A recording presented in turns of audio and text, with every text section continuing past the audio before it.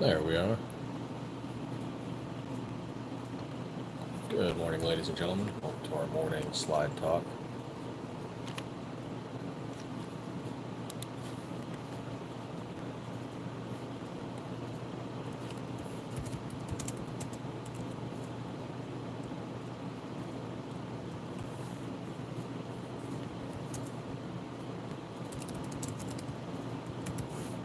This morning we'll do a little bit of Q&A, answer some questions for people.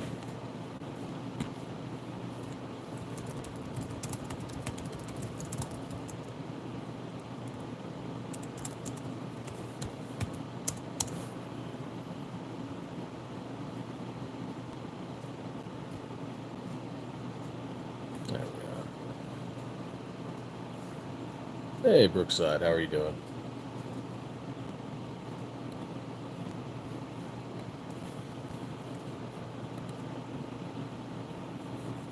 About to have some coffee. Figure we'll do a little Q&A in the morning. Answer questions for whomever about whatever.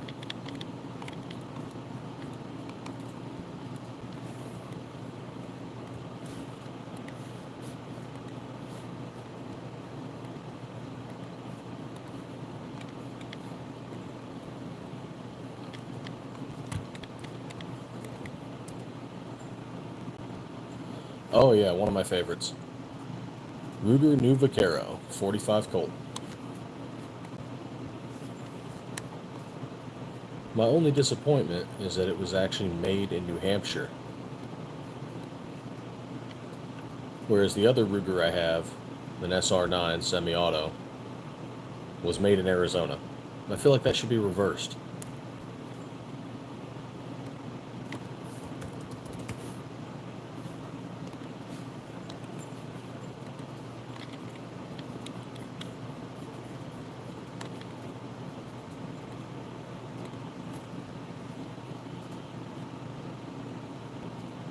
And of course we have our 1K sub coming up. That'll come up pretty soon. 300 plus, 400-ish people. We'll do our slide giveaway.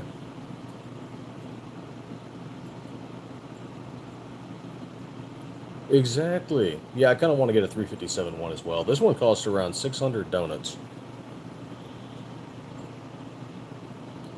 And that was years ago when I bought it, so she wasn't cheap when I got her.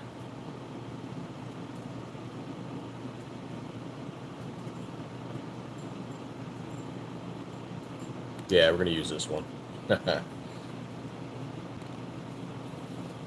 Changing up the live stream details. It is. If you're gonna use 45 Colt, get a reloader. Save your brass and start learning to reload.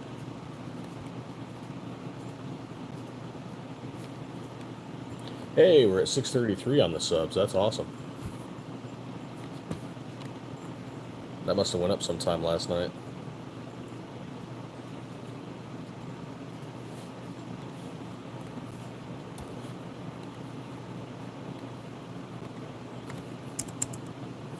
Let's see, today is July 20th. Just want to update this.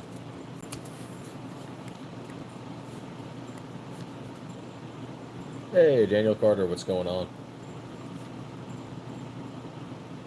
Doing a bit of a live stream QA.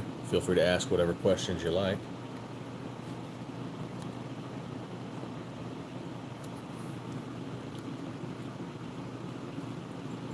Yeah, the ammo prices are rough. I mean, the last I checked, and I still have a couple of boxes just sitting on a shelf, but it was like $1 a round.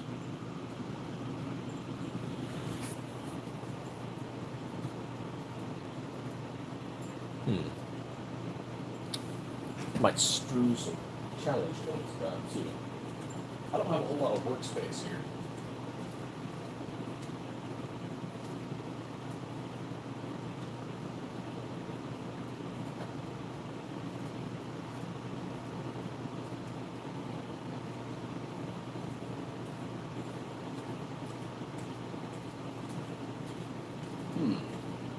Trying this new coffee out. Mountain Blend Orange Zest Coffee. black.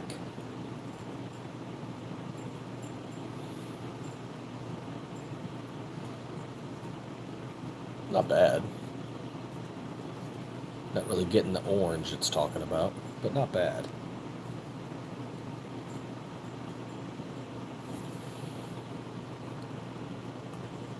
I wonder if I do the president ones, if it'll piss people off.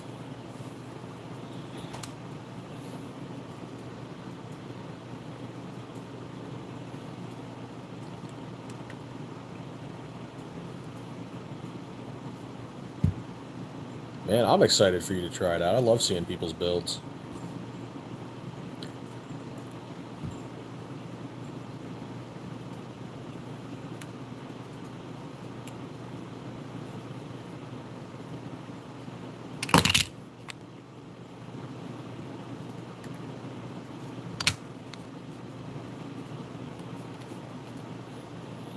All right, so when I was in the Army, I served under Obama, Trump, and Biden.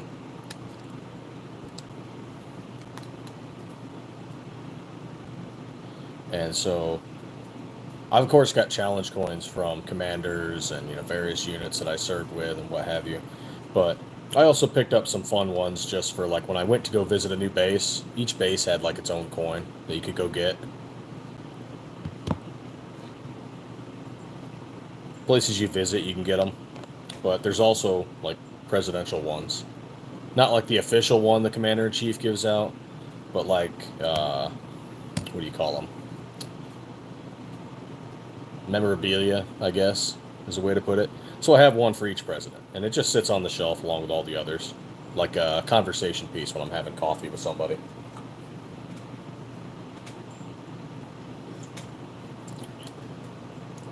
But when you have something like that displayed, people sit there and go, "Oh my God, Trump!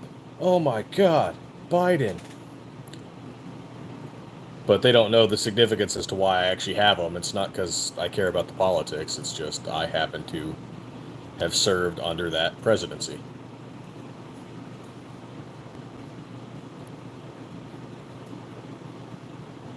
So there's no big thing there. It's just, it is what it is.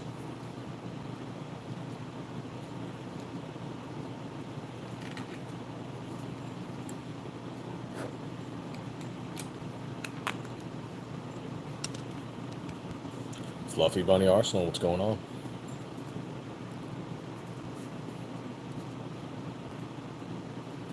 Yeah, I gotta get with his is every time I go to take a slide for a collab, while we could just take it, they're all slated for something. So if I just go grab one off the line, it's gonna ruin numbers somewhere else. I have to wait until we have one that's ready to go to get one for FE or whoever.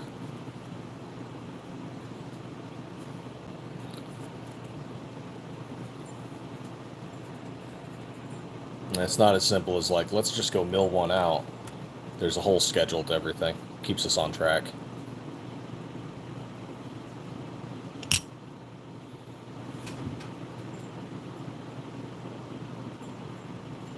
Man, we all stiff with Stiffler. Oh, let me do a quick little magic trick here. See, man, Dust will understand this. Hold on.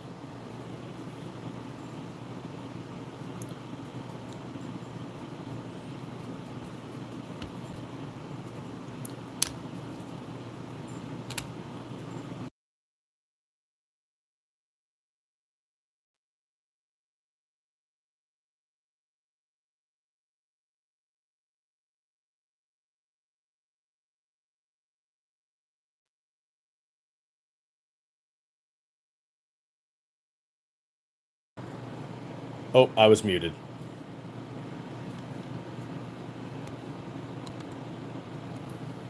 Okay, so let's repeat that.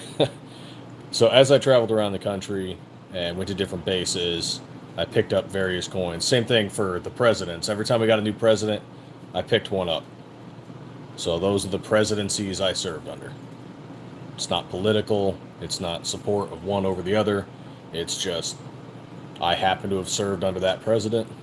I picked one up just to put it on the shelf.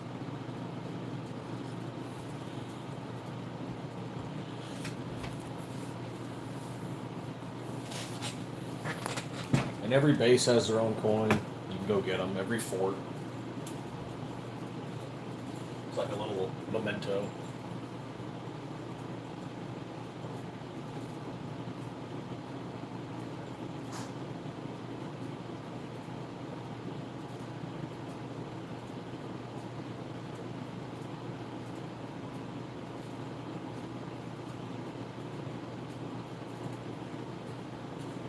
Okay, I'm going to have to do another quick little pause so I can show you these ones to kind of explain it a little further.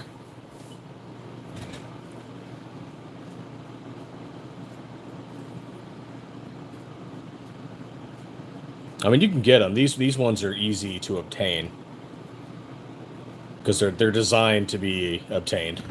They're designed to be purchased.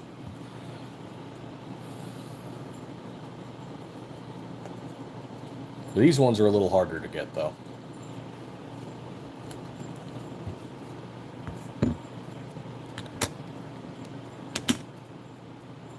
Okay, there we go. Put the big one there. And that one there. There you go. So those ones I actually got from commanders or sergeants major. And they were designed by that unit. So the big, huge one there, of course, from Texas, as you can imagine, from the 36th Infantry Division. And then the top one there is from the 101st Airborne Division, the 101st Special Troops Battalion.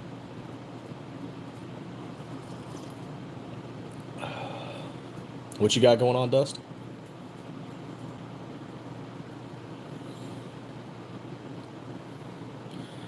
And sometimes you get lucky and you get a crap ton of these. Right place, right time, right commander. And sometimes troops have very few of these.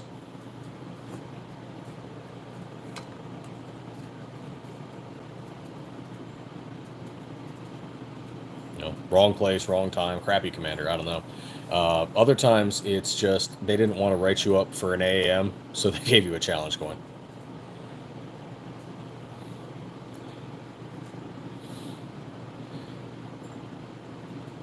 Other people view the challenge coins as even worth more because the commander spent their own personal money to make them.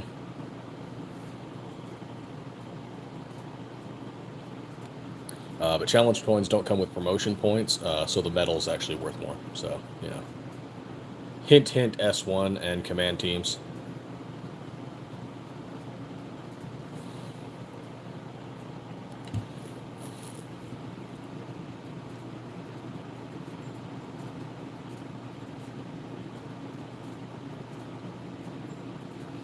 Oh, I see what you mean by that, Dust. Yeah, we get issues with collabs sometimes as well, and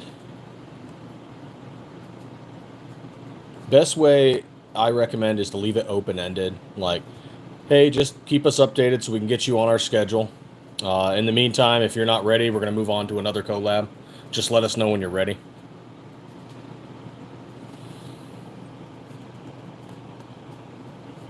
Also, make sure the expectations on the collab are clear. Like, for example, we had 2 accounts effectively steal from us.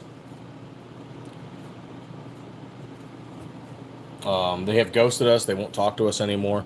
Be public. Like, hey, guys, I've reached out to, you know, this social media account. Feel free to tag them in it. And we're going to be doing a collab. Or they're going to be doing a collab with us. Blah, blah, blah. And then your followers go, hey, what happened to that? And be like, I don't know, man. They never got back to us. They've got our product, but I don't know. So that's a lesson learned from us. You know, just you got to feel the accounts out. You got to feel your collabs out.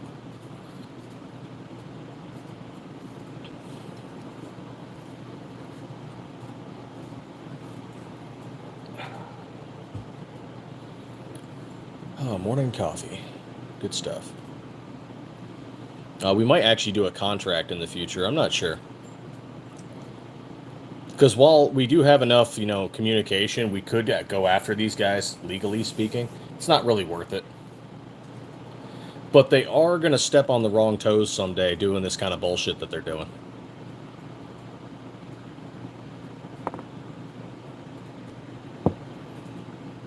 And the one guy, it's all the more disappointing because he has a huge cop persona. I don't know if he actually is a cop. He portrays himself kind of that way. Lots of pictures and imagery. So I'm like, oh, cool, a cop who steals shit from people. That's wonderful.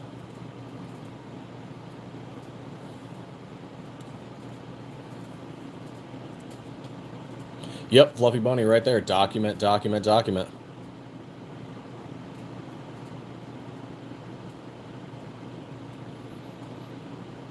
Hey, man, reach out to us with that so we don't accidentally, collab with people.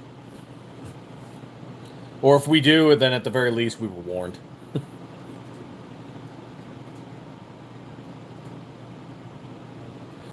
These guys, I might talk to about them in a small circle, but it's got to be at the expectation that we're not going to go out there and trash them, because that's not what we do. They're on their journey, we're on our journey.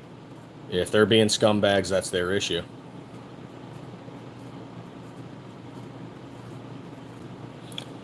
Funny enough, I think it is in Georgia. I'm not going to go in any further than that, Daniel Carter, but I do think it's Georgia.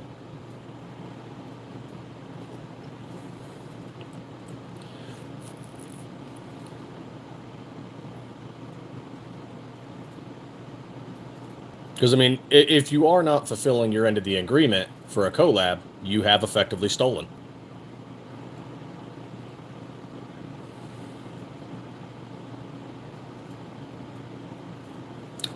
Yep, and funny enough, for U.S. law, when it comes to things like that, email communication counts. Text message communication counts. It doesn't have to be a signed contract. If you can prove the agreement happened, there you go.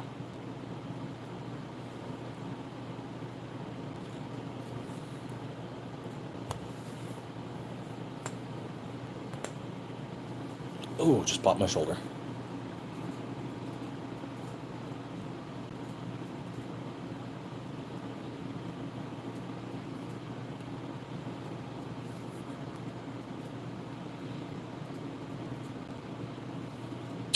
No idea, man. We were warned about this too when we first got it. We knew it was going to happen someday. It's just disappointing. They're like, hey, man, people are going to beg for your product. And he's like, and some people, they will, be like, hey, we're going to collab, and then they never do anything with it. We were warned about this from other businesses. And we've gotten better about how we choose to do collabs and stuff. It's just, like, for example, we had one guy who, funny enough, I think is friends or follows with the other two guys that stole from us. So I guess we dodged a bullet on this one. But we kept asking him questions like, oh, cool, man. So, like, what kind of build are you going to do? Like, you want this slide? Like, what kind of frame are you going to use? Are you going to use an optic? Do you have everything you need? Like, do you have a barrel and the UPK and whatever? Like, what's your plan? Are you going to take it to the range, or are you just going to, like, show it off as gun candy, or, like, what kind of content are you going to do? Like, how long videos are you going to have? Is it just going to be short content? Is it going to be long form? Are you going to do lives? Should we join in? And the guy's just, Stiff Nation! And we should just, what did we say? We asked all those questions, and he said, yeah, just send the slide to this address. And I'm like, dude, answer these damn questions. Like, be an adult for 5 minutes and answer these questions. And he didn't, so we just, all right, cool, we're not sending. If you can't answer basic questions about what your build's going to be, we're not going to send you a slide. And it's just, no. Stiff Nation. EDC, what's going on? Hey, Don J. Yeah, man, it happens. We're out several $100s, but it happens.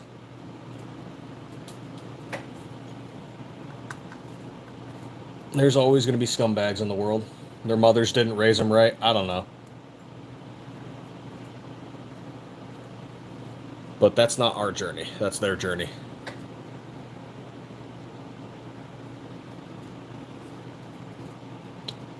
This was not bad coffee. I'm still not getting the citrus it was talking about, but not bad.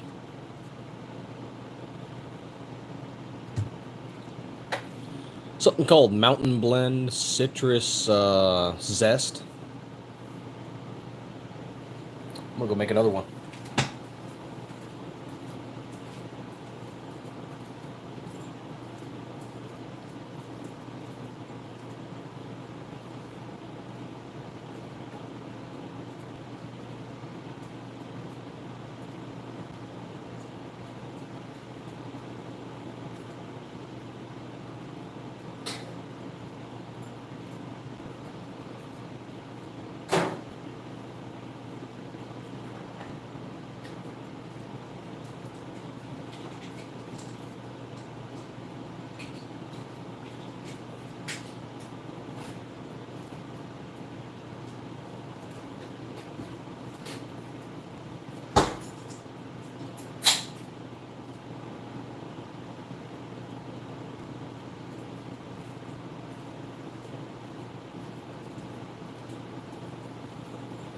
And while that's brewing up, time for some coffee. Or sorry, water.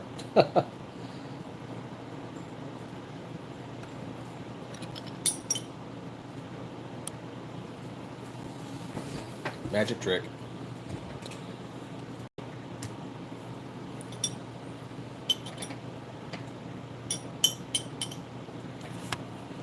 Hey, Fluffy Bunny got 1K? Oh no, EDC got 1K. Awesome.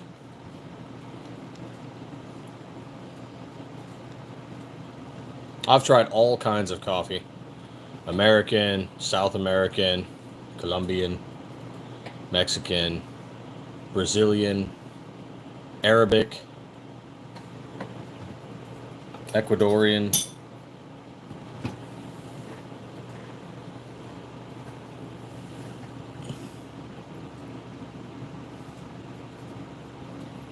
The Arab coffee was actually pretty good. And I miss shawarma. Not like shawarma here, but I miss there was this shawarma place in Kuwait. It was really good.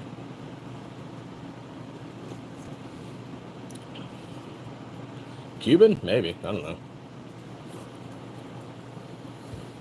Maybe not. I mean, Cuba had that embargo, so probably not. Is that still in place? I know they talked about ending it a few years back. Never really paid attention.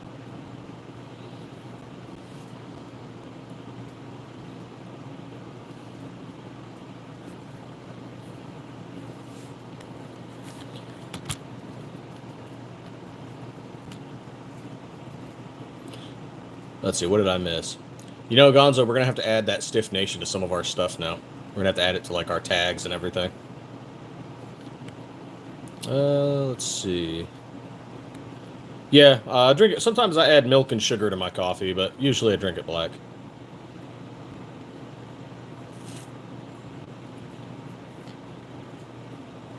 Scrolling.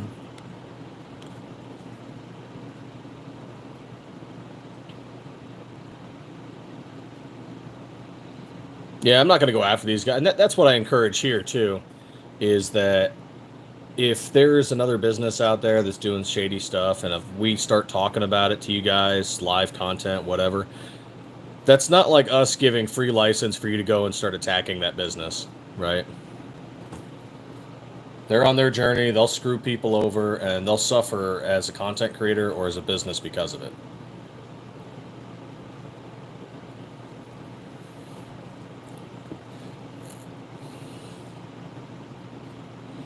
Or they'll learn from it and they'll improve and they'll do things better, and there's always something that can come out of it. Because I mean, to say that we knew everything when we first started, hell no. And to say that we haven't gotten mad at a crazy customer, oh no, we have. You're always learning and improving as a business.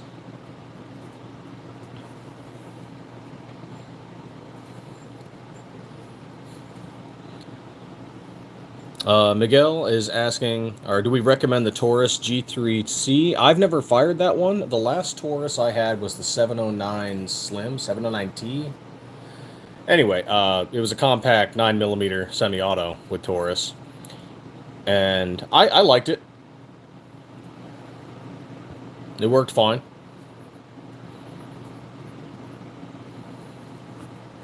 Primarily, though, what I'm used to is military weapons from my Army days, and then, of course, Glock, because we make slides that fit Glocks, and then Ruger, because when I first started getting into the guns, I was really big into Ruger.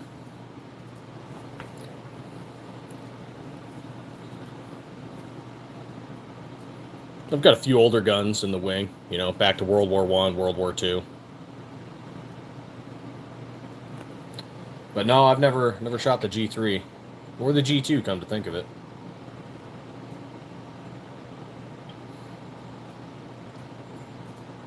That's good. I don't, like, some people talk crap about certain brands. I don't. If the gun works, it works. Good to go.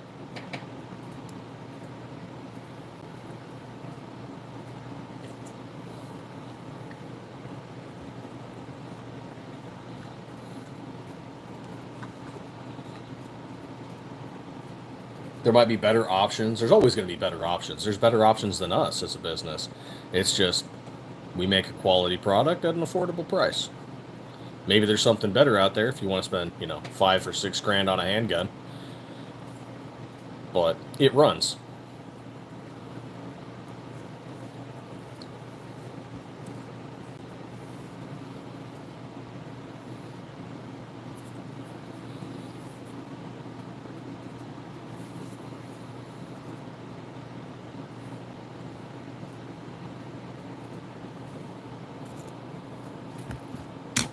There we go. Should probably put those back in the cabinet. Or maybe I should bring out some more. I don't know.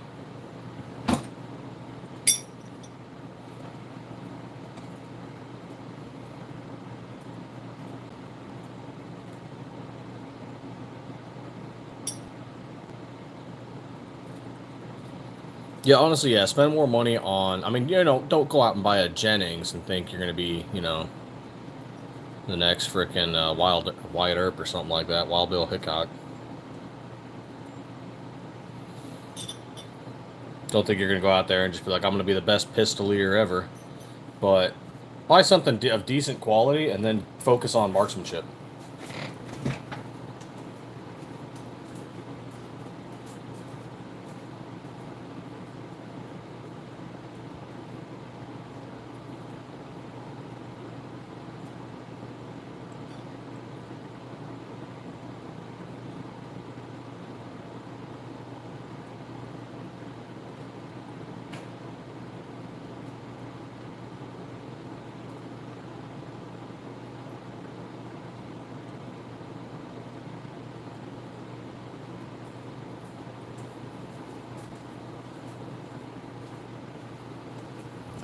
Back again. Let's be real. When you're new to firearms, you don't want to spend the arm and the leg. Once you get good, then you don't care. Yeah.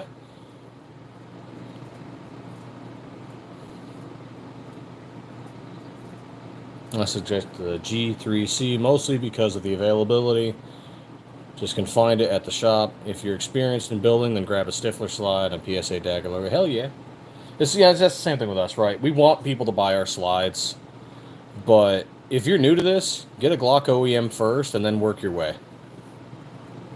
You know, get good with shooting, then start focusing on building.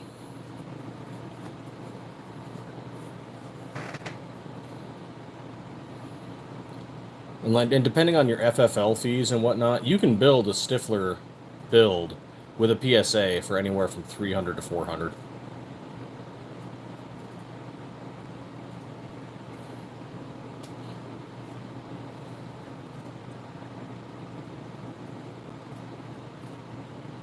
I don't know if the sale's still going on, Daniel, but if you check out PSA on their Dagger, you can get a 3-pack, 1 micro, 1 compact, 1 full size for $150, plus taxes and shipping and FFL fees.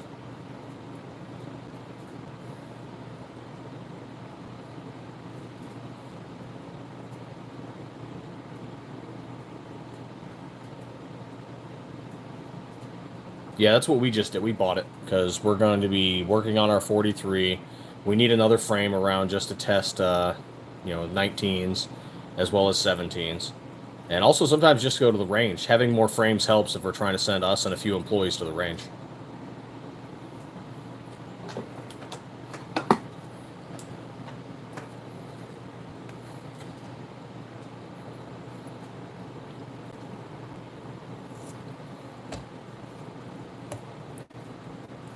Yeah, honestly, yeah, grab a PSA lower, grab their compact, and you can grab one of our 19 completes, and like that, you're running.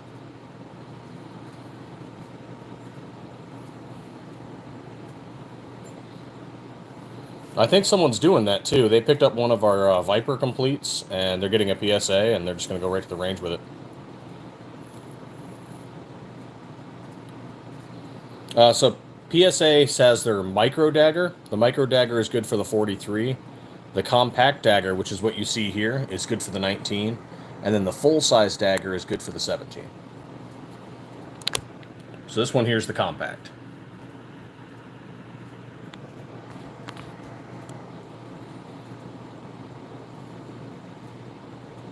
There's some charts too. Like if you Google like PSA Dagger chart, not the easiest to read chart-wise, but they work.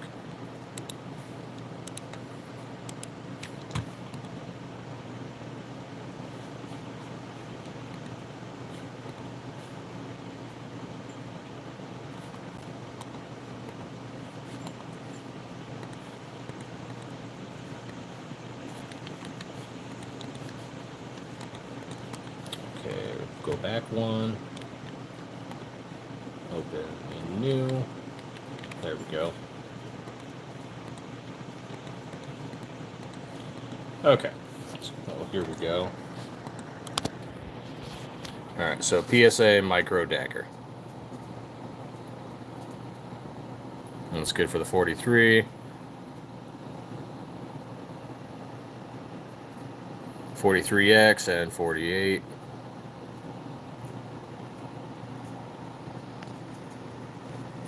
And then you go into the other one, you've got your compact and full size. So your compact's good for the 19, your compact X, and then you got your full size, could do the 17.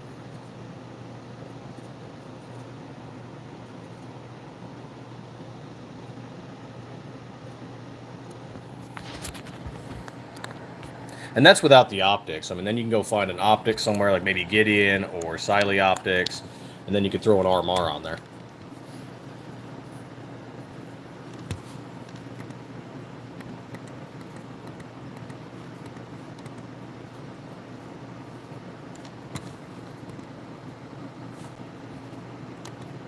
Oh man, I gotta get one of these. We should make one of these.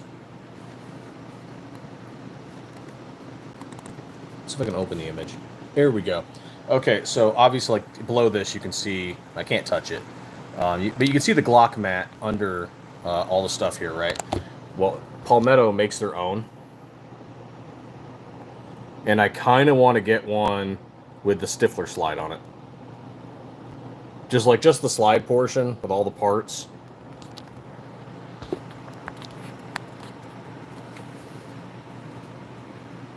And then we just sell that on the website, and so people could get their own mats. But just with our Stiffler stuff, like our Viper slide, our Hellet, our Zoom, our Turbo. And maybe we, instead of like this has the full breakdown, right, with, you know, with the frame and everything. Instead, we could just do different angles of the slide. That'd be kind of cool. Someday.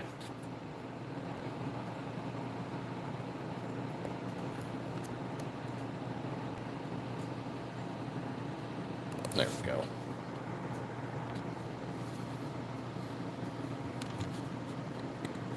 Because that'll involve spending money. Like, hey, why haven't you done this yet? And it's like, because I don't have any money. I don't have any funds. I got to go buy more steel. I got to go buy more carbide M mills. I got to go pay employees, pay all the overhead. Like, okay, what money do we have left? It's like, all right. Let me go spend $5 and try to get a bunch of mats so I can sell them on the website. Where am I getting that $5 from?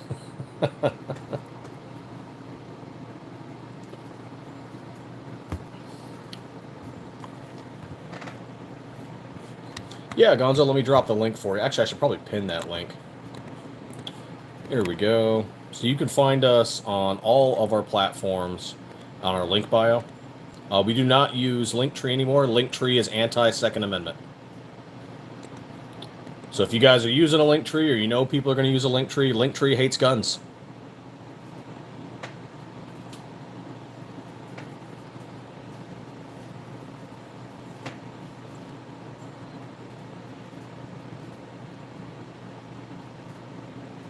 Hey, Tua Ariel. How's it going? So our slides run from 145 to 280.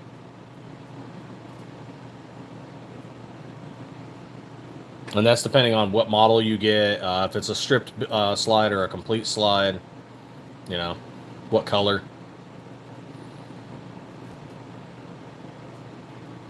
Like this red helmet here is 155. That white Viper there is, I think, 180.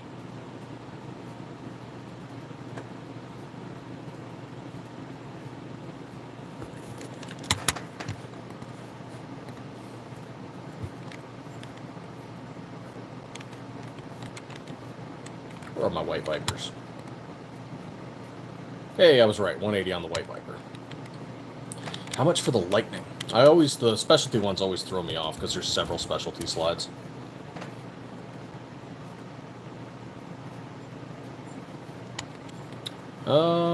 Zoom Lightnings are 170. All purchases can be done on our website or our eBay store, but we do not ship outside of the United States and its territories. So no, I'm afraid we could not ship to Malaysia.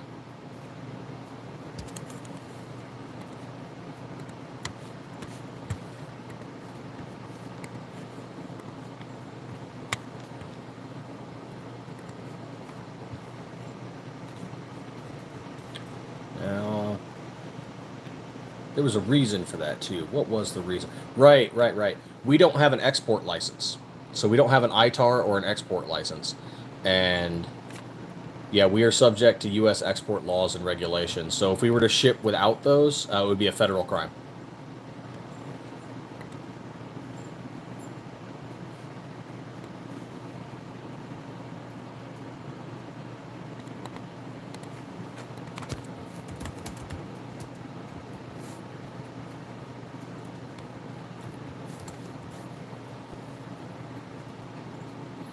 One to 2 weeks. We got to mill them out from bars of 17.4 stainless steel.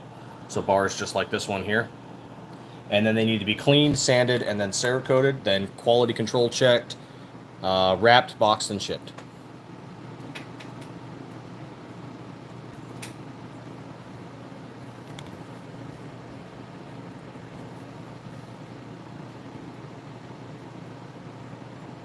Oh, and for ITAR, that is the International Traffic in Arms Regulation, which goes through the U.S. Department of State.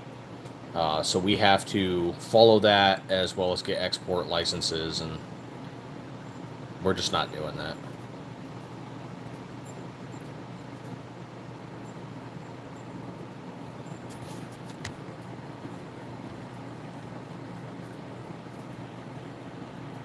I mean, there might be some loopholes into it, like there's rules about it being for military use, and if there's technical drawings and specifications and tooling data, things like that.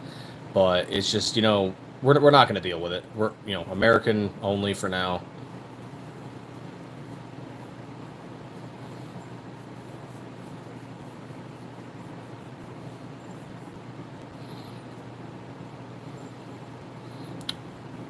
Like, for example, we get constant requests to ship to Brazil, and we will not. And a big one is like, well, okay, if you won't ship to Brazil, could you send us your CAD files?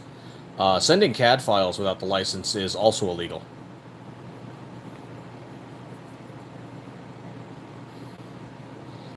Which, of course, we've already got one company out there copying our slides.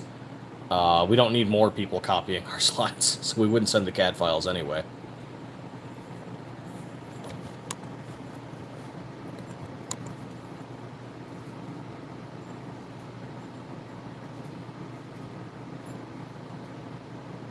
No, Don J, we have not tried that yet because we just do everything from the bars of steel. But we have considered on occasion making blank slides for other businesses. I'm pretty loud right now, Car. Pretty talkative. No, specifically, Car, I spent 10 years in the U.S. Armed Forces. I have done private security in my line of work. I've attended several government gun shooting competitions. I was a Golden Eagle member of the NRA before I abandoned the NRA. Supporter of Gun Owners of America, the Arizona Citizen Defense League, the Firearms Policy Coalition. Was in multiple club and letter writing campaigns to politicians, as well as law enforcement leaders across the country. So no, I was not the quiet kid.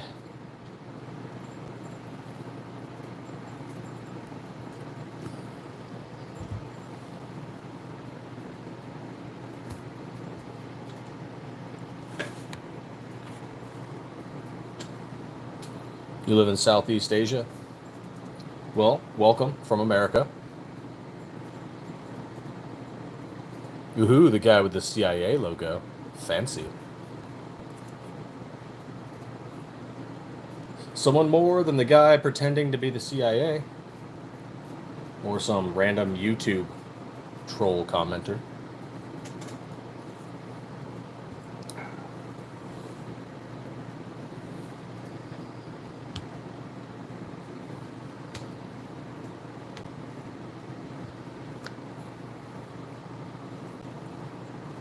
Elon Musk?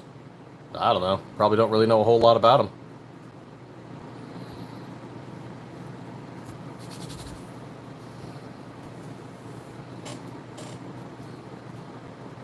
He made an interesting car, or at least his business did. The whole SpaceX thing was interesting. Do I know him personally?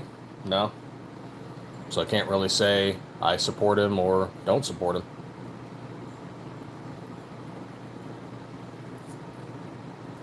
Though I have to say, I'm not a big fan of a lot of the newer safety features on electric cars. Gas engine all the way.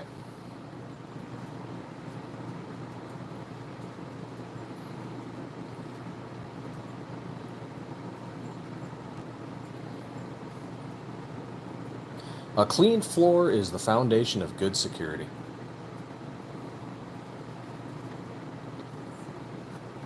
If your building is not well maintained, then people don't think you care about it, and therefore you are lacking in security.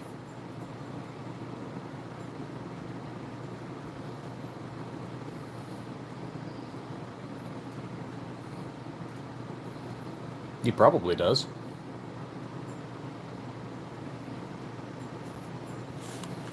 I know Trump does. I don't remember if Biden owns a shotgun at the very least. I don't know if Obama ever owned a gun. By the way, don't actually follow that recommendation. Don't fire your gun off in the air.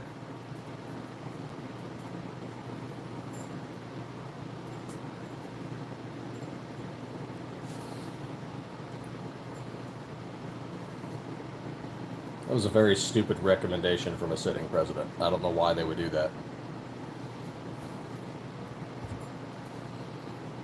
About as cringe as your shoulder photo, but yeah.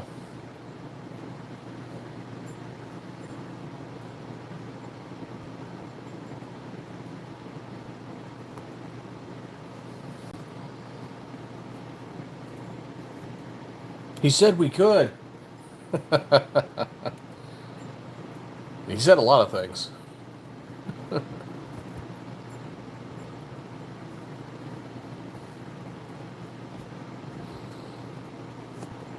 You seem like someone who likes Musk. You know, like the word Musk. The definition.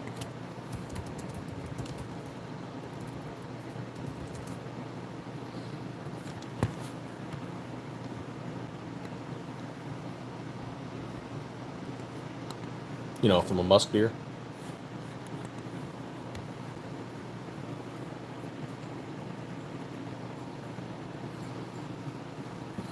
Yeah, absolutely. This is a Ruger Vaquero in 45 Colt.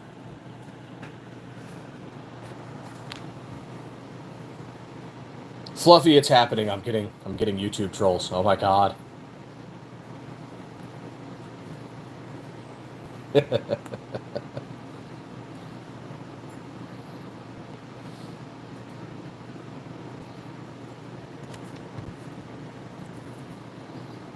I've made it. I've finally made it.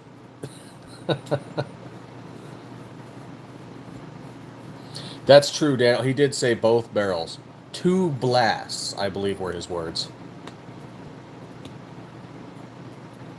Zanti, what's going on, man?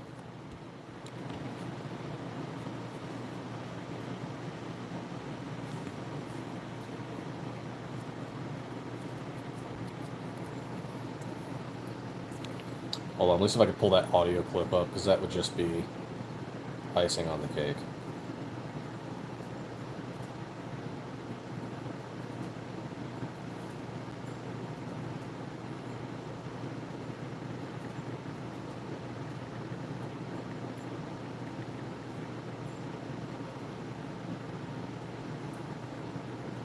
Oh my goodness, yes.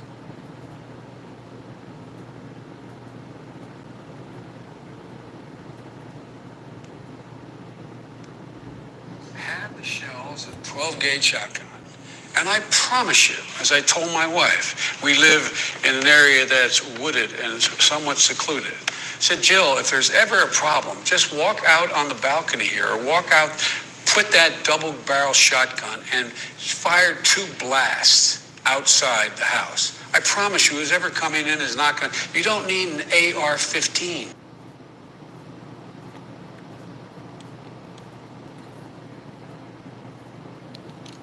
A sitting president of the United States said those words. I'm just flummoxed.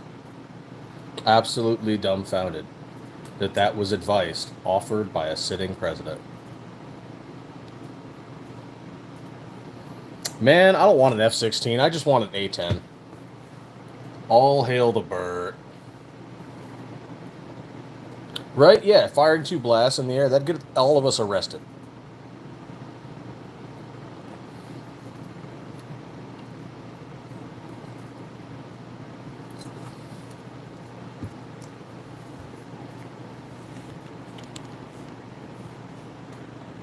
Tragic. Yeah, you do. You do. Different platforms, different people. People have different arm lengths. My recommendation is every home should have at least 5, and then you adjust from there, right? So you need your rifle, you need your shotgun, you need your duty-size pistol, you need your compact pistol in case you need to conceal, and then you need your vehicle gun. That could be a revolver, that could be, a carbine, something that you travel with for distance or just around.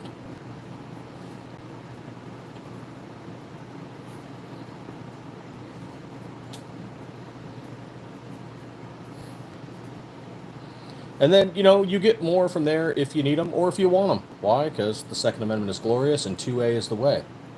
And the way is stiff. Join Stiff Nation. Thank you, Gonzo. Thank you for starting Stiff Nation.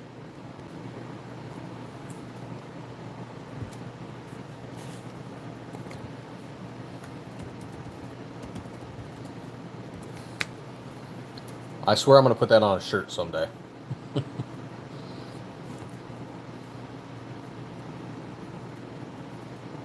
Warthog, Bird. I love the old Clint Eastwood movies. I believe they're free on YouTube. Fistful of Dollars, a few dollars more. Good movies. Hang 'em High. Hang 'em High was a great Clint Eastwood movie.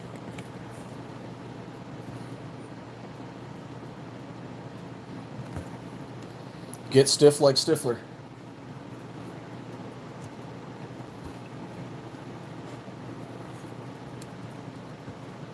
But this is a QA, so if you guys have questions, by all means, ask away. I'm here. Car, we're Stiffler. We are the Stiffmeister. We are dirty. But our guns are clean.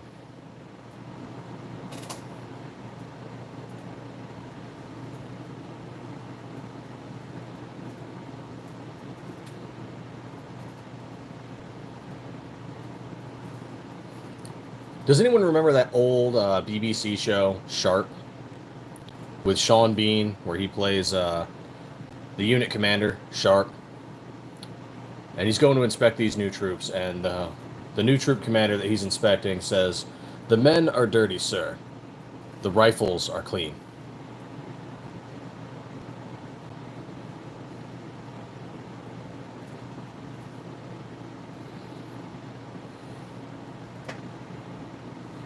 I cut my own hair. And now that I'm out of the military, I am never shaving this beard again. Ever.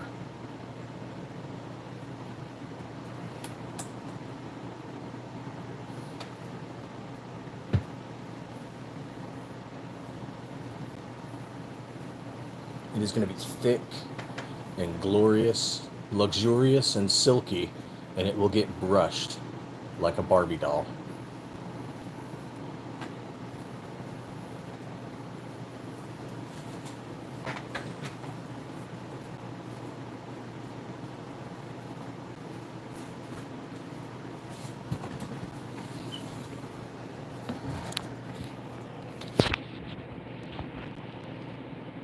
Stiffler beard. Oh yeah.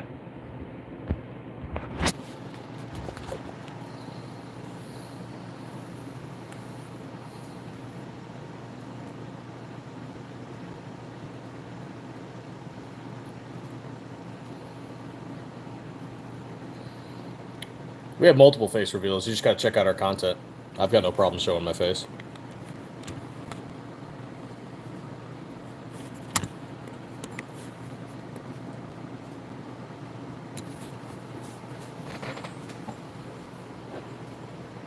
I've met governors, senators, representatives, even foreign dignitaries. I have met the ambassador from Kazakhstan.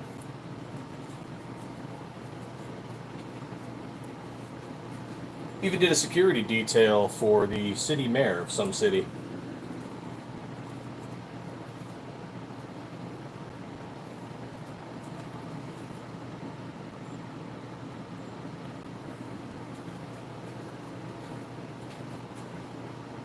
Heck, we were even on a security detail when Obama came through town once.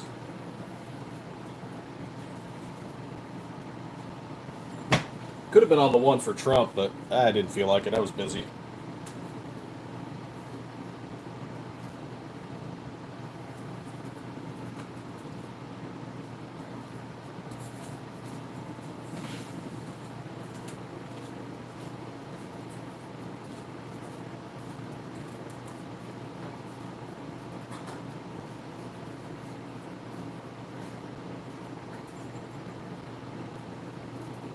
My coffee is ready.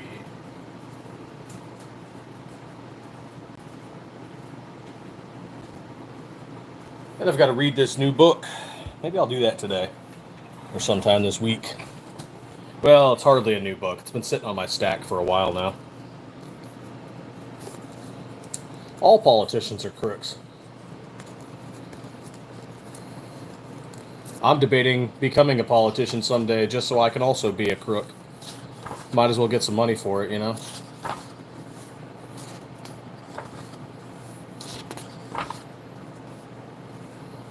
But at least I'd go into it honestly. Like, you know, I'd become a crook. But at the very least, I'd support the Second Amendment the whole way.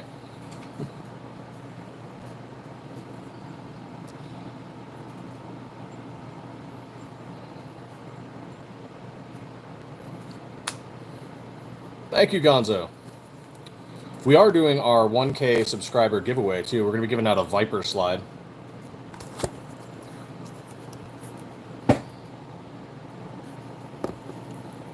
There you go. This is the book I got to go read. Picked this up a little while back, and I just have not gotten around to it.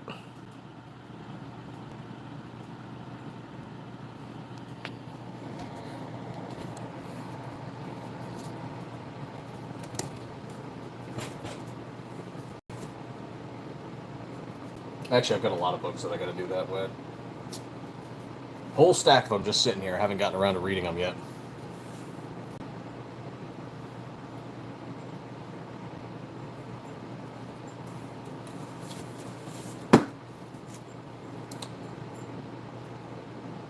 Degrade and Destroy, the Inside Story of the War Against the Islamic State, from Barack Obama to Donald Trump, by Michael R. Gordon. Sounds like it's going to be an entertaining read.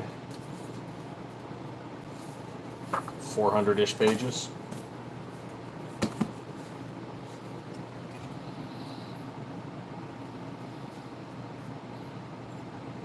We have pink guns too, man. You don't have to be gay and not own guns. You can be gay and own guns. It's cool. Oh, join the military, dude. My machine gunner was gay as fuck. He was sitcom TV gay, but he still knew how to stack bodies.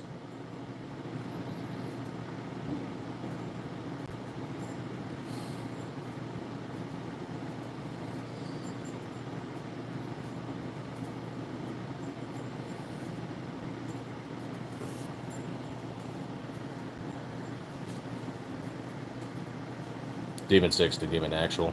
Demon 6 to Demon Actual. Route clear.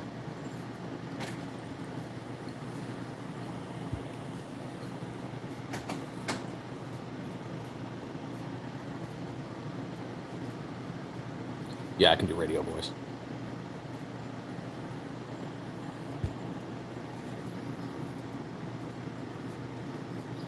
Should I do audiobook? I'm debating writing a joke book. I've got a working title. Why Communism Works in America. We might sell it at some gun shows. It'll be a real short book. It'll just be for fun.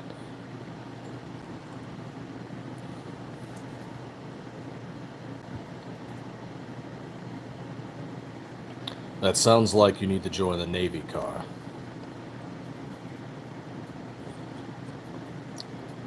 And to all my Navy brothers out there, no Diddy.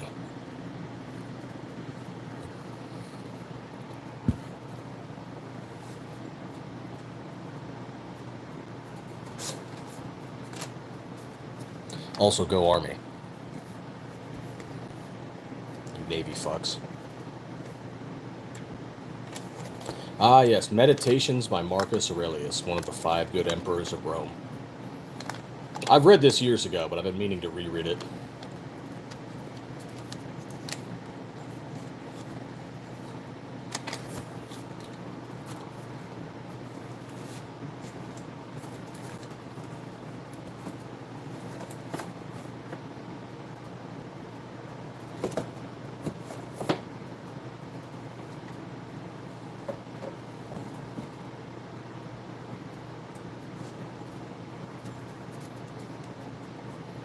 In the trenches of St. Petersburg, field fortifications and Confederate defeat in the American Civil War. Man, I have a long-ass list of these books.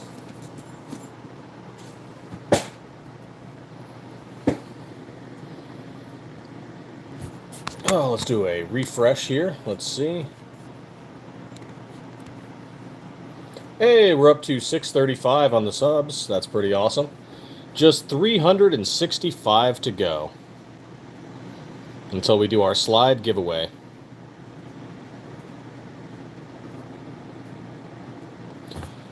Oh, Daniel Carter, if you are looking for a color for any one of our slides that we haven't done yet or isn't listed on the website, just reach out to us on the website.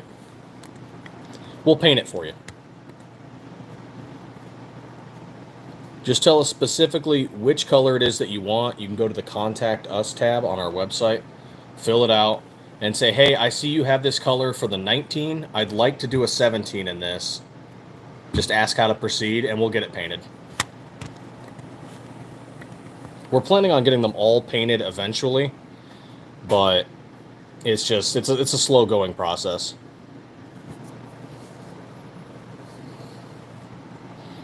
I thought about putting them all up there as, like, you know, color coming soon or image coming soon, but they didn't want to do that.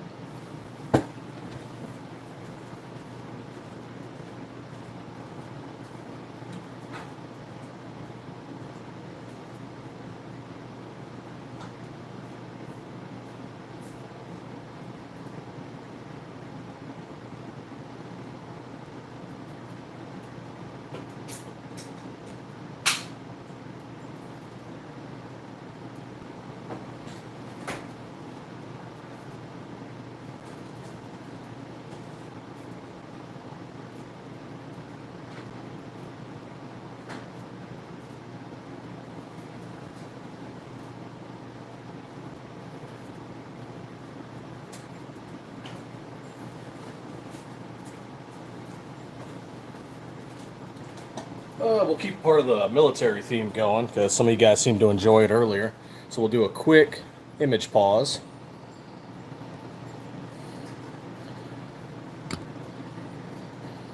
Show you two of my favorite coins.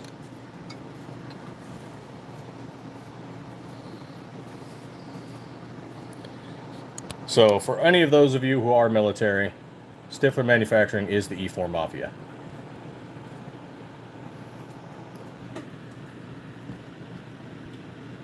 And additionally, this is one of my favorites because I was at Fort Benning and we had graduated training and we were getting loaded up onto the buses, and drill sergeant rolls up and says, "Hey, you're not a complete and total retard."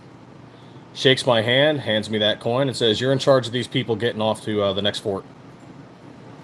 Make sure you count them and make sure they get on. You count them, make sure they get off. You count them, make sure everyone's there."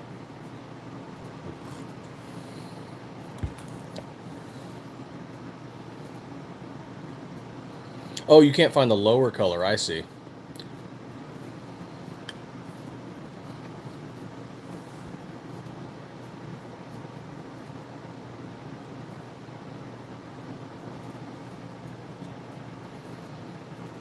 Yeah, we weren't all some badass generals and some shit. We were just a bunch of low enlisted, weird dudes hanging out in the infantry, hanging out in the Pogue areas, 101st Airborne, 10th Mountain Division. We got a dude who was in the Marines. He was an 0311 out of the 27.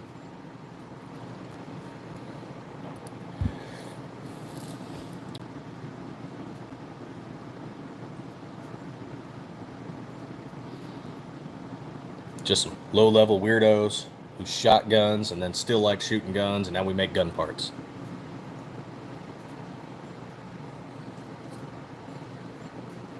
I see that smirk.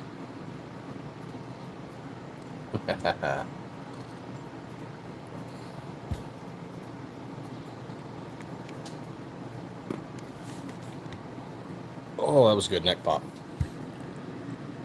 Oh, actually, yeah, let's do that. We did do a poll yesterday, but let's see what you guys think today. The 1K subscriber giveaway. SM19 Viper. So should we do a specialty slide or a regular slide?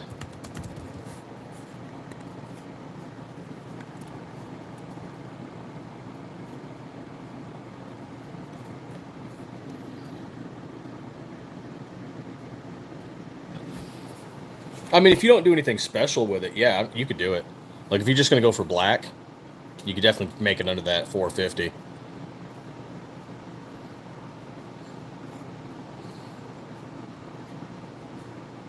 Or if you can find a parts kit yourself, because we use SCT manufacturing parts kits in our complete uppers, as well as an ELD performance barrel. So if you already have a barrel or you already have the UPK, you just saved yourself money right there. Just get the strip slide.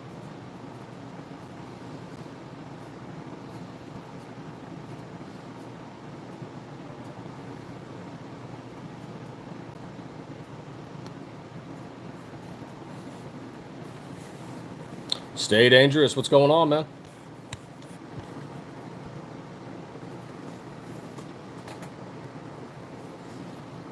Hey, everyone here, are you all drinking water? I'm serious. How are you supposed to move and groove if you haven't been drinking water? How are you supposed to react to contact and engage the enemy if you're not hydrated? How are you going to be a sexual tyrannosaurus? How are you going to get stiff with Stiffler if you're not hydrated?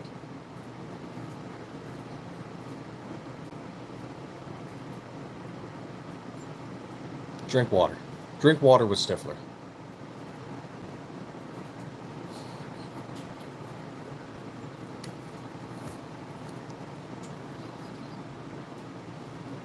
Dirty water, clean water, carbonated water.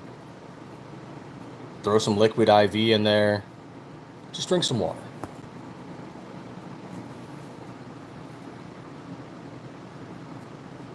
My man, I feel you there, Daniel. I tell you, the only reason I can't live in the South is because the food's too damn good. I'd gain an easy 100 pounds.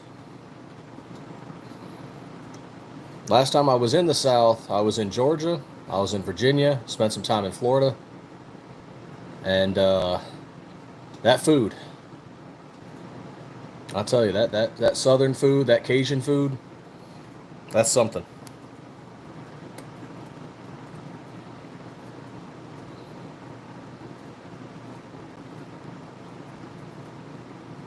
Daniel, you been watching Archer? Because fish, fucking it.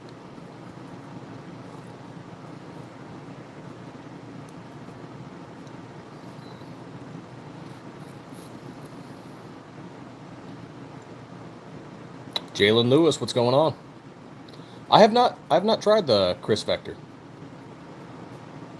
I'd like to. I haven't tried it yet. The food is something. That's why I can't live there. I love passing through. I love the food. I love visiting all the historical sites. I really want to go back to Georgia someday to check out the NIM, the National Infantry Museum. Kurt 24, how's it going?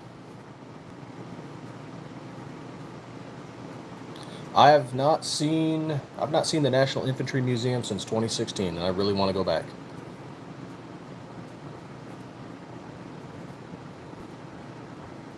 If you are passing through the Fort Benning area, that's near Phoenix and what is that other little city?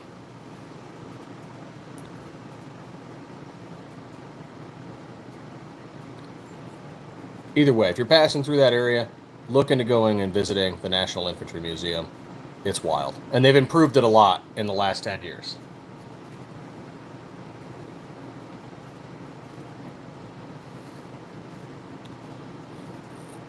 You know, that's something I encourage everyone to do. Go visit the local historical sites in your state, in your cities. Be aware of what's going on in your city, you know? Be aware of the things that happened in your area. And that's maybe a show I'll try and do with like Red Dawn Readiness someday, or maybe I'll just do it myself and at some point, is understanding and recognizing the insignias and the government agencies and the military units and law enforcement that are in your area. So that way, you know, when something happens, you recognize who should be and who should not be in that area, who is from that area, and who is new.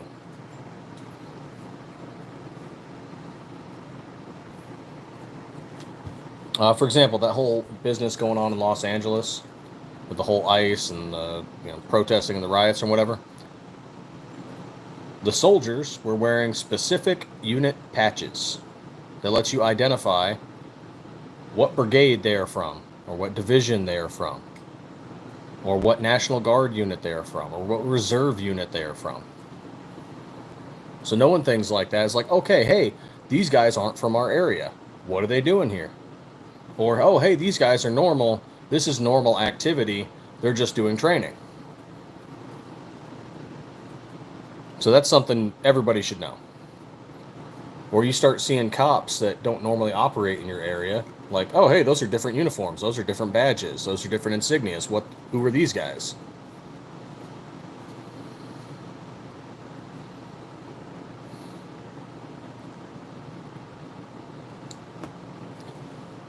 Knowing that stuff can be incredibly helpful to you.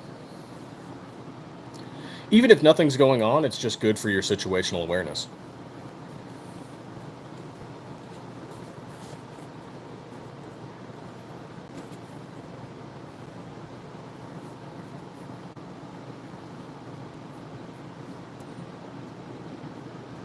Yeah, I should probably do like a fast once a week. Do a nice cleansing fast. Just liquids. Liquids or maybe a light meal. Like do like oatmeal or something and then just liquids.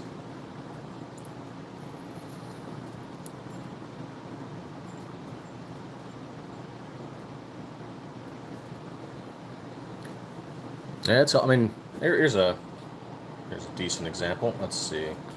Let's switch up to here. Okay, so here's some patches, right? Like everybody should recognize the 101st Airborne. It's iconic, right? You know, you see that, but then you go over and you going and you keep going. Hey, who the hell are these guys? Who are all these other guys? You know?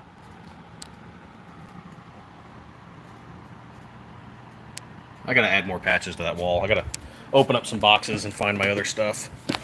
But, you know, you start seeing stuff that's not normal to your area.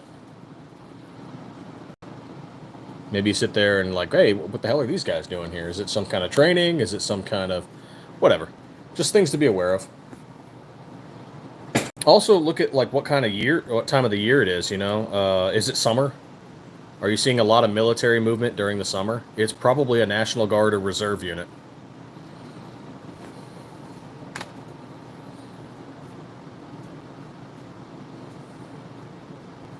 Yep, always ask questions. Yes, Jalen, I did about 10 years. My brother did about 6, and one of our shop employees did about 4. One of our shop volunteers did 3 years in the Navy, I think it was. So we're a mix of Army, Marines, and Navy.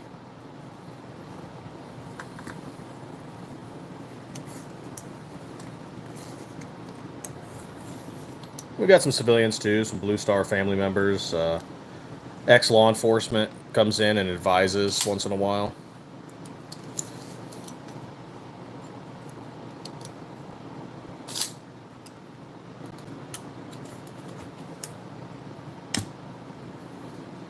So we're a motley group. Let's swap these out.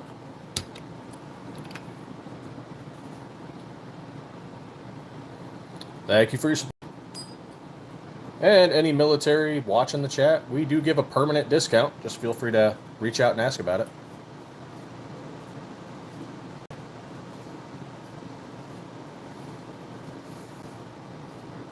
First responders too. Like we do sales around holidays and stuff, but those discounts are temporary. They might last a week. These military and first responder ones last the entire year. They're also targeted discounts, like our 4th of July sale was for slides that were red, white, and blue. Whereas the permanent discounts are for everything that's a strip slide all year long.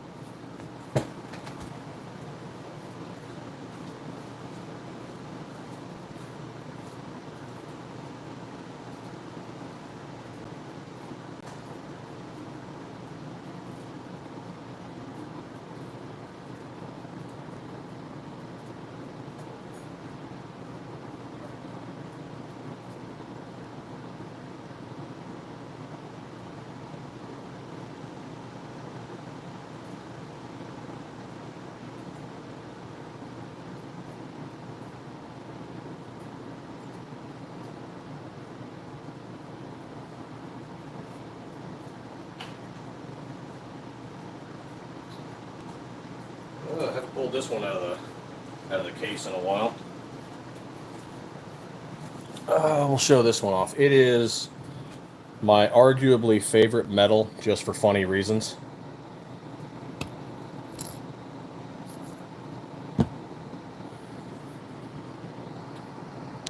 So I was given this by the country of Luxembourg because I went on a, what was it?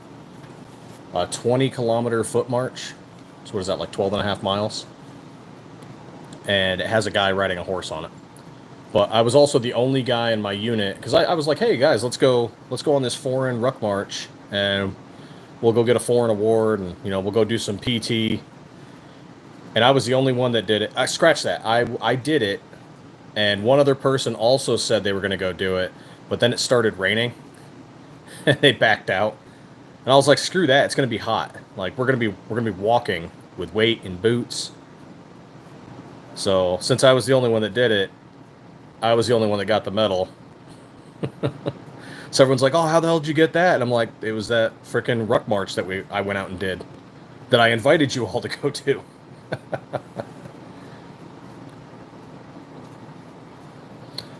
It wasn't some fancy, you know, it wasn't some real big thing. Like, I didn't kick in doors and waste the enemy. It was just a fun medal from a country that's our ally.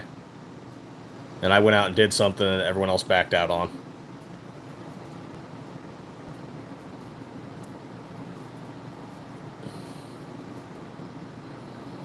And I think that it's funny that it's a medal for marching a long distance, but there's a guy on a horse.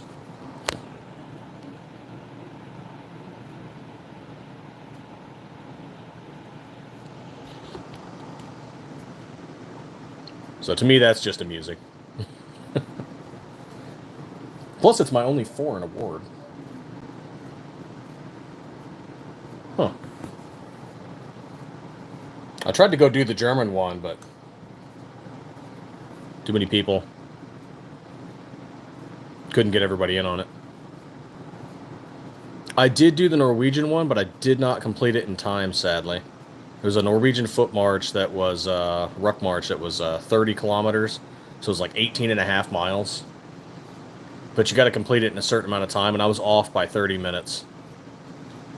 I was like, it wouldn't have been so bad, but they had us going up and down hills. So if it had been a flat track, like it's supposed to kind of be, roughly flat, it was the going up and down hills that made a lot of us lose time.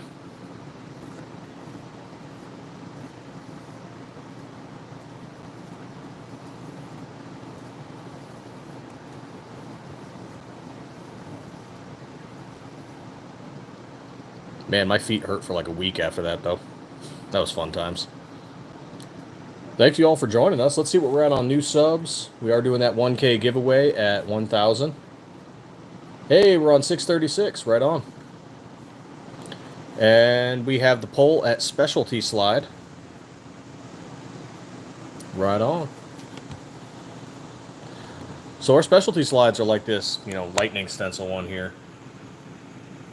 That's a specialty slide.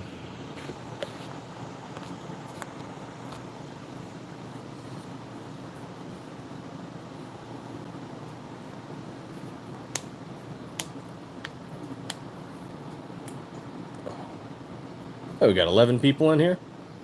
Right on. Thanks for joining. Thanks for popping in. Feel free to ask questions. Today's a QA. Ask whatever questions you like.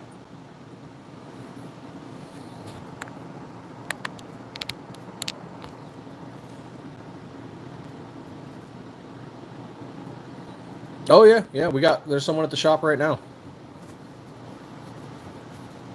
Yeah. The machines they almost never turn off.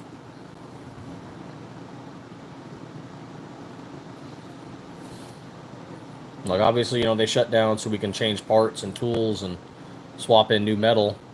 But other than that, they're just constantly running.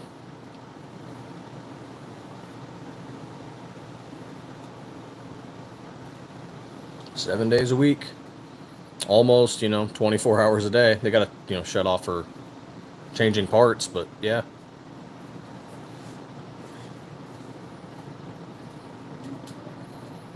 And if no one's in the shop, we get notified when a tool breaks or needs replacement, and then someone goes over to the shop and fixes it real quick, and there you go. Because you do got to spend some time out of the shop. Got to spend time with the kids, with the family. Got to go do other stuff. Sometimes even just do some side work. Got to keep earning that money.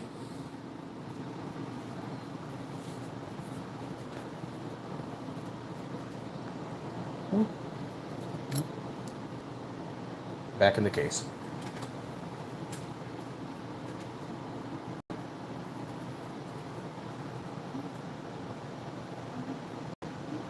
Actually, what the hell? Y'all pin that up here. Let's see, can I get this through here? And when I do a face live, people can ask questions. That's what the whole Velcro wall in the background is, just people ask questions.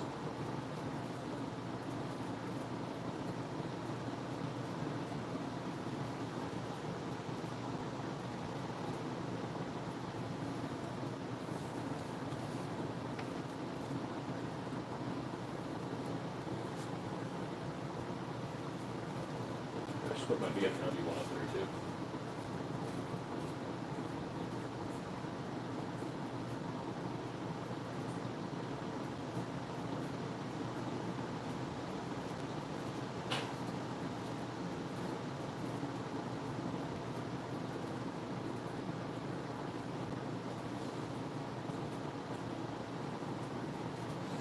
Ooh, that one might be harder. We'll give it a try. We'll give it a try. It's going to be a little harder.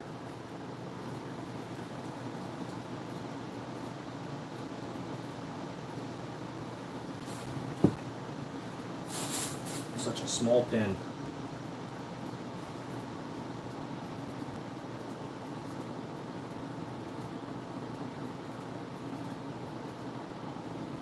Oh my goodness.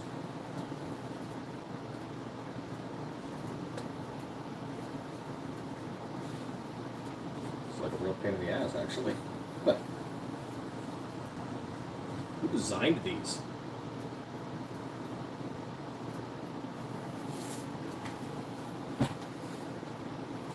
There we go. All pinned up there. We use Glock OEM sights. Those are what come on the complete builds.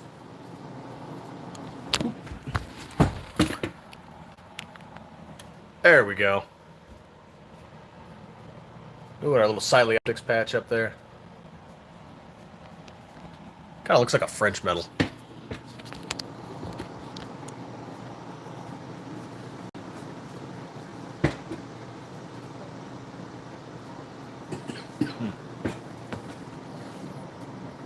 Ooh, more coffee.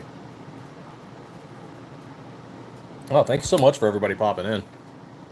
And yeah, feel free to ask questions. Thank you, Brookside, for asking some. That's what this morning's all about, QA. Ooh, 89% on that specialty. All right. Probably doing a specialty slide. Then the question is, which specialty slide? Do we do the lightning? Do we do a camo? Do we do a cow camo? Maybe we do something in FX, Space Worn. So many options. Oh yeah, that 1K giveaway is going to be wild, though. Be so happy to get there. Everyone keeps telling me that first 1K is really hard.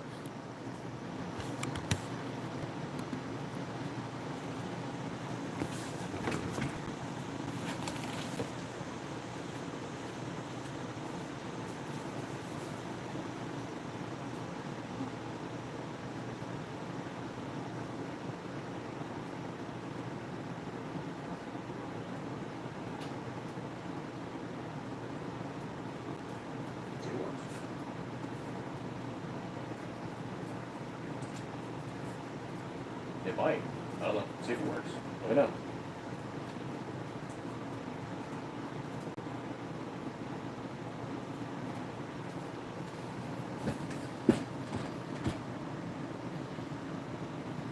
Oh, the sights on the RXM are quite a bit off. Did it work or not? You don't have to use it. I was curious. It should work. Did it? No.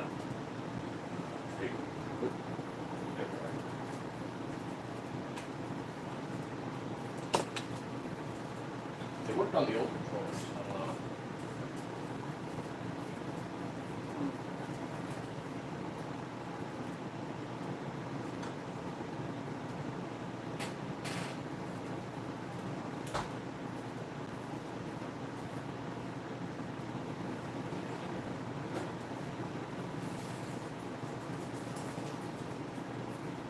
Who was I watching this morning? The Arms Room. I believe I was watching the Arms Room, and people kept saying, "Oh no, we're gonna call 911. Oh no, contact the FBI."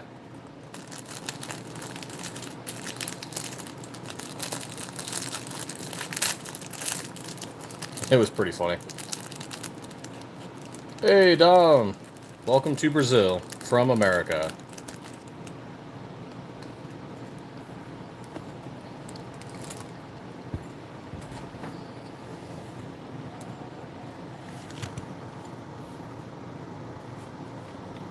Ooh, that pole's changing and changing.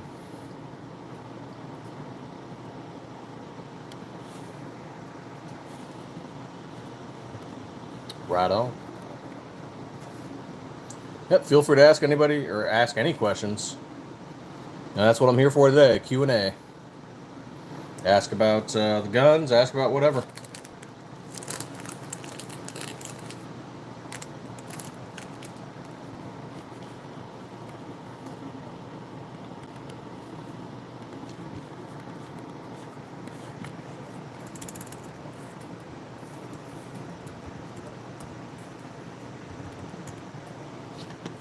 Let's see, hell. Yeah, man, I love American weapons.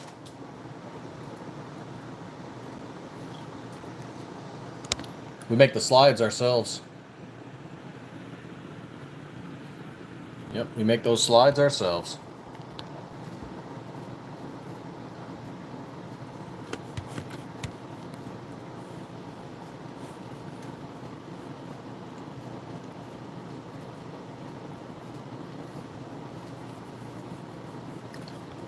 And we use a Glock sight tool.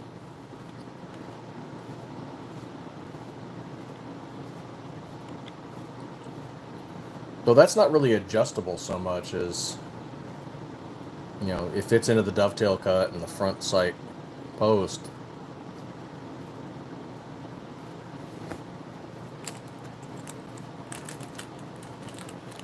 But yeah, I use a Glock sight tool to get everything to fit in right.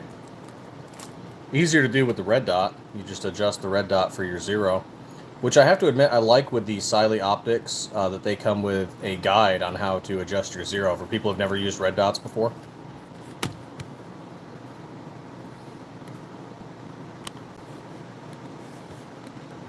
So that's pretty cool that they come with a guide for them.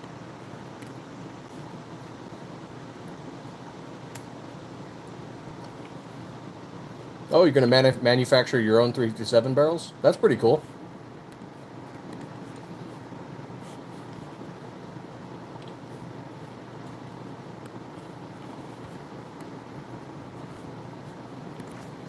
Actually, I'm kind of curious. Can 416R stainless steel handle 357?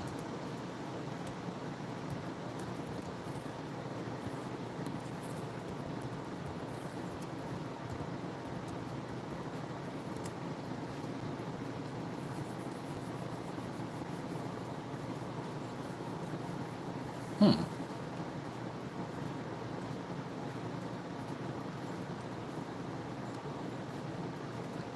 .357 Magnum pressure, at least when the cartridge produces 35,000 psi, which 416R can safely contain when properly heat treated.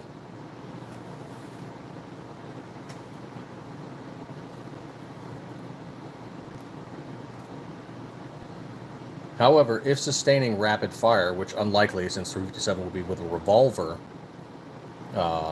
it can crack, unlike 17.4 or 4140. So 17.4 or 4140 might be the way to go, but 416 is going to be easier to machine. And so long as it's not too thin.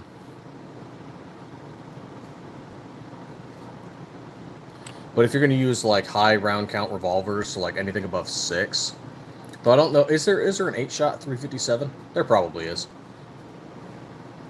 Or if you're going to be using hot loads, you're probably going to want to use 4140 or 17.4.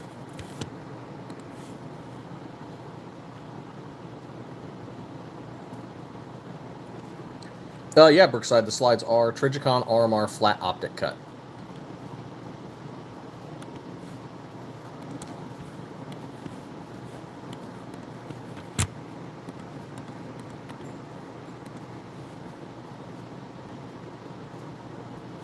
The Remington Model 1895.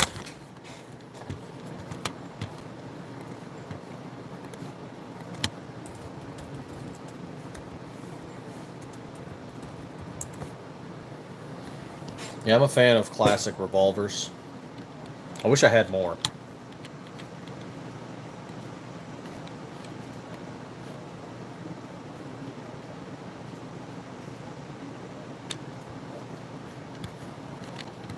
I mean, are they practical for most modern? No, but they're fun. I like them. I like them a lot. Though that said, I did use a revolver as a vehicle gun for quite some time, as well as a concealed carry.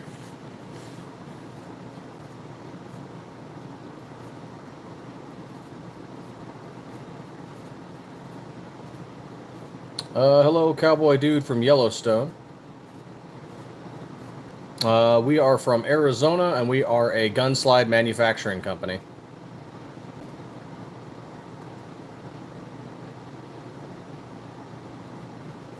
Okay, you're getting muted. None of that crap here. Ever.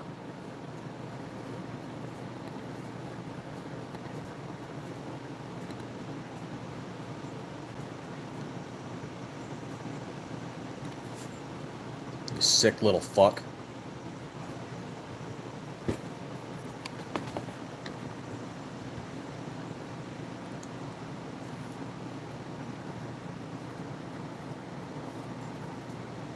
The Canic, the Canic MC9.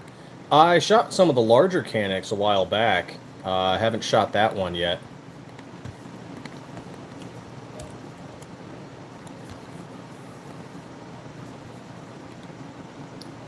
Looking for something smaller than a Glock 19. I mean, I hear good things about the Canic. I liked the one we used to have.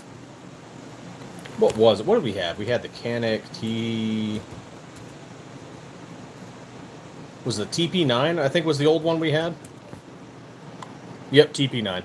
Okay.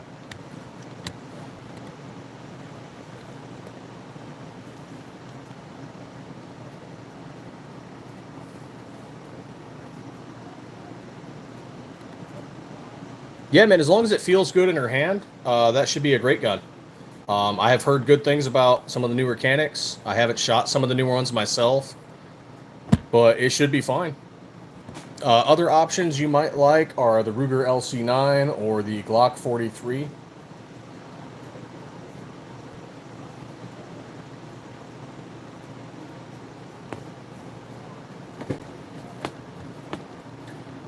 Oh yeah, Damien. Welcome to the internet. It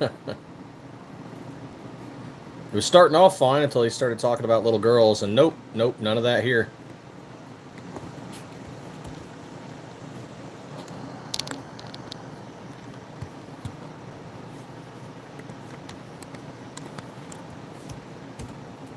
Fucking weirdo.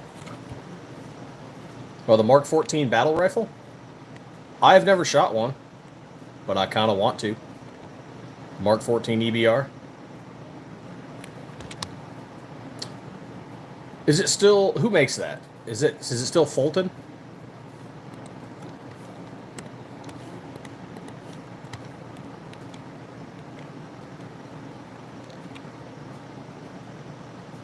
Nope, Smith Enterprise. Okay. Oh, you're in... Yeah, California. Actually, you know, we sell quite a few slides to California because we make Gen 3s. So our slides are legal there.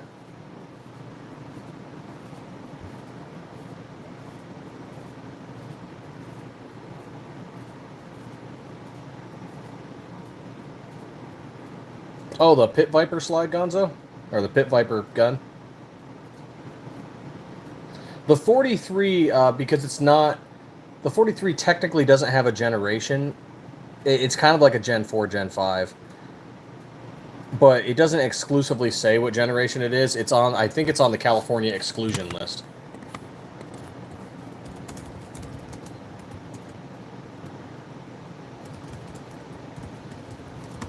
Actually, based on its recoil spring assembly, I'd say it's Gen 4 for the regular Glock 43, and then, you know, the 43X would be like Gen 5.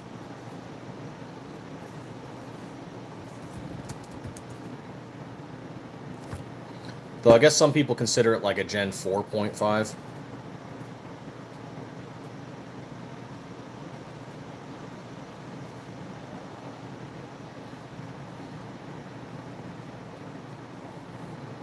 Yeah, the roster, that's the word.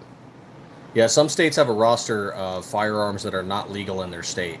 And it's not really based off science. It's not based off ballistics. It's not based off, you know, whatever. It's just based off how politicians feel like. Like in California, Generation 4 and 5 Glocks are not legal, but Generation 3 Glocks are. But try to ask some California politician what the difference is ballistically and mechanically there is from a Gen 3 to 4 and 5. They'll look at you like you just hit them with a shovel. They don't know what the fuck they're talking about. Yeah, it's all based off looks.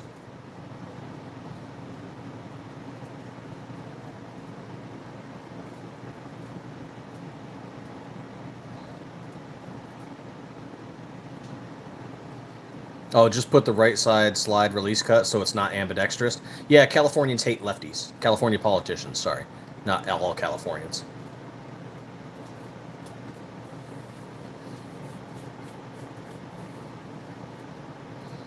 But yeah. Anti-gunner politicians, they hate lefties. Lefties are the devil's minions, so you can't have left-handed guns. Because somehow that makes it deadlier.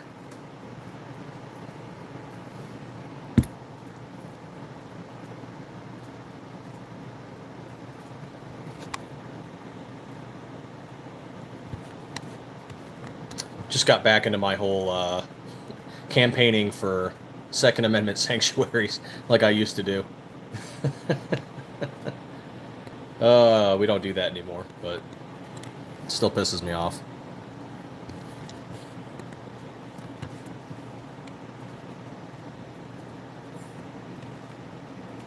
I know the 43, 43X, and 48 slides are compatible with their frames.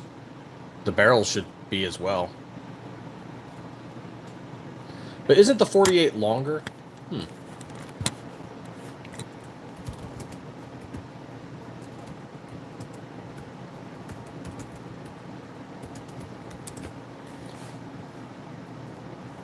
The 43 is the smallest, followed by the 43X, and then the 48, with the 48 having the longest barrel and slide.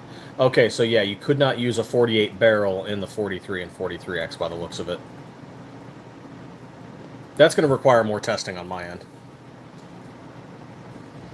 They do share the same frame and the same magazine size, though. But the 48 has a longer slide and barrel.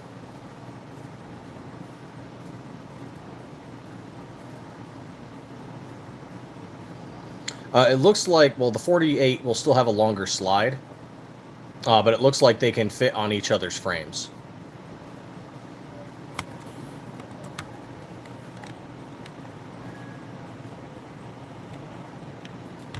That's testing we're going to have to do once we start making 43 slides, because we're planning on making a 43 slide. Right now we only make 19s and 17s.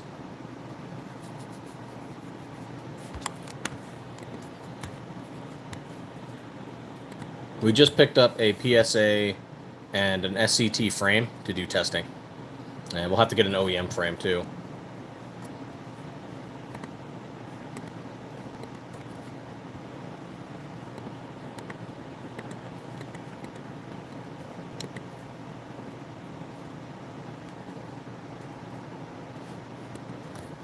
I really want that IWIT shotgun, but don't want to take the shells to the... Oh.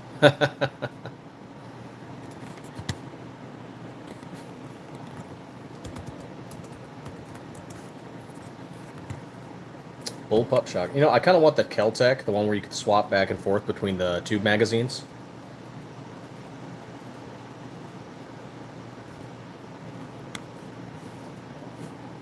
Which one was that? The Keltec shotgun. Which one was it? Oh yeah, the KSG series bullpup shotgun, where you can swap back and forth between each tube magazine. That was a cool design.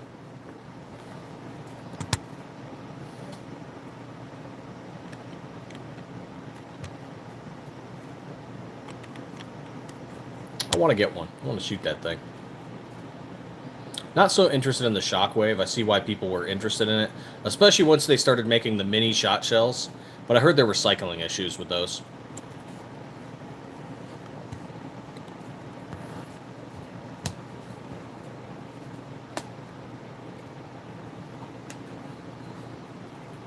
I haven't done it yet for the 43 and the 48. I would test it and see if everything functions properly on each frame. And then definitely dig in to do some more research. We're going to have to do the same as we start making 43s, hopefully by this year. Send. But just on a basic glance, it looks like you can swap slides.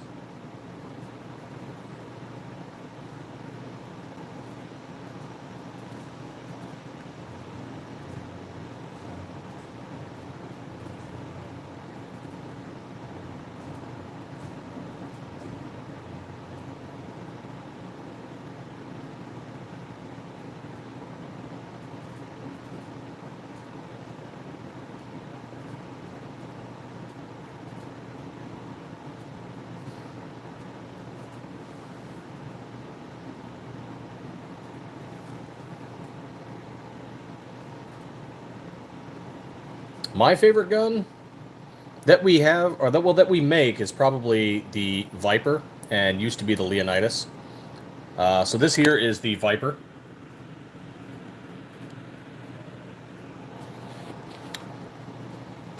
For regular carry, probably Glock 19, and then for, if I'm backpacking somewhere, some AR platform. But for historically and in general, the Puckle gun is my favorite gun.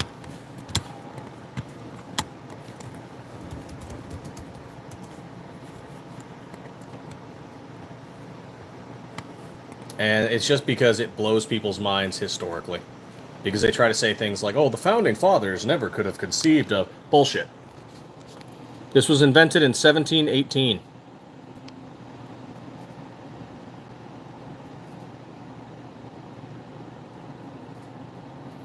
The founding fathers were aware. It's freaking beautiful.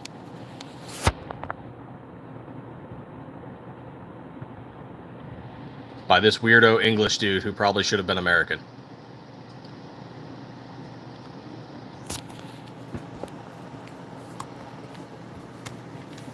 But yeah, the Puckle gun, my favorite historical gun so far.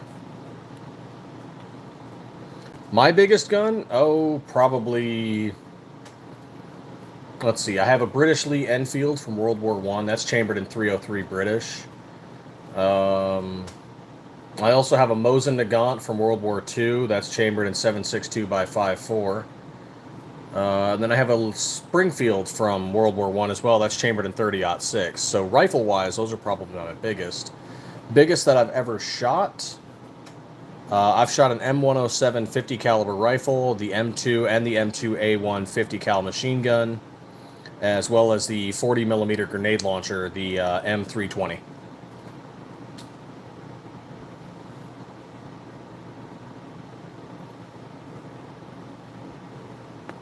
So biggest I own versus biggest I've shot.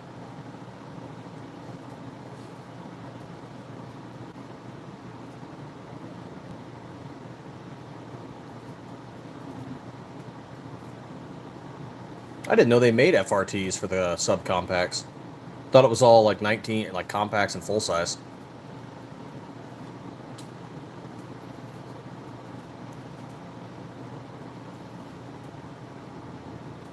Practice with it. I mean, if you're planning on using it for like a holdout type situation, practice with it. And it's going to cost you a lot of ammo, but practice.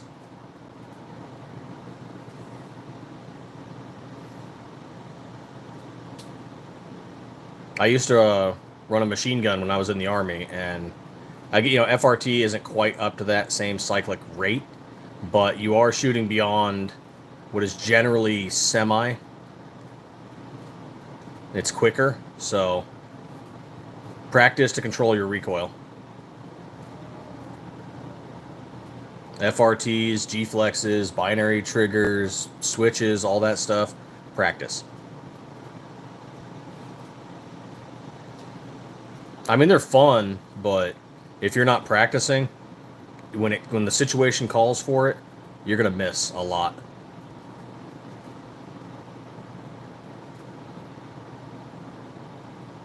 And even in a defensive situation, you're responsible for every round that goes down range, so... if you miss your target and go wing somebody else, you're potentially liable for that. So definitely practice.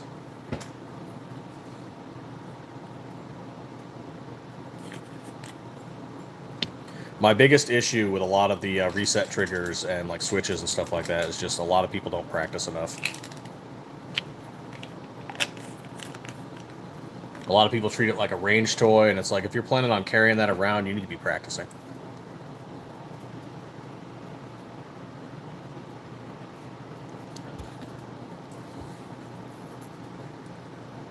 Coffee, coffee. Coffee. Also, keep in mind that even OEM parts were not necessarily designed for the stress that FRTs and G-flexes and all of that are putting on the internals, as well as the slide and barrel. So there is a good chance that over time you are going to weaken the parts inside and potentially cause failure. So be aware of that.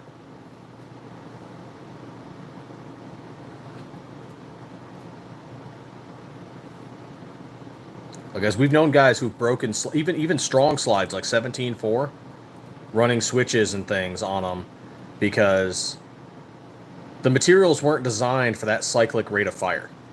So you are weakening it by adding additional heat and constant rates of fire. So at some point, you're going to need to replace your upper parts kit, potentially your lower parts kit, and your barrel, and maybe even your slide at some point.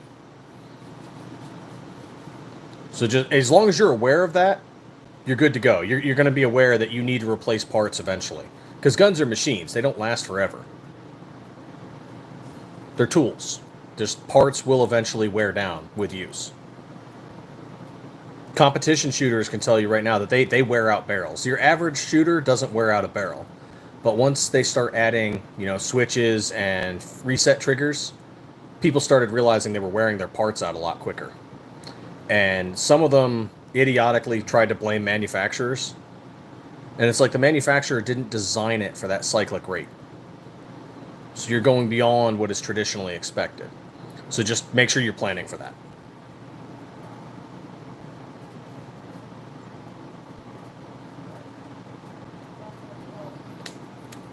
Scar says he's looking for a fun 22 to plink around with. And there's an MP5 22? I should know that, but goddamn.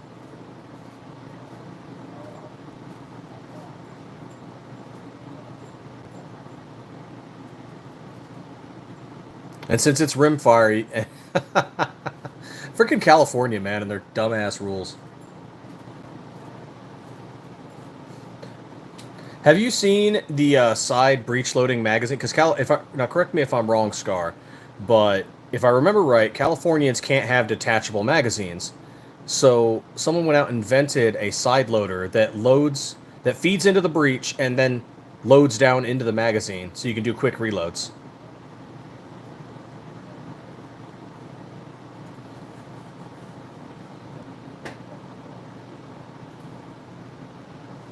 It's just ridiculous that they have to have their magazine bolted in. Like it's... Like they basically force them to create an internal magazine, like stuff you'd see on the older rifles. Like, God, who has an internal? Some of the Lee Enfields did. The Mosin has an internal. A lot of the old Mausers had internal magazines.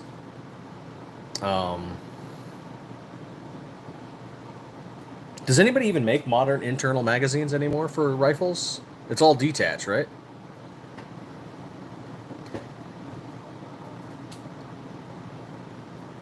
Oh, yeah, you can't have a pistol grip because somehow that makes you deadlier.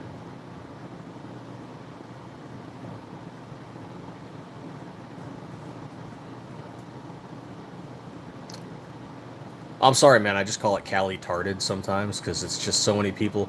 My favorite, and I want to say this was a California politician as well, but they said we have to ban those magazines because once they shoot them all, their ammunition, there won't be any more magazines.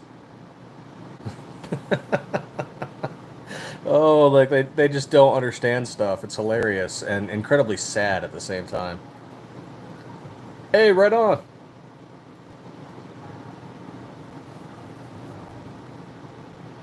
Oh, I got something for you, Nando. This is going to be funny. Let me go back to my case over here.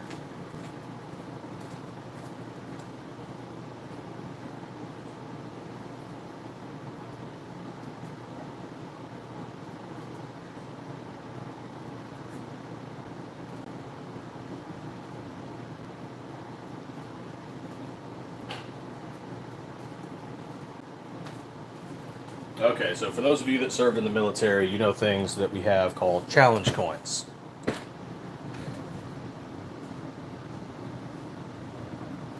So let's do a quick little pause and magic trick, and here you go. Okay, so here we have our little Stiffler poker chip, but here we have a challenge coin. I got this from the 262nd Quartermaster Battalion when I was at Fort Lee. Okay. Now we're going to do another quick pause so I can show you the 2 challenge coins I got from Texas Unit Commanders.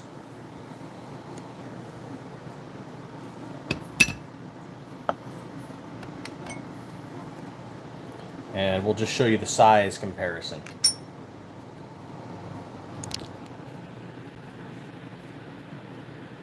So this one over here on the left is the 36th Infantry Division out of Texas. And this one over here is the 304th Sustainment Brigade in California, but the unit commander was from Texas.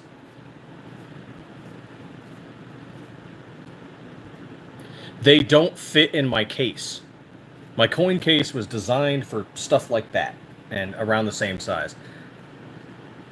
Freaking Texas unit commanders.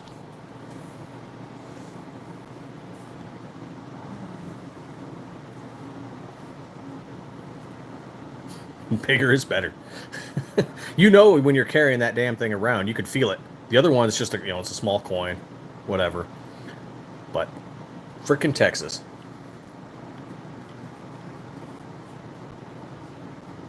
Hey, Damian Christian.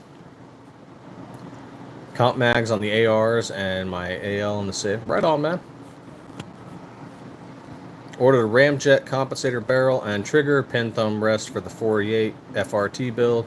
So, okay, so your 48 is going to be like your little passion gun, your range project. I dig it.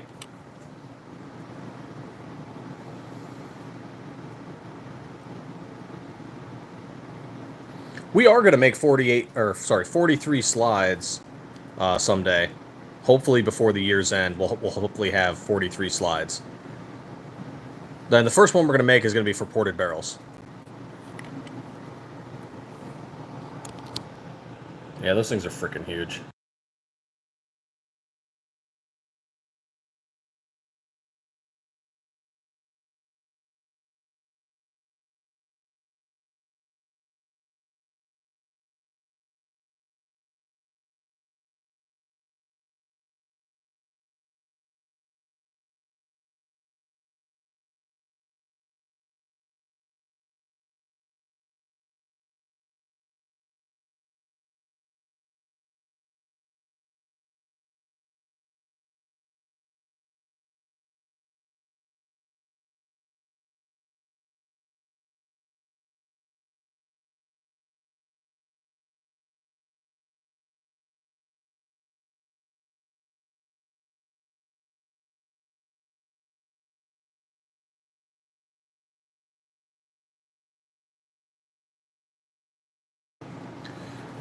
Oh, I lost audio when I re-added it. Okay, there we go.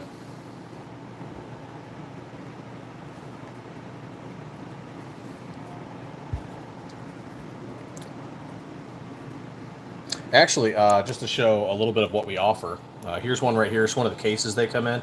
Various different colors. And we've already added the 43 to the list. So we are planning on doing the 43.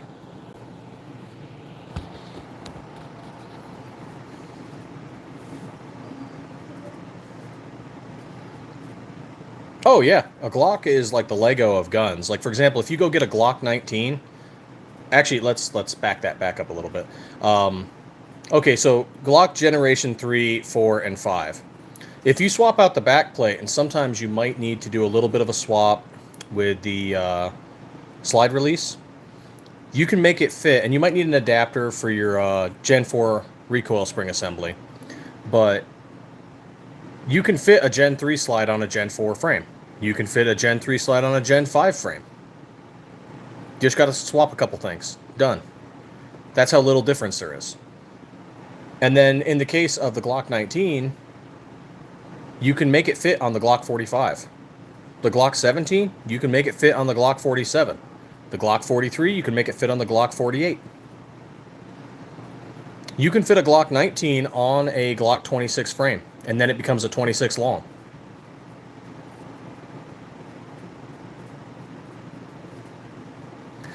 Some people have put a 34 on a 17 to make it a 17 long. You can do that. Glock is Legos. We saw someone take one of our 19 slides and put it on a 26. They made a Stiffler 26 long. Kind of.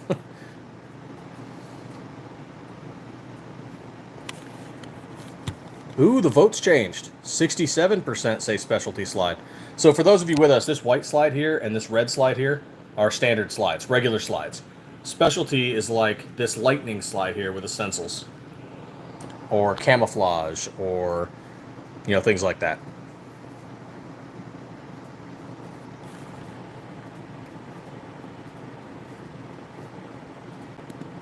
And when we do get to 1K, we are giving a slide away.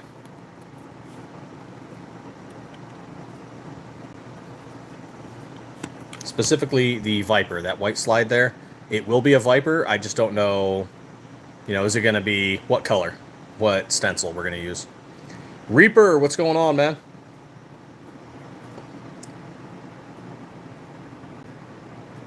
Thank you all for the likes, and thank you for the new subs. We're getting there slowly. We're getting there slowly. 361 to go. Hey, Ryan, how are you doing? This here is the Ruger New Vaquero in 45 Colt.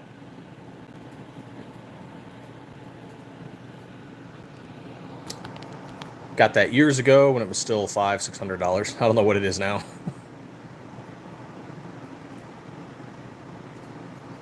Fun to shoot. Ammo is unfortunately a little more expensive than I'd like, but it's still fun. Before we started making our own slides, I used to carry that around to initiate, like, range conversations.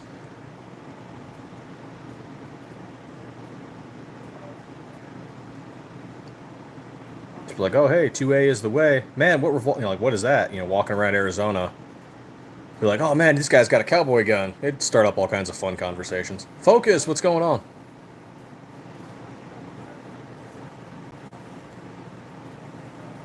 Well, yep, once we hit 1K, we'll do a slide giveaway. It'll be one of our Viper slides, like this white one here. And today we're just doing a Q&A. Ask us about our business, our slides, whatever.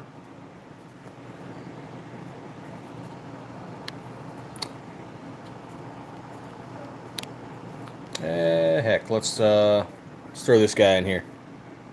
Why not? And this guy. Add some things to the picture.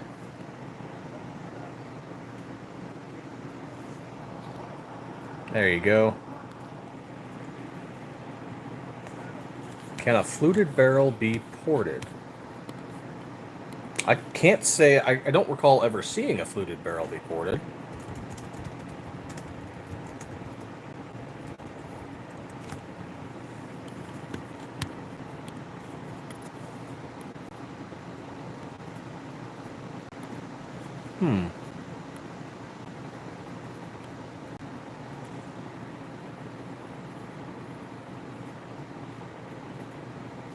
Because, I mean, I know the concept of, like, a fluted barrel is to reduce weight, and thus the barrel is thinner and then cools down faster. That's the concept, anyway.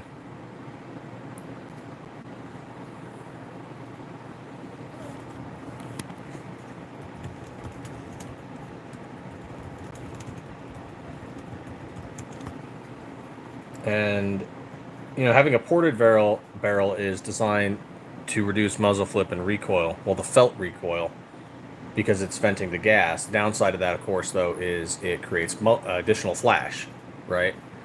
But,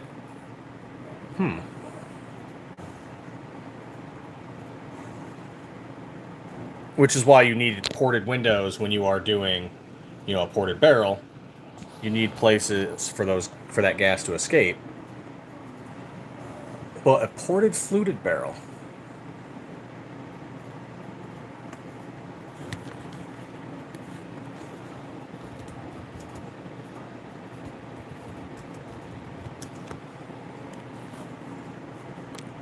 I don't think I've ever seen... I might have seen one.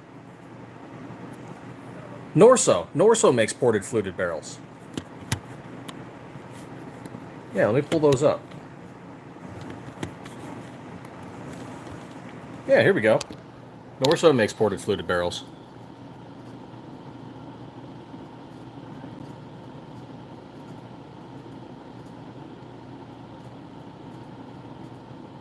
Wild. And it looks, they've done their porting on the flute itself, so interesting.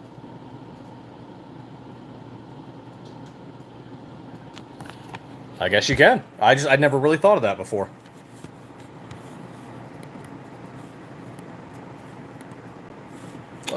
What did I miss? Let's see here. That is a great looking. Oh, thank you, Vito. Yeah, that is our Viper slide in Arctic White. Oh, yeah, me either, Reaper. We're slowly getting there. Got to get to that 1K.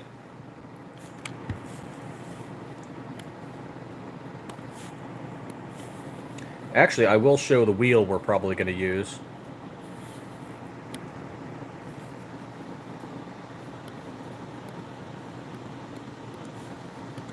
Let's see.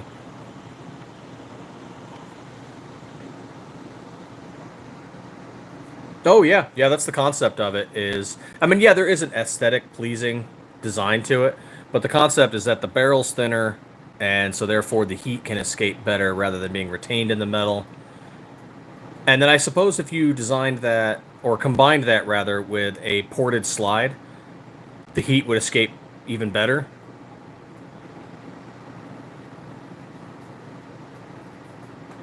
Plus, then you'd actually get to see the fluted barrel.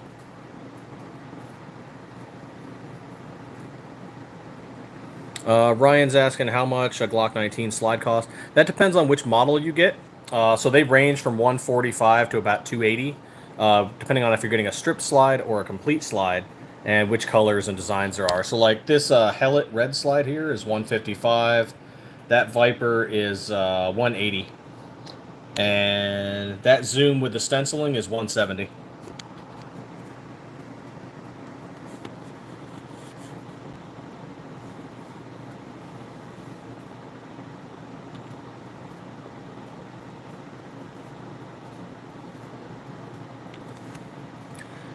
As a fairly new person in the firearms community, what can I order besides pistols, AR frames? Anything that's non-FFL, like our slides, for example, are not FFL. Any parts and accessories are not FFL. But for any FFL stuff, like the actual frames here, you're going to need an FFL. You're going to have to find somebody you trust and like and good prices. And shop around on the FFL prices. There's places here that charge $50 per transfer. And that's just highway robbery.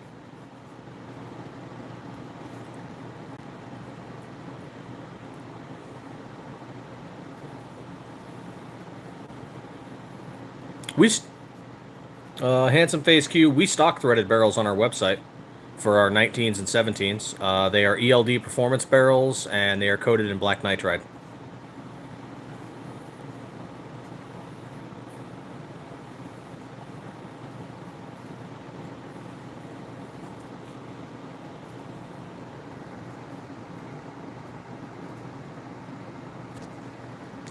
Oh yeah, I feel you there.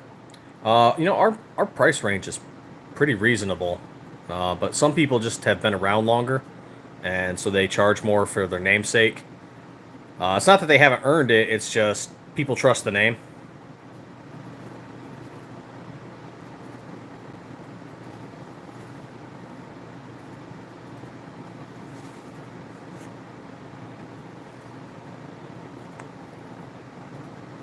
On reliability for the PSA Dagger, is it as good as Glock OEM? No, but is it horrible? No, either. It still works. It still functions. We use PSAs for testing. I haven't had serious issues with them, but I also haven't dumped thousands and thousands of rounds through it. So, for the price range that it is, I can pick this frame up for, what did I get this for? 40 or 50 bucks. So it already comes with the lower parts kit installed. It's already ready to go. For the price range that it is, I'd say they're worth it.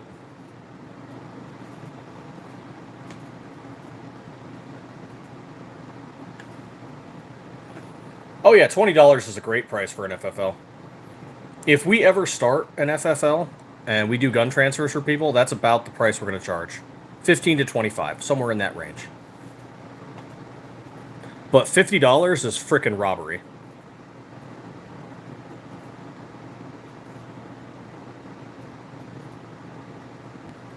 Depends on what I'm doing, but I either use a Glock 19, a Ruger SR9, an old 357 revolver, or I will sometimes take one of our Stiffler clones out too.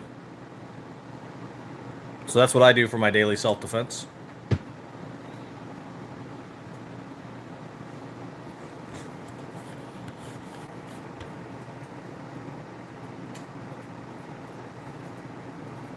Hey, Mandingo, welcome.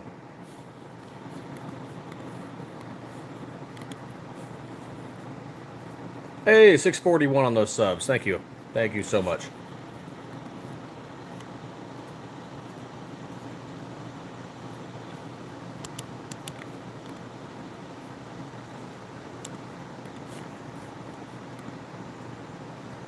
Hey, Luke, how's it going?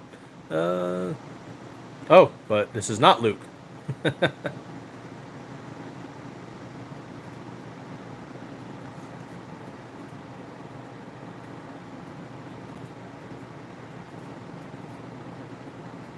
Oh. I'm very sorry to hear that.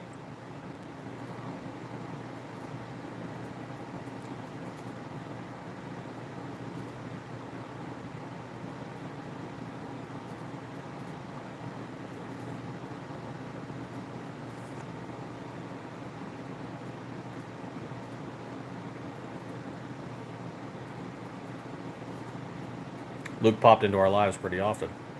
That's very, very sorry to hear that.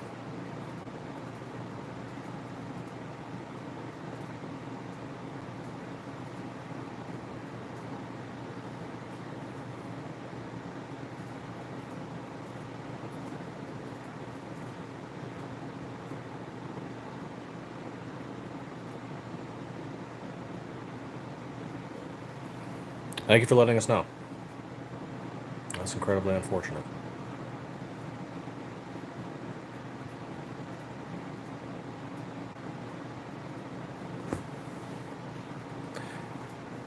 Well, I'm going to go refill my drink. Feel free to ask any questions. Today is a QA, so you can ask whatever questions you like. As long as it's not absolutely crazy, I had to ban someone earlier who got incredibly inappropriate.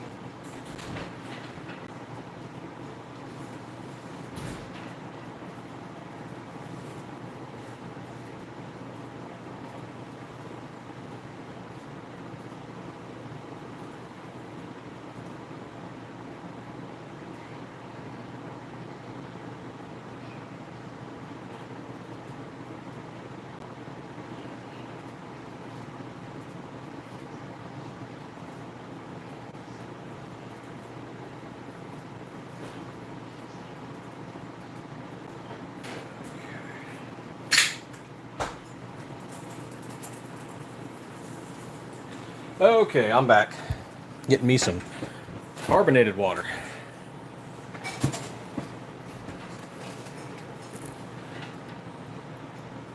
Hey, Godfather, amen. What's going on, man?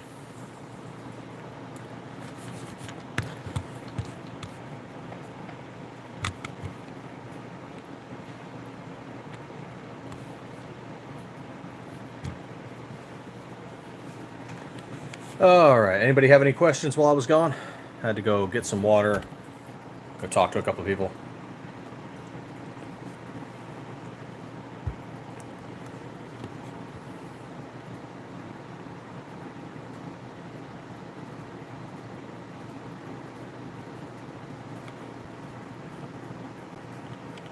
Thanks for all stopping in. Thanks for the new subs and likes. It's greatly appreciated. We are doing our 1K giveaway once we hit 1K subs. It doesn't look like a Godfather. If what was going on with that, yeah, doesn't look like it. Comment was that he passed in the hospital.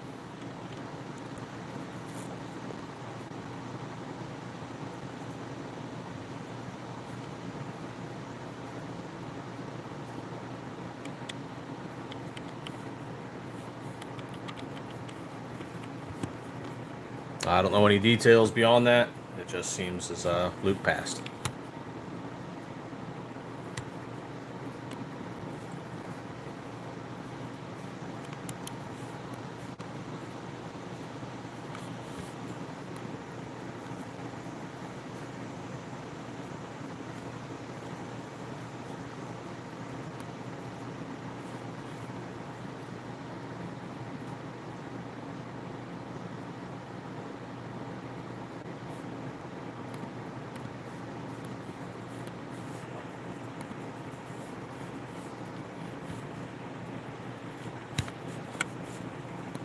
Nothing going on there on this page.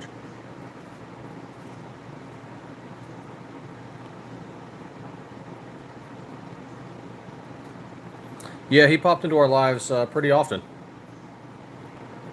Always commenting and everything.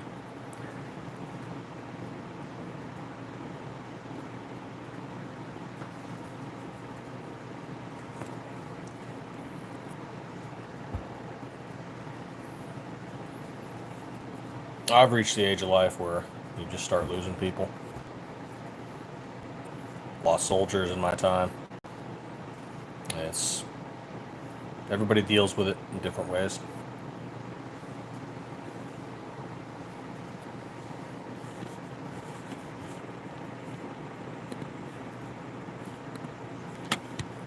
Sometimes there's almost too much on bothering people, the condolences and so on. Sometimes you just got to give them time.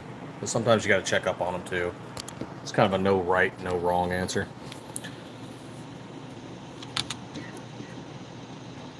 So here is our wheel that we are doing for our 1K subscriber giveaway. Once we hit our 1K. So far it's just loaded up with accounts that we follow and people we interact with.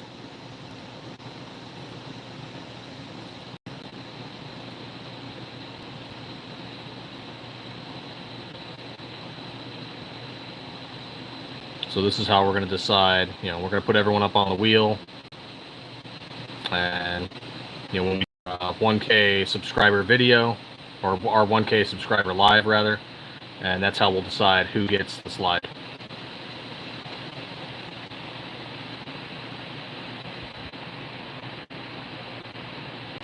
I don't know any details.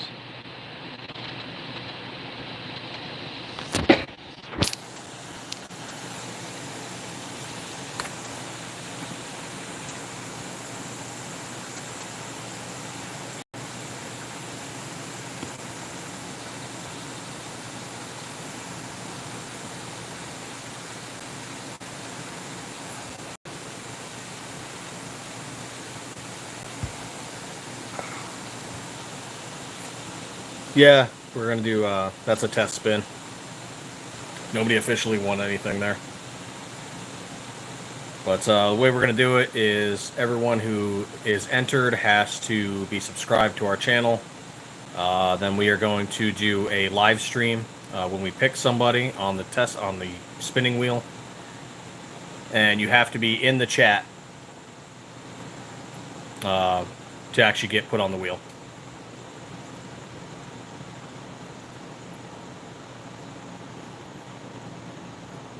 The prize will be an SM19 Viper slide. We don't know the color yet, or the design, but it will be a Viper slide.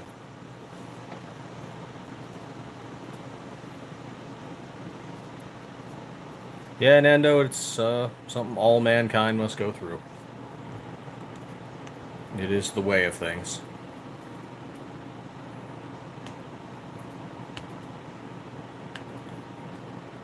Yeah, it'll be a Gen 3. We haven't started working on Gen 5s yet.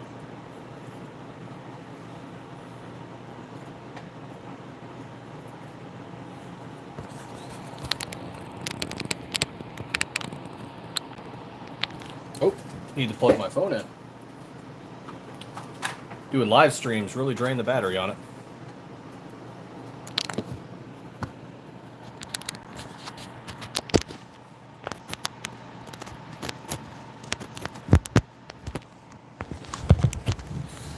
Okay, there we go.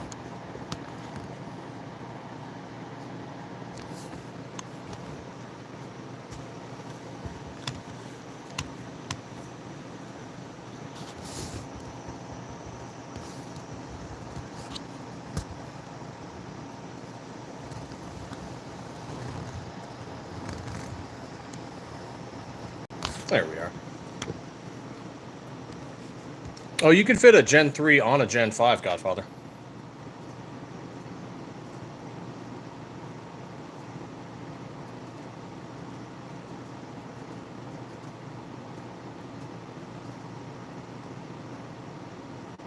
She's not likely to.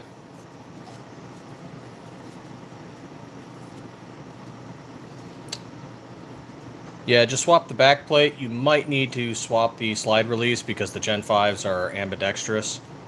But it will still function. Check out some videos on YouTube about it. RTT Guns and Gear has a good one on swapping the Gen 3 to a 19X.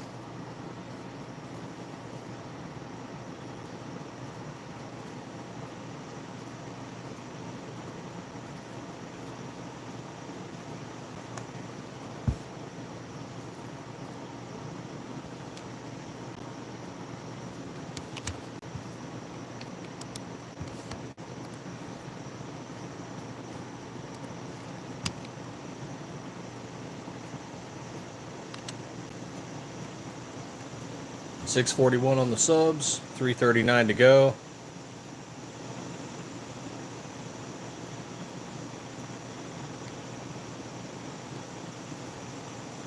Yeah, I feel that, Nando.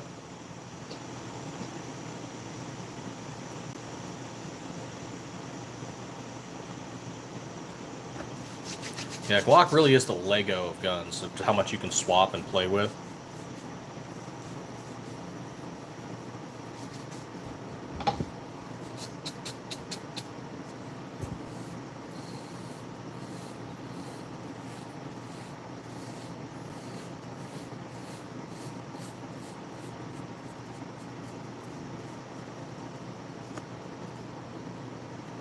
Oh yeah, Gen 5s are the new, that's the new hotness. But there's still so many who have Gen 3s because that's what they bought. They were out there. And then you have states like California that have made Gen 4s and Gen 5s illegal. So Gen 3 is incredibly popular. It's why Glock still makes Gen 3 instead of just discontinuing it.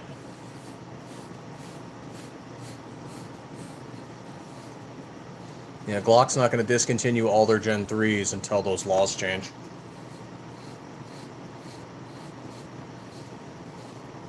California's a huge Gen 3 market.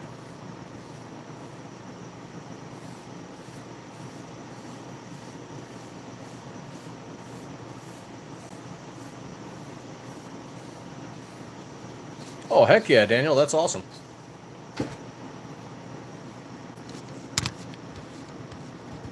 The G-Lock 26X?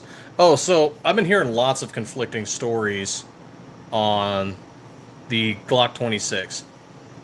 Oh, G-Lock clock.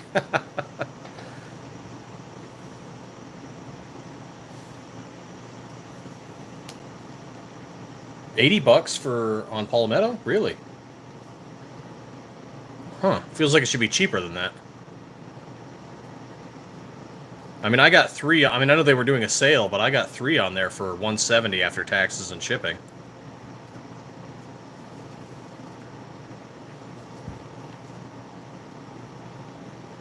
The 26X, so I've seen a lot of conflicting things going on that.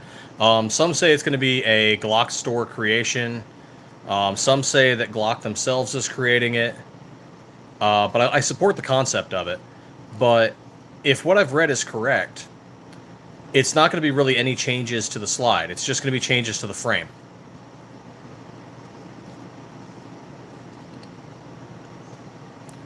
Oh, there's always people trying to subvert other languages and change stuff. My favorite is the British. So we've all heard the brand Nike, right? The shoes. They call it Nike. It's not a foreign brand. Nike is an American company, but they don't have the same observation of nouns that America does. So when we understand something's from a different language but is a noun, we call it by that different language's, noun. We don't pronounce it like our own pronunciation. Once we learn how it's actually pronounced, that's how we do things here. But then you get some younger people who are like, I'm going to change this up.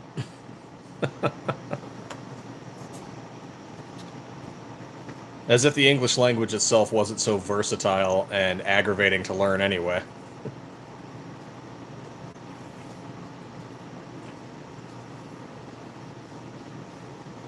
There's fun videos on like pronunciations, but with the same spelling.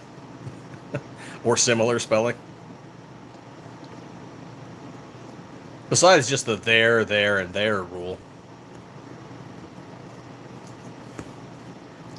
Why is English the way it is? Because it confuses our enemies.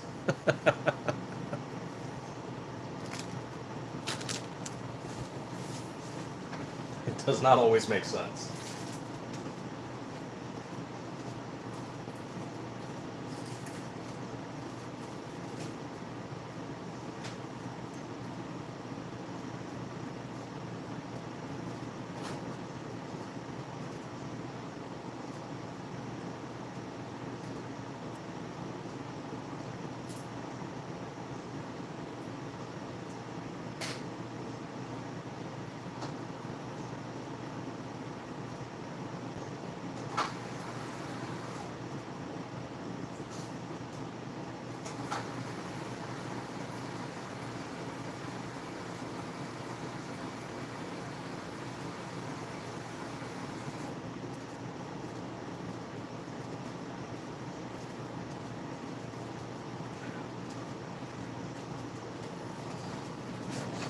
Oh, back again. Just getting more water.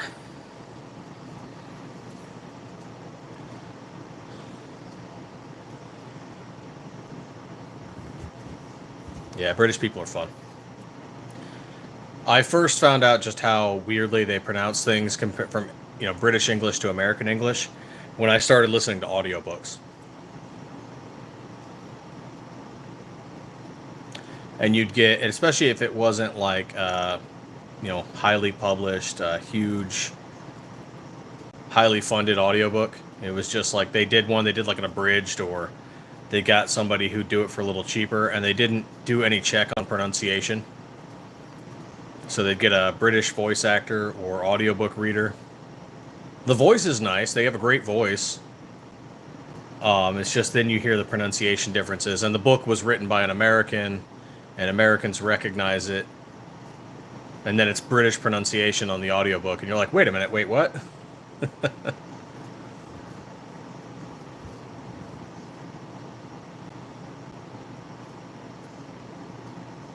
Jared LaForge, right on. Yeah, that's what people do with some of our complete uppers as well. They put them on a PSA or an SCT 19.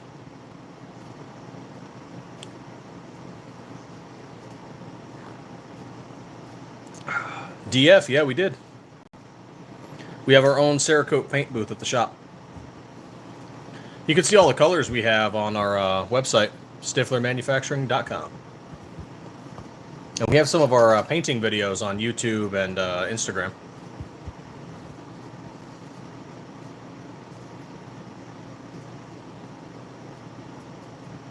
Yep, that we do. This one right here, for example, this red one, this white one, this lightning stenciled one. The stencils are courtesy of Tactical Penguin, or Penguin Tactical.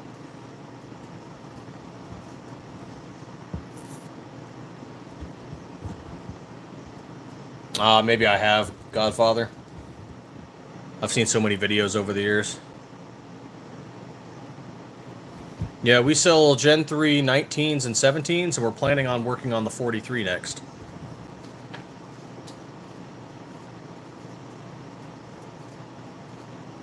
Eventually we'll do Gen 5.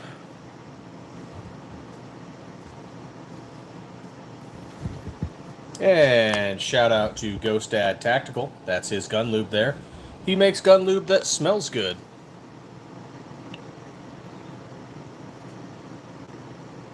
Yeah, on the SCT, actually that's the upper parts kits we use is from SCT Manufacturing, but we have their frames, Palmetto State Armory Dagger frames, Polymer 80 frames, as well as Glock OEM.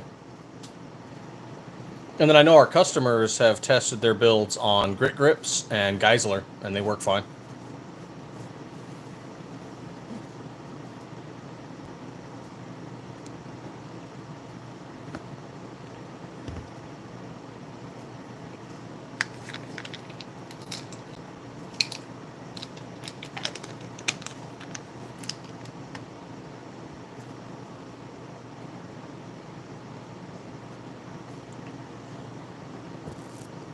That is Ghost Dad Tactical Ecto Lube, and it smells like green apples, which means keep it away from your kids and your dogs.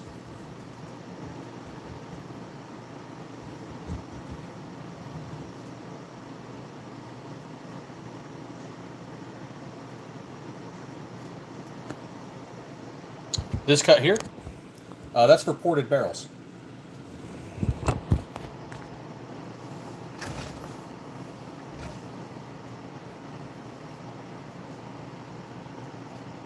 Here, we'll do a quick little movement there, and I can show you one over here that's raw.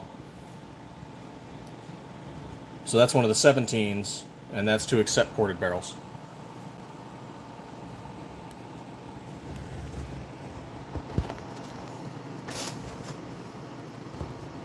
We use 17.4 stainless steel. So here's one of the steel bars we use.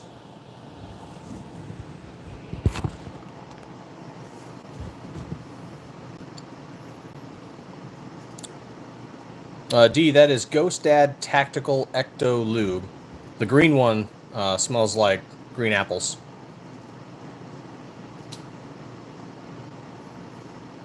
You can find them. Just go to Google, type in Ghost Dad Tactical Gun Lube. You'll find them.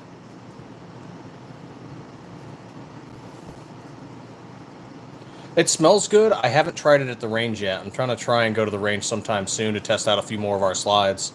So I'll be using it then.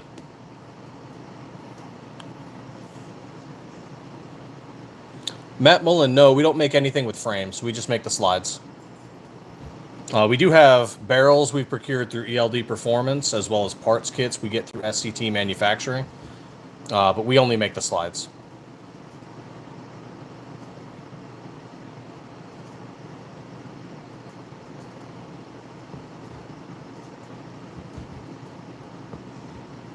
Yeah, that bottle there was 21, and he has other bottles that are 15.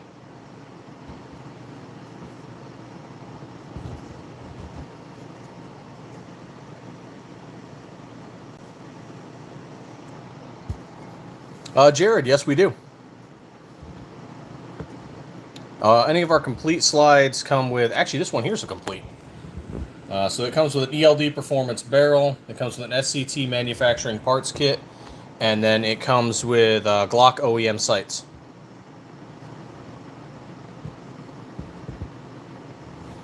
Not right now. Currently, our cut is the Trijicon RMR flat optic cut.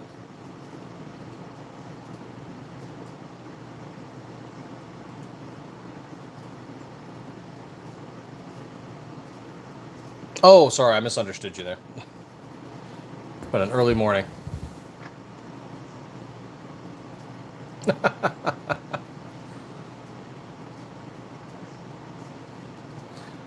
We'll see if that goes over well for you, Godfather.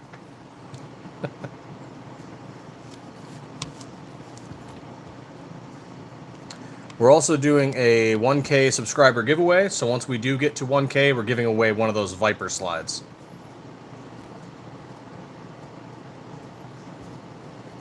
So the Viper is this white one here. I'm not sure which color we'll give away, but we'll give away a Viper.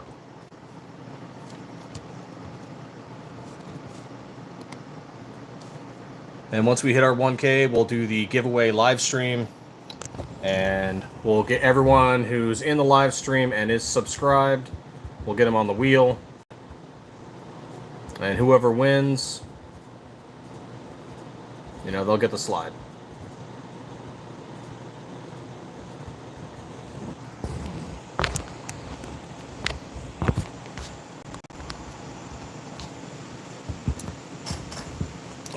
Let's move that back around.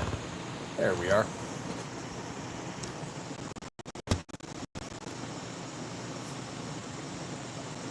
We sell on eBay and on our website. So stifflermanufacturing.com. And you can find the links to all of our social media and our stores and whatnot on the link that we have pinned.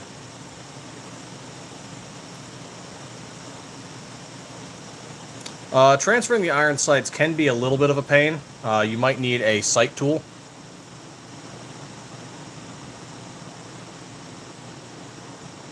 But if you already have one, it's not really that big a deal.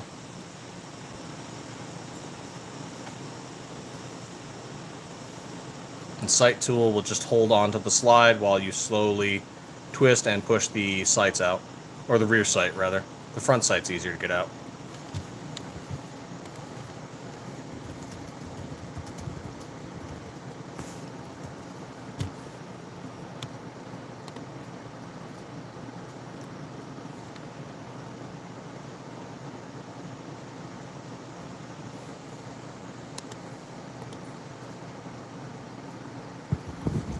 For completes, I believe they start around 240 to 250.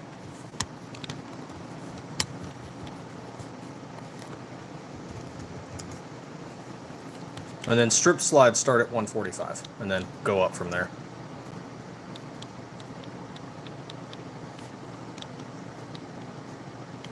Yep, we have 240 as what the starting price is for our completes.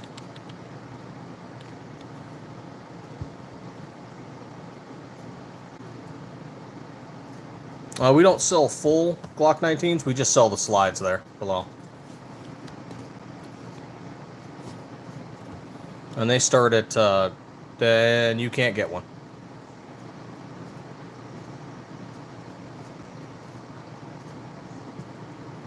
$18 and older.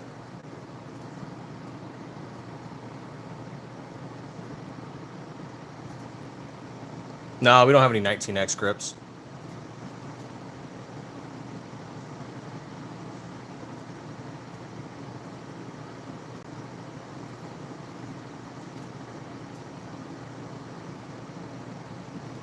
Yeah, I could see that, Jared. And there have been issues with other companies. Like, for example, I can't, just from my experience, I can't recommend Rock Slide just because of all the cracking that I've seen their slides do.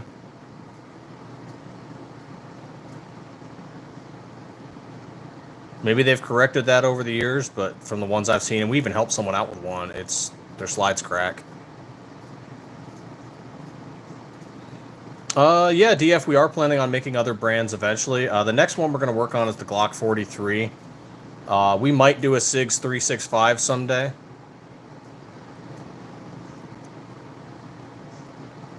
And maybe we'll move on to Smith & Wesson. It just depends on how the market goes, what our distributors want.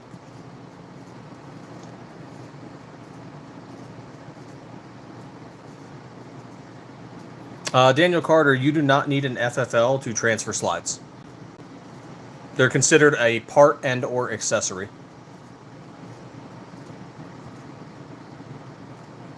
The firearm itself is the frame. So anytime you're getting a new frame, yeah, that's going to need an FFL. And the frame itself is what's serialized. Not until you're 18, man. Long guns for 18-year-olds.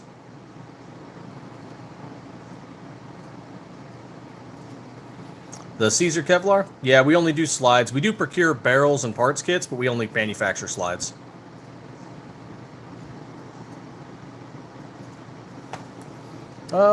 This one here I put 1,500 rounds through. I know a few of our customers have already put 2,000 to 3,000 rounds.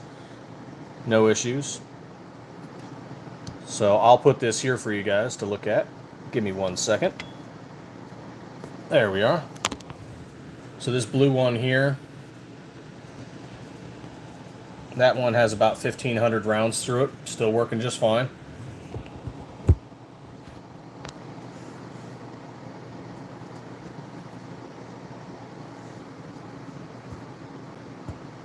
Yes, we do ship to Washington. We actually ship to every single state in the country, as well as several of the territories. Actually, the only territory we don't ship to is American Samoa.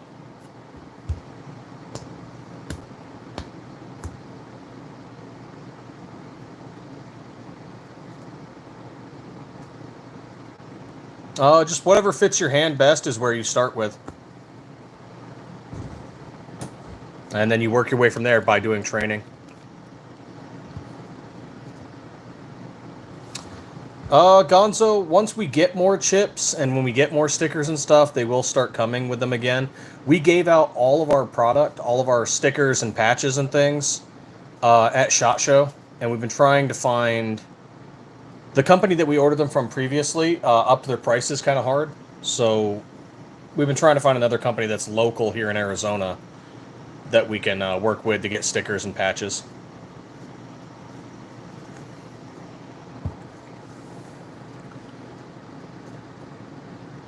What is our warranty? We have it on our website. If you go into warranty and returns, it's pretty extensive, but it covers a wide variety of things. So like we have a 7-day unopened product return policy. As long as you haven't opened it, we'll take it back. We have a 14-day inspection and return policy. If you have opened it and you inspected it and you find out it wasn't what you ordered, you have 14 days to return it. Or if it's damaged or anything like that, and it cannot be shot. You can't shoot it to return it. Now, if you're on your 60 days, there is a complication troubleshooting policy. So, for example, you're new to building, we'll try and troubleshoot things with you. And there is a 1-year limited warranty for things like damage that, the slide is no longer functional. If there's some sort of catastrophic malfunction that's not a fault of the user, we'll do a replacement. But reckless or purposeful damage, like if you take a hammer to it, that's on you. Okay, you did that.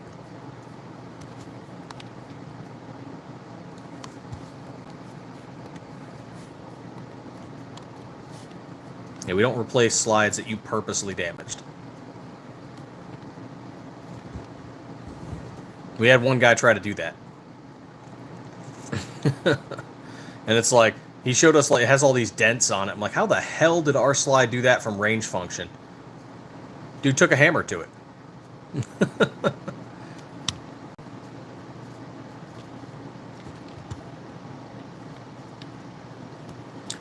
Do the 43 and 43X share the same slide?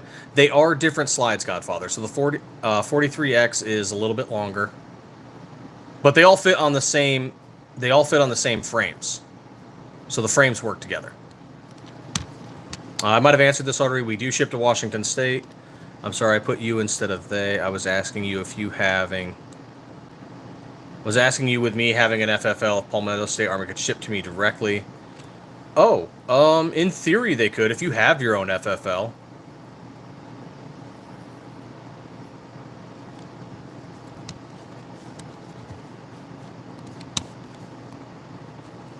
I'm not 100% familiar with that because we don't have an FFL ourselves. Yeah, there should be a link pinned, but I'll post it. Here you go. Hey, Daniel Carter, welcome back.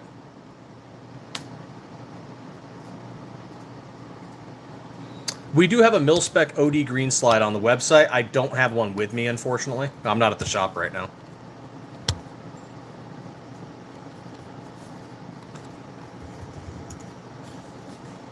We've also got green mamba as well as a Jesse James green, which is kind of like a forest green. So we've got our mil spec, we've got our Jesse James green, and we've got our green mamba.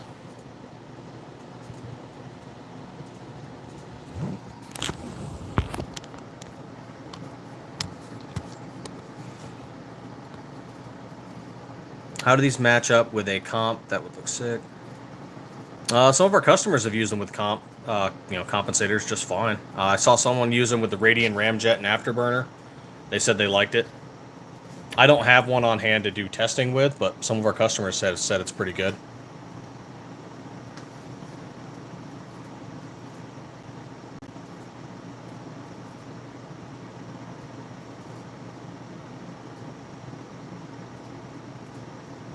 Kevin Thomas, not yet. We are planning on making the 43, but we have not done it yet.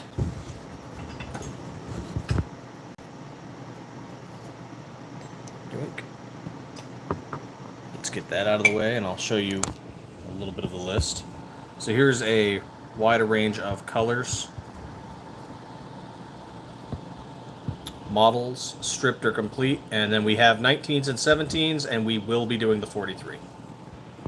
It's not available yet, but we will be doing one.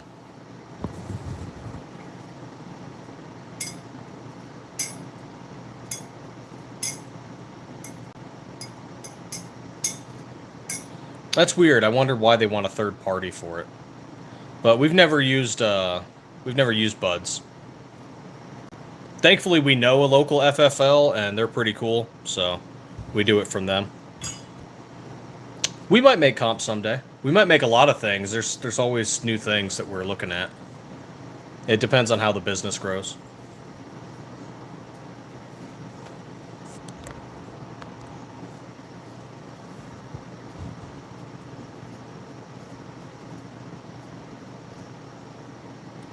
It is a Trijicon RMR flat optic cut, so yes, certain Trijicon optics that fit the RMR will fit on there. Along with like HoloSun 507C, Gideon Optics Omega Red Dot, the Siley Optics Wolf X Pro or Wolf EDG, anything like that, those will fit on there.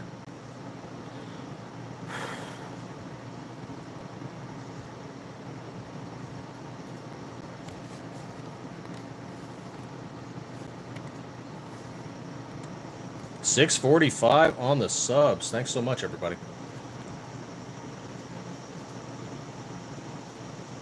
$355 to go. We'll do that giveaway.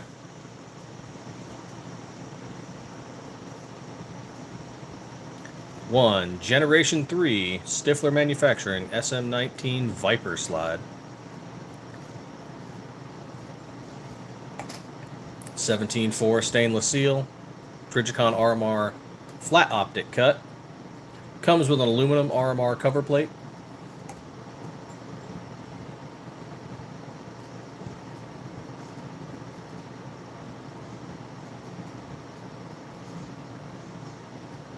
It's for red dot to the slide. So where do I have an example of this? There we go.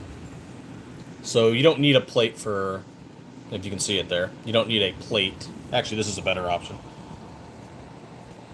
If you have an RMR, it'll fit. It'll fit right to the slide. But if you want to fit something else, like if you want to put an MOS on there, you're going to need to get an RMR to MOS adapter plate. And then it's not going to fit flush with the slide. It's, you know, downside of the adapter plates is that the optic goes up a little higher.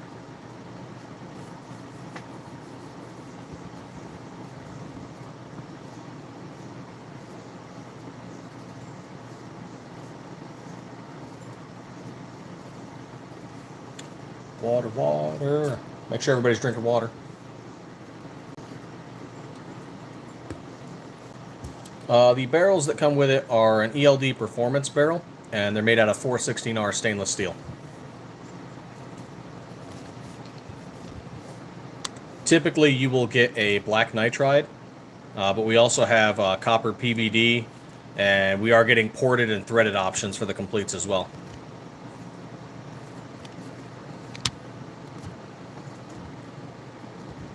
So if you go into the search bar and you type the word complete on our website, you'll see the whole list of complete slides that we offer. And if there is a color we have that's not listed, just use the Contact Us tab and request that specific color. And we'll make one. So maybe you wanted a complete slide in, I don't know, Arctic White, because we don't have one of those up yet. We can do that for you. There's water in the Sprite, probably.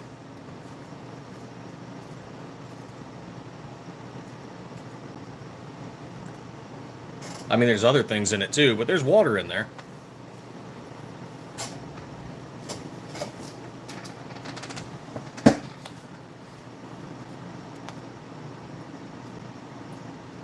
Oh, good stretch. Hey, don't we all, man? Don't we all? Why the revolver? Some people like them, and it gets people asking questions. This is a QA live, so any questions? Get people engaged. Same thing for the Funko Pop. Some people know who he is. A lot of people don't, but some people know who he is.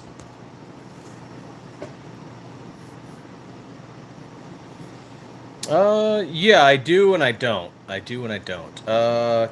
Give me a second. I'll have to pause the screen. There we go. There we go. Hey, look at that. I'm faster at taking apart a Glock than the ATF director.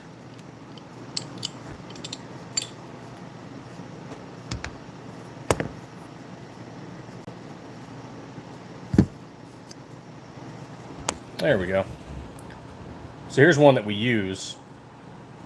I actually used this at the range to test some stuff last week, or the week before.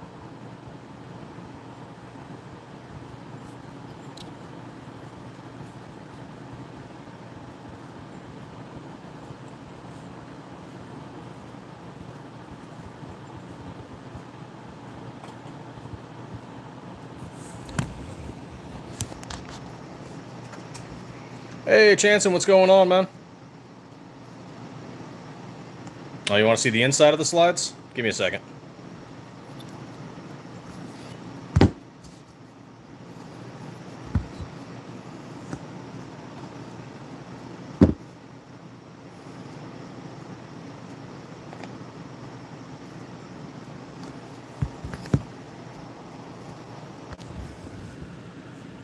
Here we go.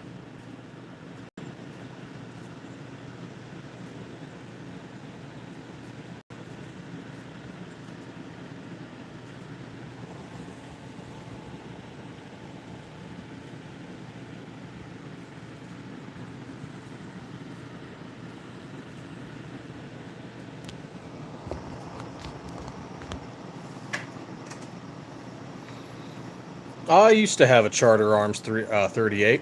Well, actually, it was a Charter Arms 357. But I used 38 in it.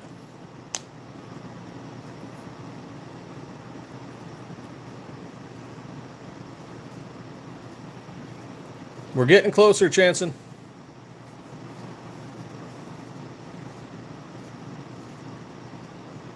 Oh, right on, Jared. Reach out to us about our first responder discount if you end up buying a slide. It's only on the stripped ones, because if I'm quite honest, there's not a whole lot of money in parts kits and stuff, so we don't do a discount there.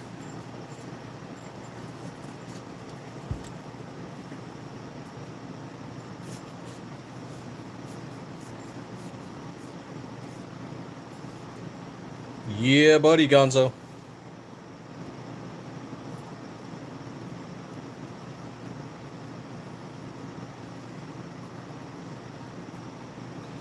Some departments do, Godfather. Sometimes you have to qual on the chosen weapon, but not every department.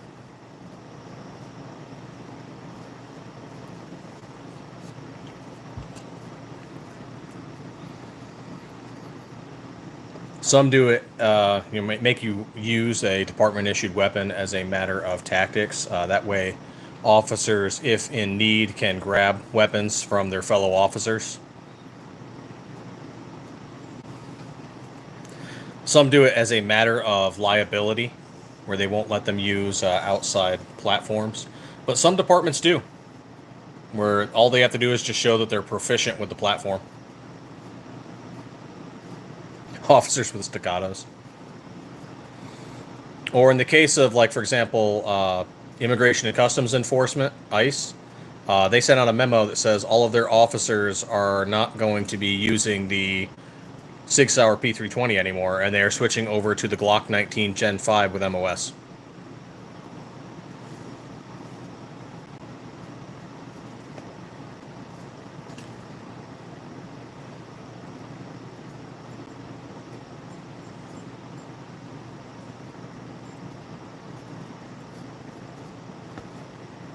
Gotta be quicker than that.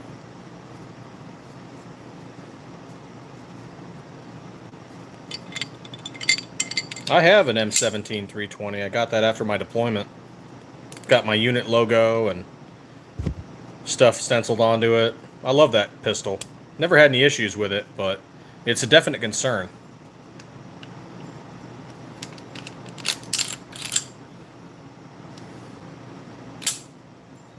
And just like that, I put together a Glock faster than an ATF director.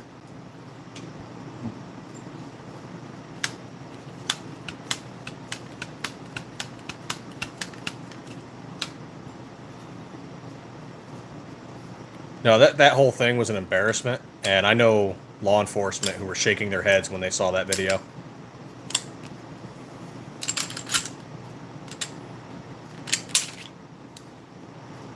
Like, Glock is such a commonly used firearm in America, not just by law enforcement, but even at one point, certain military had it, and civilians had it. It's like, knowing what a Glock is and how to take one apart, how to field strip it, that is something a lot of cops should know how to do, and here you have the director of one of the largest law enforcement agencies in the nation, couldn't do it.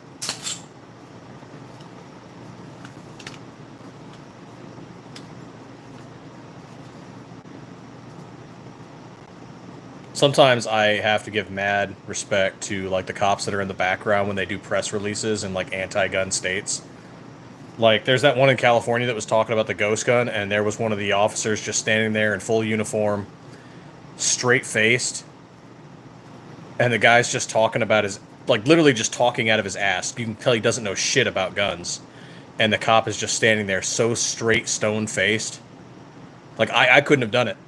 I'd have been busting up laughing listening to this idiot talk.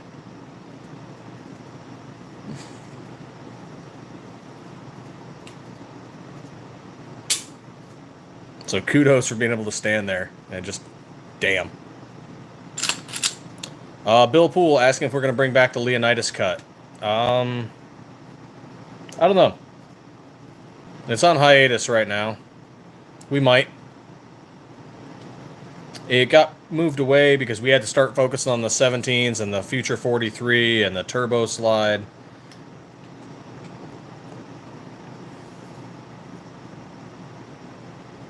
We also have an issue where another company had copied it. Same thing with the Flash. So, you know, it's on hiatus for now. I just can't give you any answer on when it'll come back.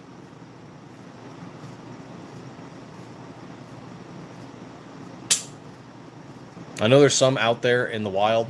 And if you want to get flash slides, you can go to RB Market over on eBay. He has some of our flash slides.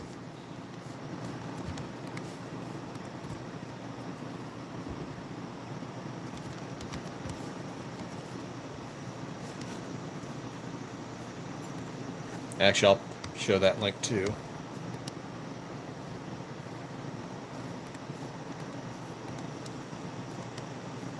Well, thanks, eBay. I greatly appreciate that. Here we go. Here's the eBay link to RB Market. He picks up some of our slides wholesale, and he has some of our flash models, as well as some of our discontinued colors, some of our blem slides. So you can get some stuff there at a good price.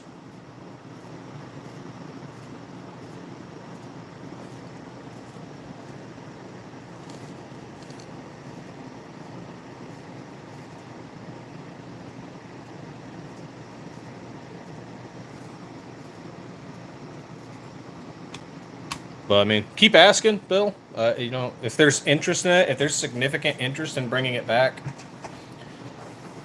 you know, if people really want it, then maybe someday.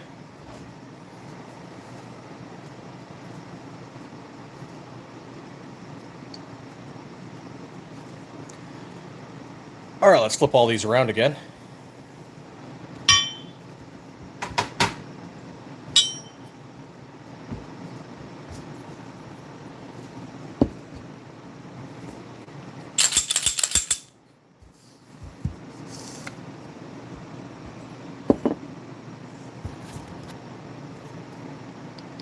The triple rack. There you go. Actually, let's move you there. There we go.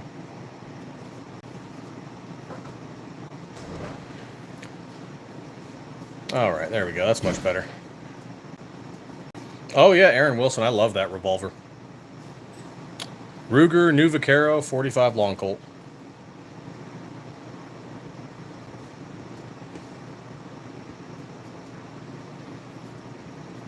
It's Cerakote, so it'll last quite a bit. That blue one that I showed you guys, that I put 1,500 rounds through, it started stripping the interior because of ported barrel, but it still took a little while. And it really hasn't shown any wear on the outside. But Cerakote will eventually wear off, so if you're constantly drawing, you are going to start seeing some wear. It's not like it's diamond-like coating, it's Cerakote. It will wear through eventually.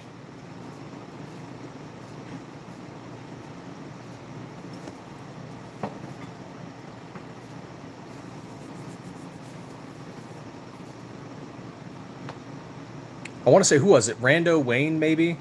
Who did a drop test on one of our slides. And he, not just ours, he did one on like SET, AIM Surplus, LFA, I think was one, and PSA Dagger. And he dropped it right onto gravel, and it didn't scuff. So Cerakote, you know, does have some good resistance. But it's not, you know, it's not perfect. It will wear through eventually.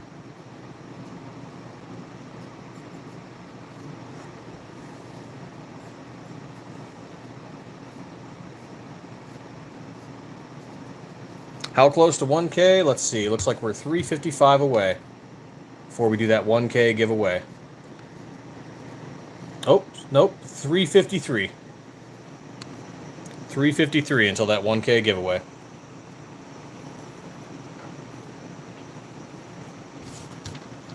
And then we will do a live stream of who the winner is. And we will choose the winner via the wheel. So all these are accounts that we follow or interact with. So as an example. Hey, Brookside. Oh, nope, maybe Ben. Nope, Brookside. Brookside wins. Let's do another.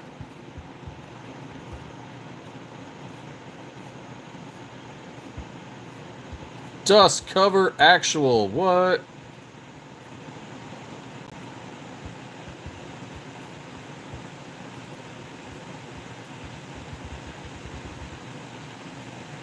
DLD After Dark. Just bypassing Chanson right there. Ask away, Stay Dangerous. Ask away. G23.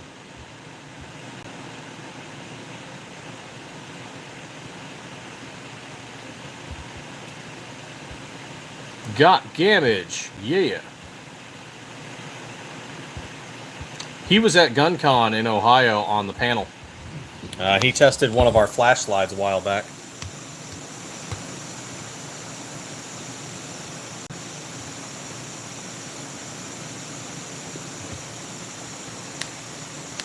Well, yeah, go ahead and ask, Stay Dangerous. Go ahead and ask.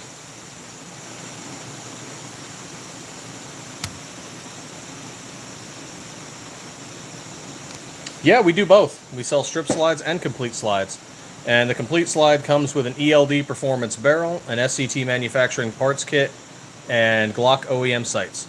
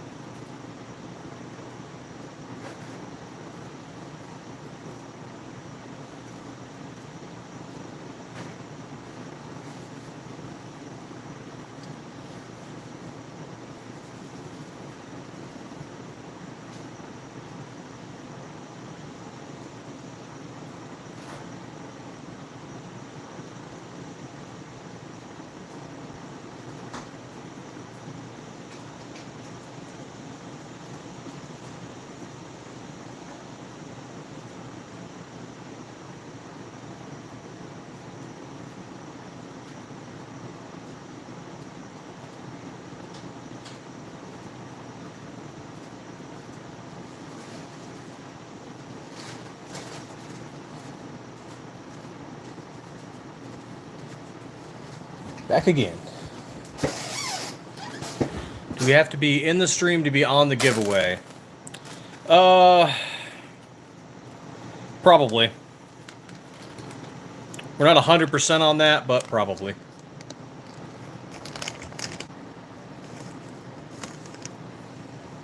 Base rule is that the person does have to be subscribed to the channel, but if we are at 1,000, we'd have to go through our list and find all 1,000 people and put them on the wheel. So we're probably just going to be like, who's in the live stream that night and also subscribed.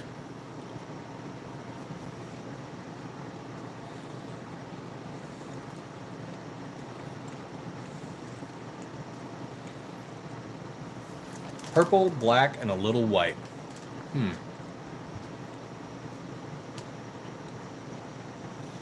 Well, I do have the purple lightning slide. I wonder if we added, like, white specks to it.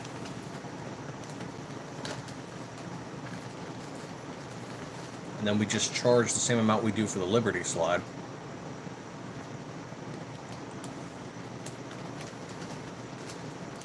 Have you seen our purple lightning? It's like a black slide with purple lightning stencil. Yeah, like imagine this one, but instead of white lightning, it's purple lightning.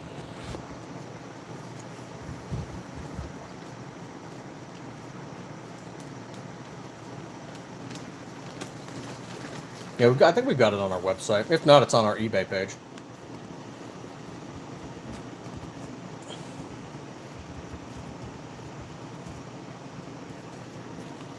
Yep, it's on the website.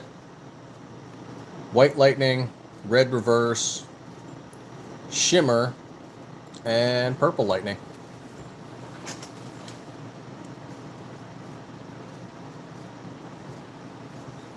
We need to do a gold lightning sometime.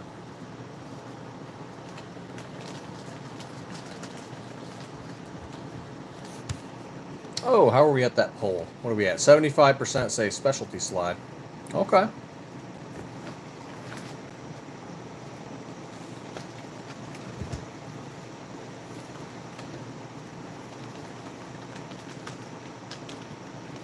I wonder if we should stencil the slide. 1K.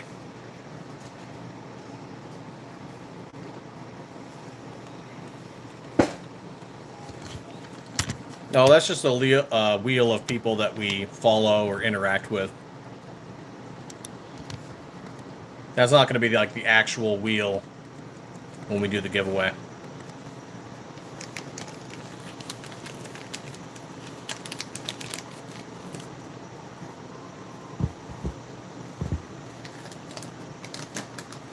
I'll probably do the, once we do hit 1K, we'll probably do the giveaway live on like a Friday or Saturday night.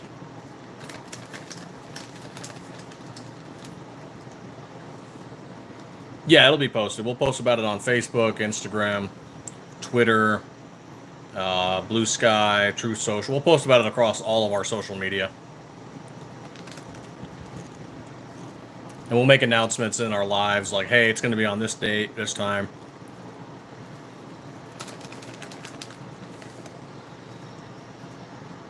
So if you're following any of our social media, you'll hear about it.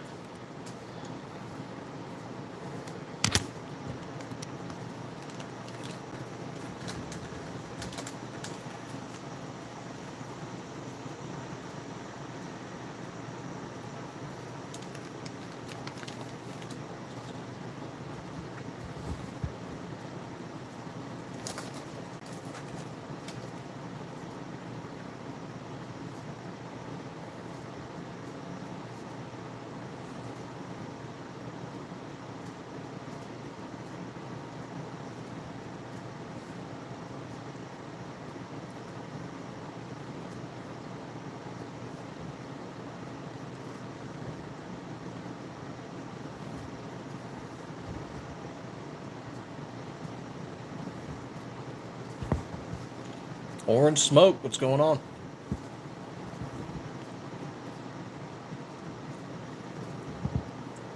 How far out from what? They're available. I got one right here. This is actually the test one.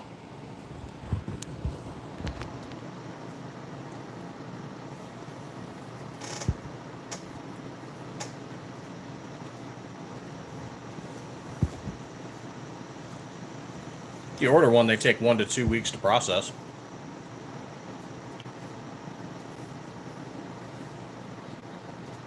Got to mill out that steel, clean it, sand it, Cerakote it, QC it.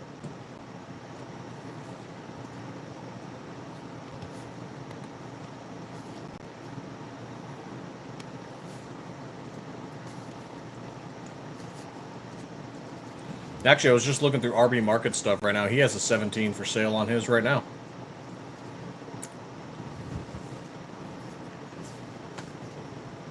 Yeah, we've gotten our 17s out to our vendors and affiliates and distributors. Like, they're out there.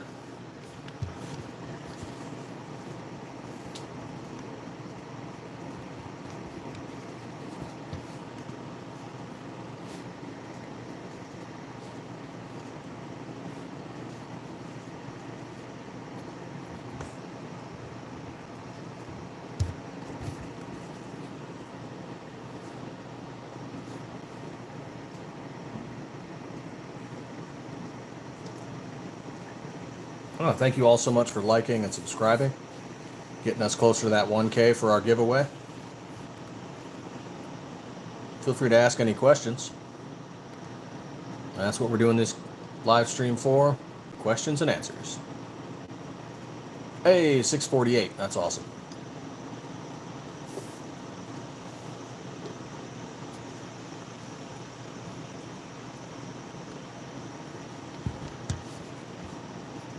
You know, I think we'll have to do a new poll. Because it looks like we're going to do that specialty slide. We'll just have to figure out which one.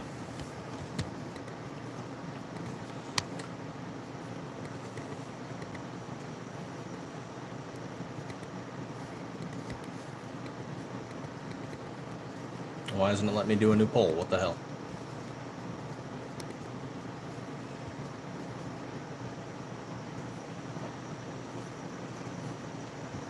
There it goes. Probably going to pick up another 17 to swap stuff out on. I have a 17 RTF2 right now. Oh, fair enough.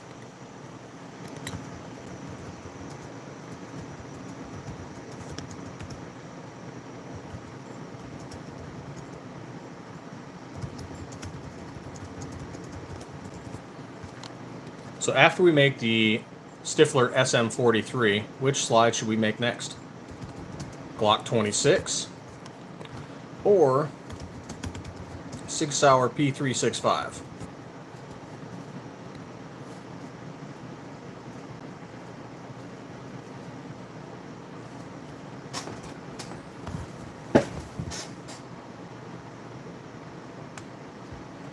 Cast your votes now.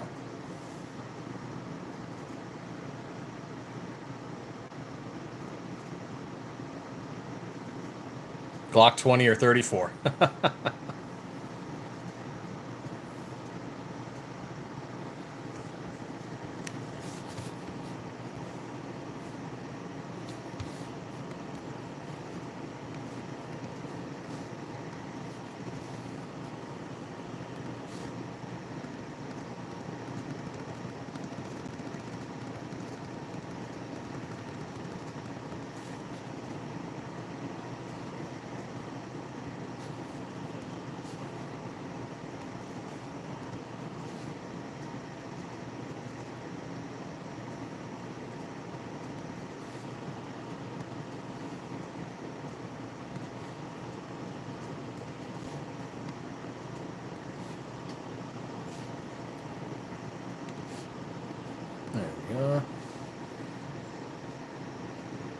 Just got the T10C Pro Siley in.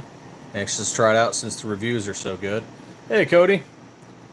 Yeah, we tried out the Wolf X Pro. I put 200 rounds through it. Works just fine. I need to take it out to the desert still and torture test it.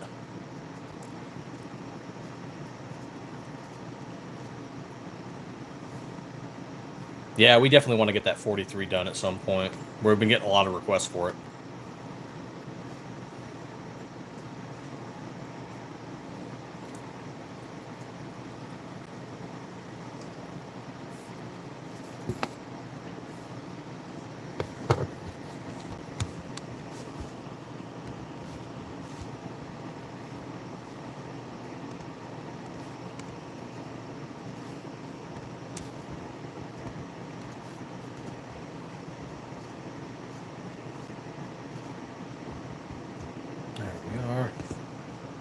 All right, I'm going to step away for just a minute. I got to go grab something. Feel free to keep asking questions, talk amongst yourselves. I'll be right back to answer more.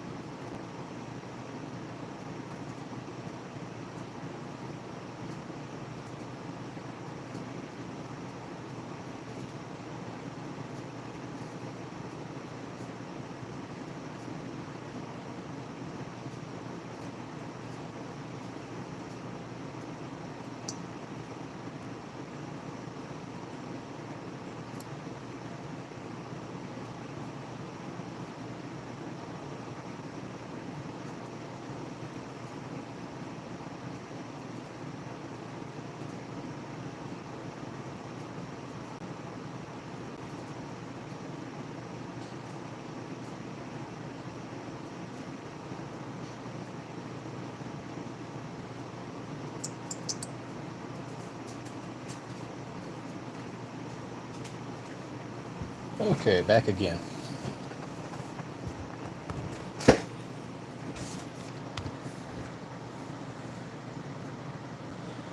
My 43 I carried since they came out when my slide is pretty worn, so it'd be cool to give it a facelift. Yeah, right on, man.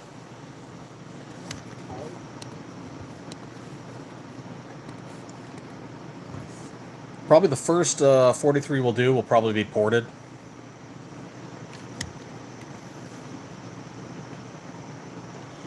And then, of course, we've got to figure out the optic cut for it.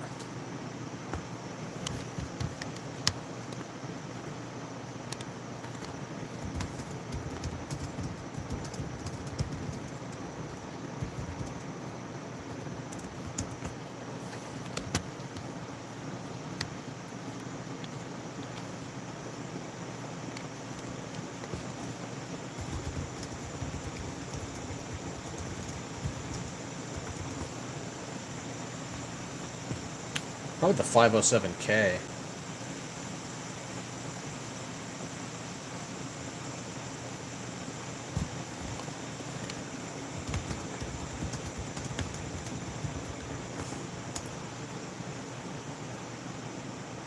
Use the Shield RMSC.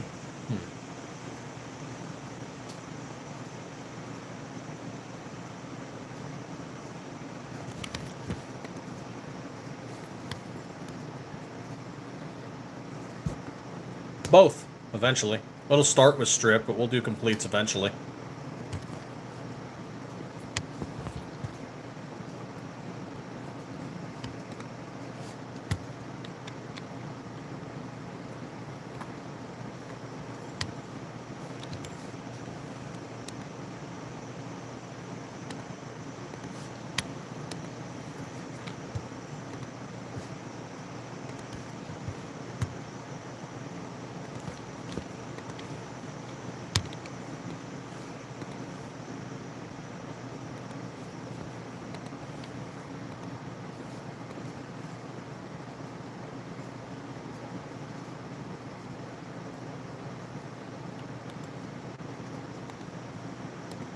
Yep, we will do completes and strips for the 43.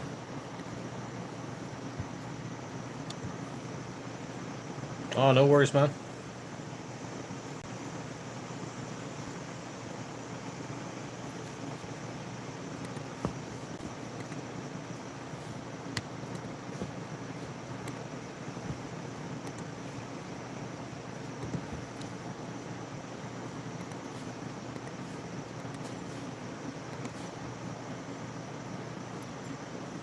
Thanks, everybody, for your likes and subs. Feel free to ask more questions. That's what we're doing for this QA.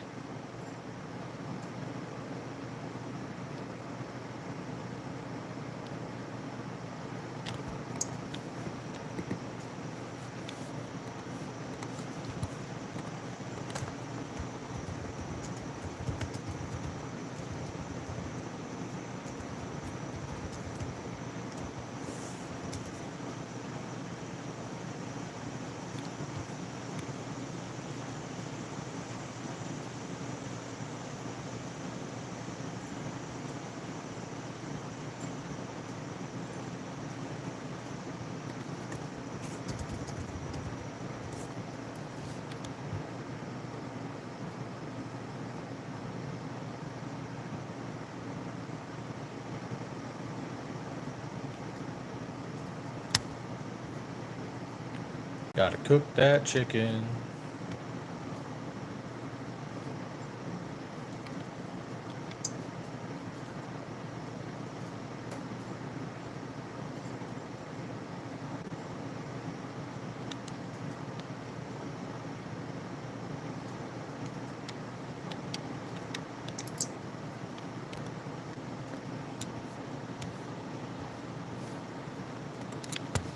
There we are.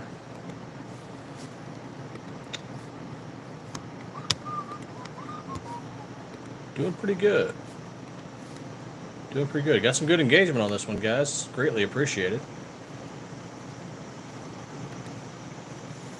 Got to 650 subs. That's awesome. 350 to go. And we will do our slide giveaway. We got 67% of the polls saying we should make our Sig Sauer P365 into a slide. So we'd probably call it something like the SM365. And 33% saying we should do a Glock 26.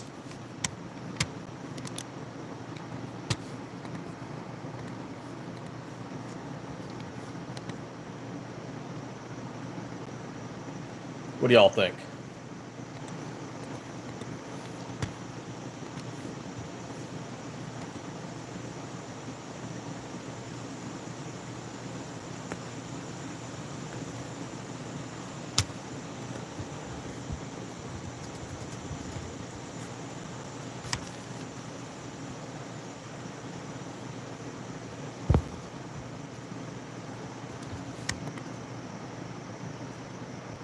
Doing a specialty Viper slide for our giveaway.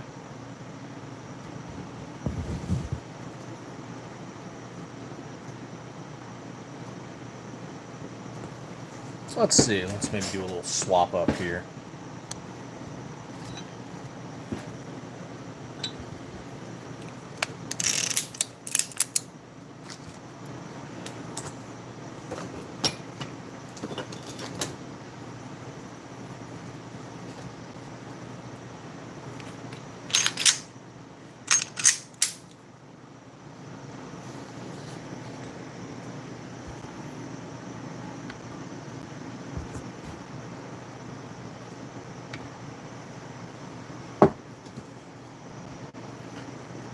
There we are.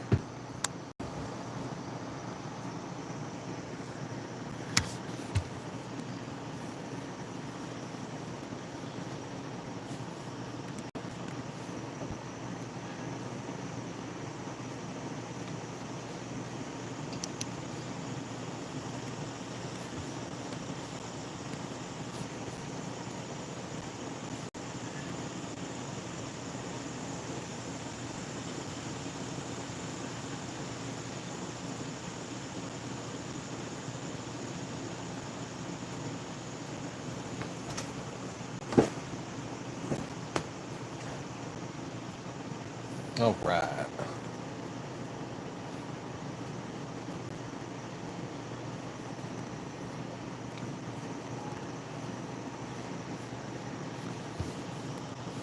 Oh, starting getting notifications popping off.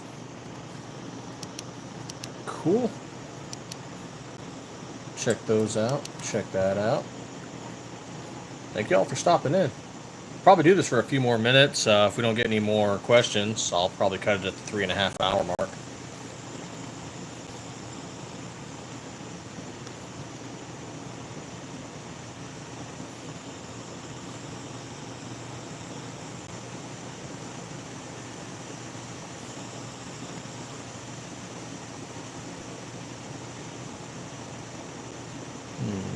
Chat disconnected, trying to reconnect. What's up with that?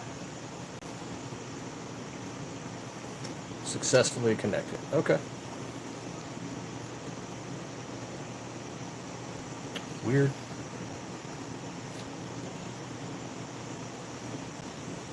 Oh, right. Dust was in my live earlier. I forgot to check those those messages.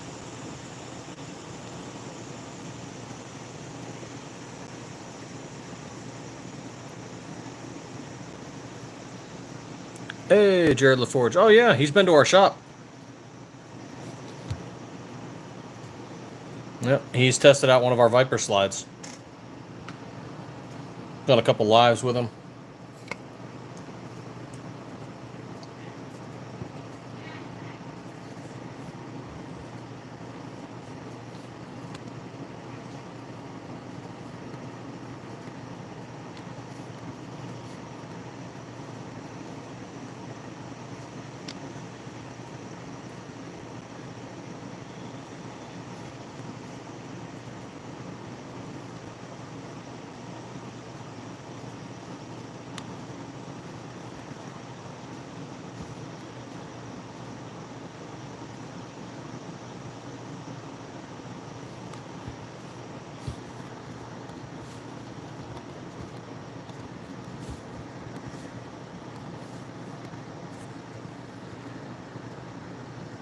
Oh, greatly appreciated. Thank you very much, Jared.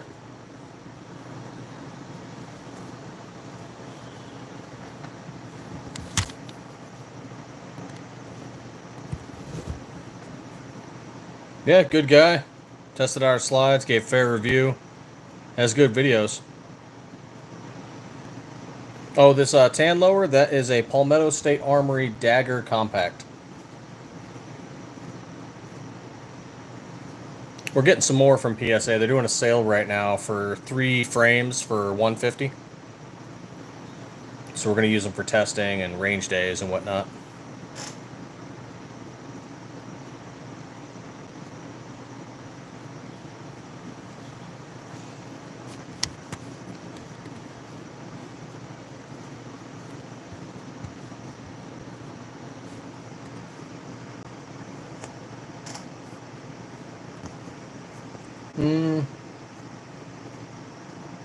I don't know, I kind of like the fit of the SCT a little better. But I'm not noticing a whole lot of difference in performance yet. But I also haven't dumped thousands of rounds into either.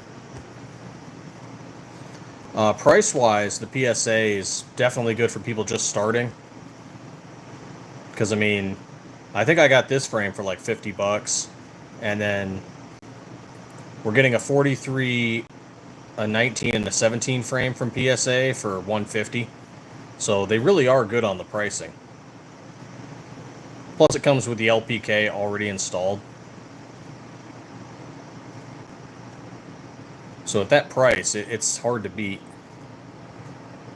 But we also have SCT frames in the shop too, so that we can test our slides with. And some polymer 80s and some OEM Glocks. I mean, OEM I'd say is the best. They've just function, no issues. With PSA, you might need to search through, especially around the rails, you might need to polish your rail, or you might need to go and see if there's a burr in there that you need to remove or file off.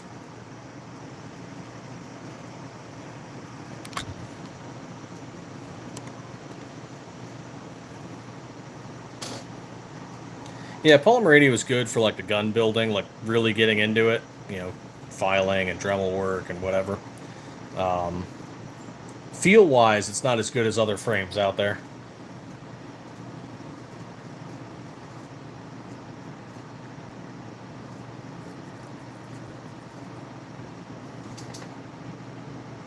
Oh yeah, I'm not sure they're good with plus P, and like I know there's 3D printing frames out there right now, but I don't think they can really handle plus P either. And some of them can't last much longer than like 150 rounds to maybe like 200 tops.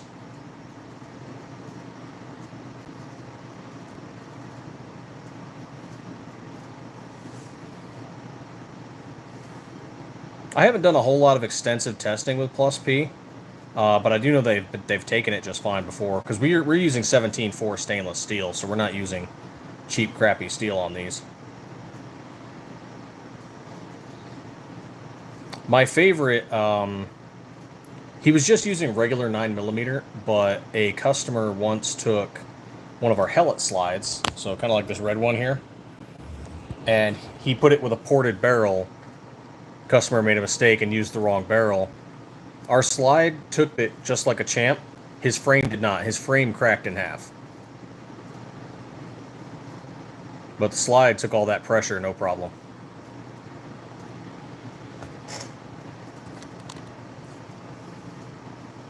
Yeah, pretty much. But then the funny thing is they took that slide and they put it on another build and kept running. No problems with the slide. Yeah, it had some scorching under it. It had some scorching on the undercarriage, but worked just fine.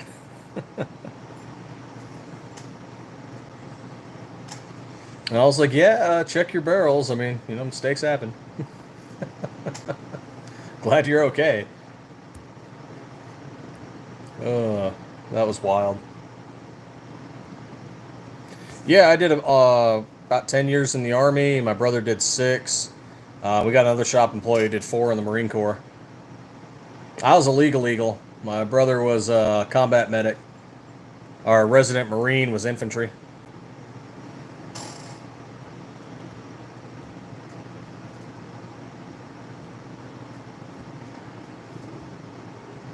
And we had a sailor with us for a little while who was a volunteer. I forget what she did, but she did something on ships. I forget what she did, though. Maybe it was communications. Might be thinking of somebody else. Thank you for your support.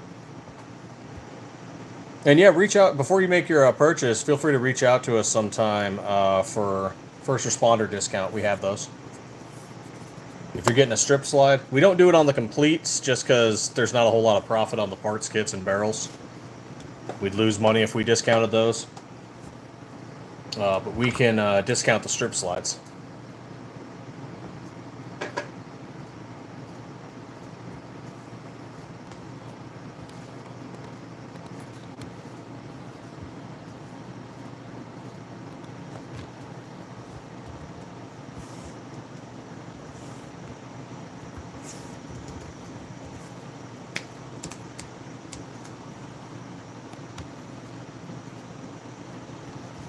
Oh, right on. Yeah, we ship there. I know everyone keeps asking us because Washington's got some weird laws. They're like, hey, would you ship to Washington? Yeah. Our slides are legal in all 50 states and the territories. The only place we don't ship to is American Samoa, and that's just because 9mm is not legal there. Technically, our slides are legal there, but there's no point in selling a slide to a place where 9mm isn't legal.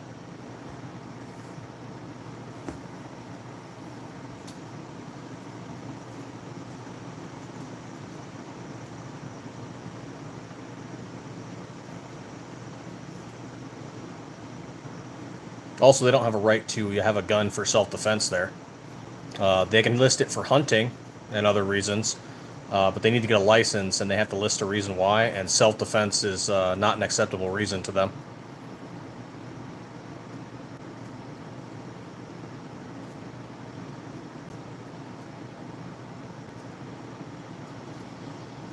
So real sucks for American Samoa.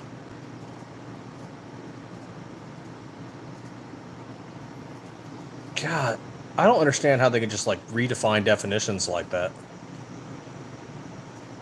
It makes no sense.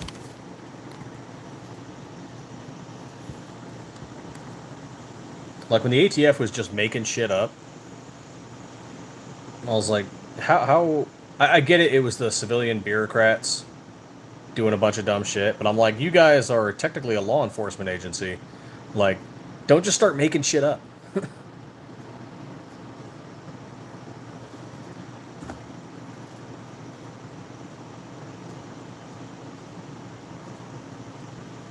And Michigan's trying to ban colors, so like this if Michigan passes this law, it's been stalled since I think December, but this red slide and this white slide would be illegal just because of the color. They have a list of colors that would be acceptable, and it's like black, stainless, gray, dark green, um, desert tan. I think burnt bronze was on the list, was okay, and a bunch of basically tactical colors is okay, but anything bright, anything non-tactical, would become illegal.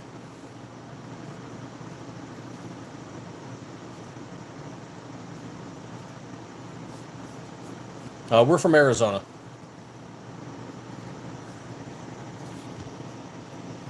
And so we have to make a decision if that law passes. Because technically the onus isn't on us, it's on the citizens of Michigan to make sure that they are in compliance with the law. But at the same time, like, do we want to bother risking selling our colored slides to Michigan if they pass a law against it? Or do we just say, okay, we're only going to sell you the approved colored ones? Or do we just say, okay, we're not going to ship to Michigan anymore? So it's a whole thing. Hey, Desert Tactical. Arizona.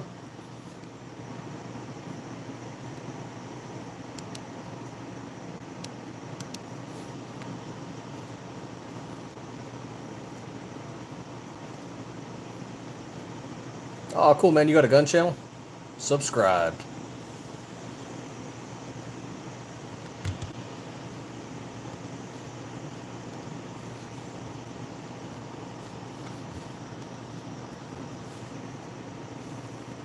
We're in Pima County, Arizona.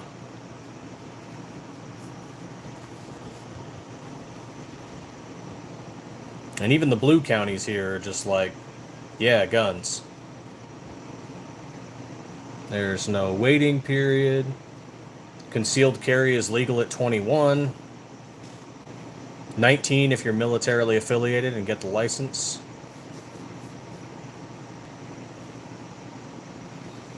Pretty much everything's legal here, except for NFA stuff, and then you just have to follow the NFA rules. Do all the NFA process. Constitutional carry is allowed here.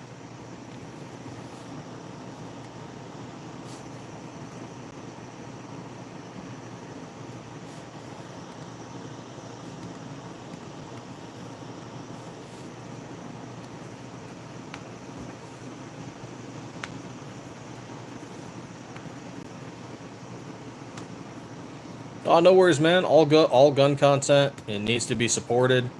Build that two-way wall, because all of social media is our enemy.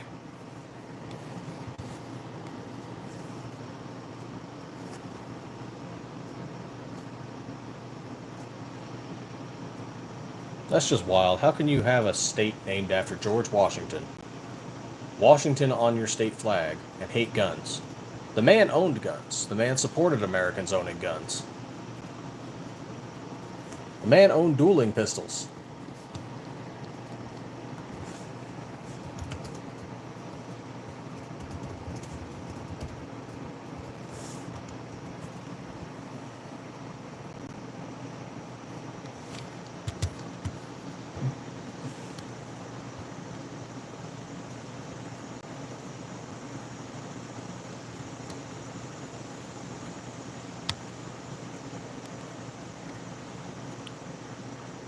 I gotta look this up. This is what Google's for, right? Okay. George Washington owned a variety of firearms throughout his life, including pistols, rifles, and fowling pair of flintlock pistols given to him by the Marquis de Lafayette, and another pistol he received from British General Edward Braddock. These pistols were used during the Revolutionary War. At the time of his death, Washington possessed approximately 19 pistols, 3 rifles, 4 muskets, and 9 fowling pieces, according to the former curator at the West Point Museum.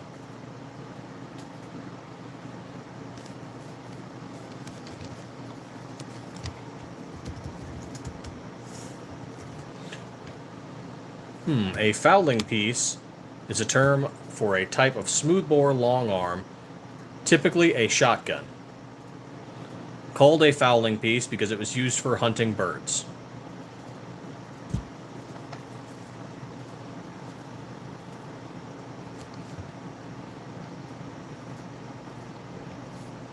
Huh, cool.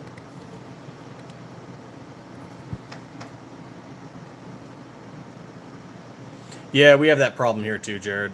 We get Californians moving. My favorite was I went to a gas station and I was open carrying that day, and there were also police officers at the gas station fueling up, grabbing coffee. And one of them approached the police officer and pointed at me, and she's like, "He has a gun." And the cop's like, I know, immediately starts going on alert, like, "Oh God, what's going on?" And then looks around, sees there's no problem, goes over and talks to me, and he's like, "Oh hey, where'd you get that one?" And I'm like, "Oh yeah, I went to this gun shop over here." I'm like, "It's owned by a retired cop." He's like, "Oh yeah, I know that gun shop. The guy's cool." And we started having a conversation, and the guy turns around. He's like, "Ma'am, where are you from? California?" He's like, "Well, open carry is legal in the state of Arizona." He's like, "You're going to see people with guns here."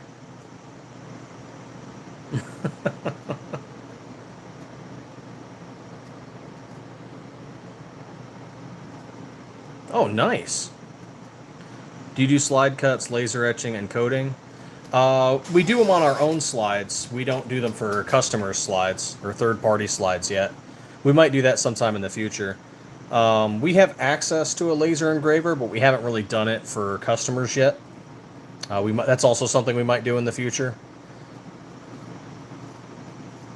And for coating, we do Cerakote, but again, just for our own stuff. We haven't done it for customers yet. We have our own Cerakote paint booth at the shop. A 67 Winchester 1200. That's cool. I think the oldest gun I have is a Lee Enfield from World War I.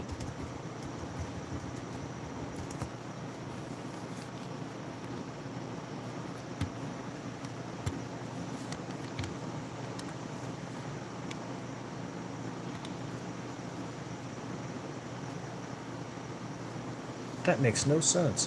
What about lever actions? Are lever actions okay there? Or... And people can't tell me the Founding Fathers didn't perceive or conceive of future firearms when the puckle gun was invented in 1718.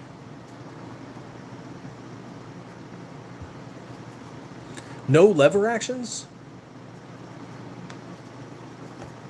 God. I mean, a good bolt rifle, it's a good rifle, good bolt action will get you through, but no semi-autos and no levers. What the shit?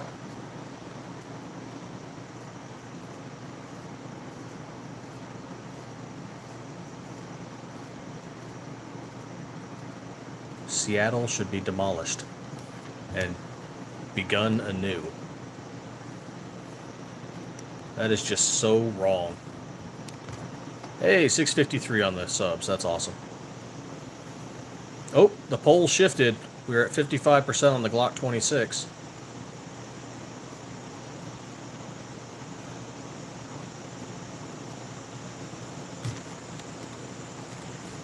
Yeah, we might do more stuff as we grow, like doing the 43 next. We'll do another slide after that. But we might expand into future firearm stuff. It's hard to say. Really depends on just how the market shifts. Like we were actually planning to do a Sig Sauer P320, but then all this stuff with the 320 happened, and so we canceled our plans on that. And it's not an economically sound idea right now. So we got to figure something else out.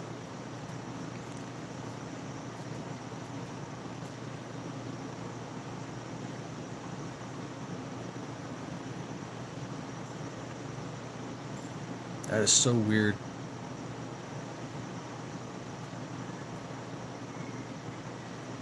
We might still do a SIG P365 because there's no problems with that. It has a good following. Anything more than 10 rounds or 10 rounds exactly?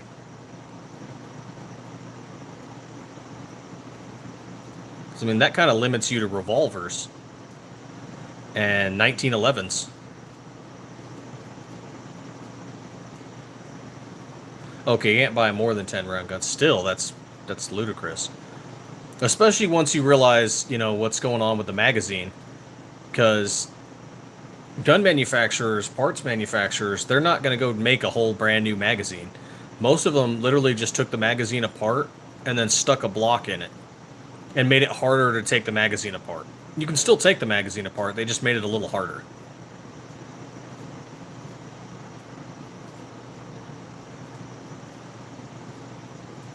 That's insane. So people can take it apart and then just remove the block. Like, banning them didn't change anything.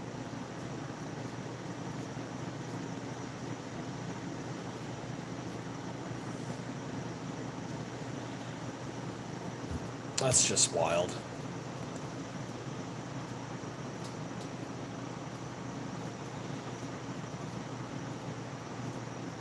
Yeah, it's the same thing. I got a buddy over in Illinois who's near Chicago, and he's getting similar stuff. They have similar issues there.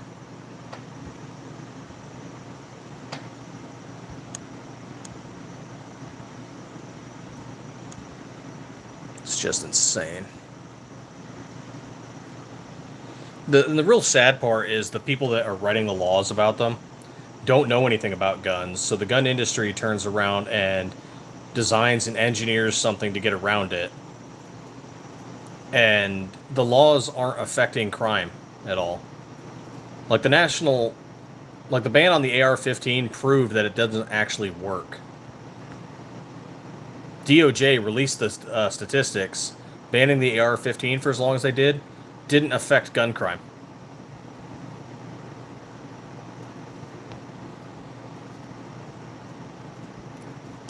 So it's just... And then every time they try to attack something, it's always a cosmetic. You know, it's never something that actually affects the form or function. It's always a cosmetic or comfort piece.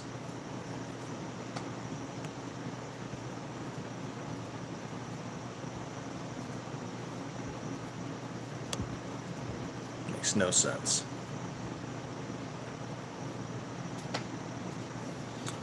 Does the 365 and the 320 have the same fire control piece? Or similar?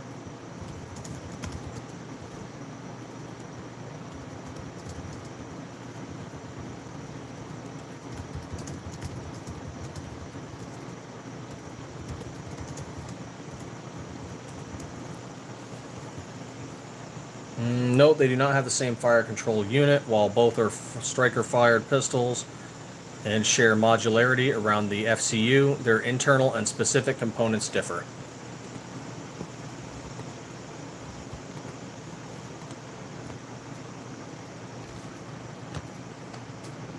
Yeah, man, I mean, move out, get to a better state. Unfortunately, I can tell you, Californians are abandoning their state like sea rats. And they're taking some of their attitude and politics with them. Hey, Prince Hulk. Yeah, pretty sure I got a welding mask around somewhere.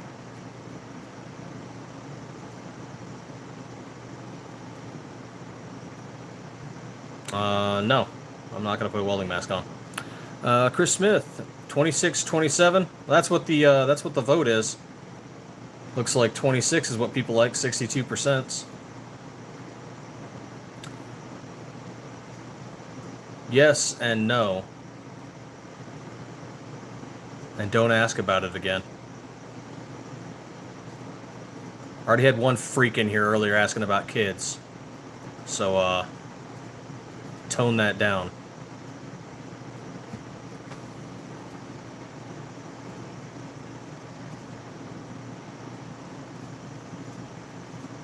In 2027, you need a permit from the state police and to prove a firearm course and an online safety course, then wait 20 days with an FFL.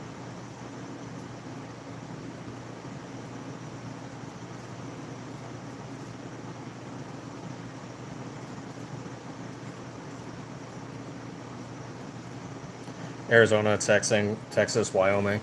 Yeah, I wonder if there is going to be that greater Idaho thing.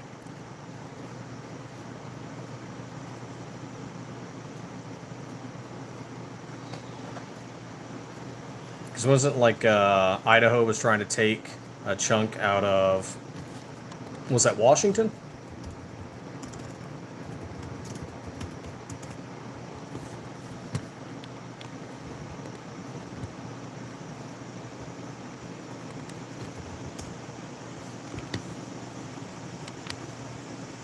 No, Oregon. Sorry, not Washington. Oregon.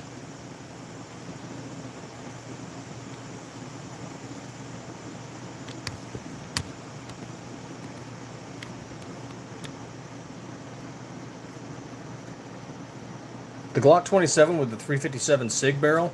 If I remember correctly, Glock is discontinuing all of their 357 SIG lines.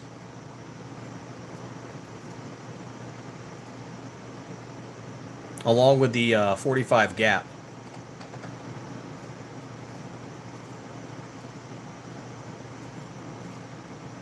So, I mean, we could potentially do some support for those, because since Glock's not going to be making anymore, but we just got to kind of see enough support from customers and from the industry to do that.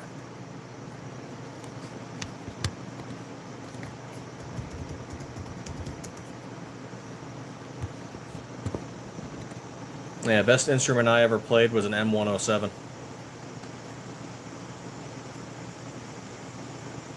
And I spun a fancy tune on an M249.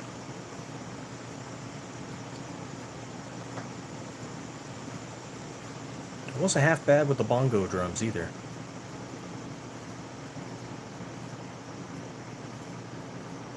An enhanced slide release? No, we don't do anything with slide releases or back plates. Maybe someday in the future, maybe we do like some aluminum back plates or something like that. Or steel.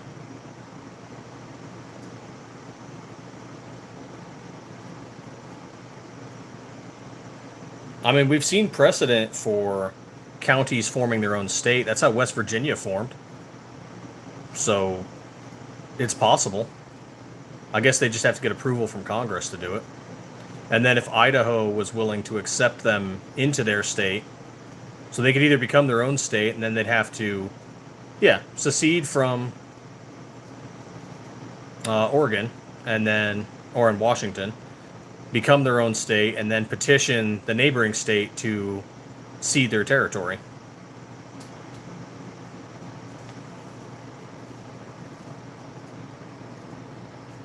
Or not even become a state, just secede and become a territory, and then let the other state absorb them.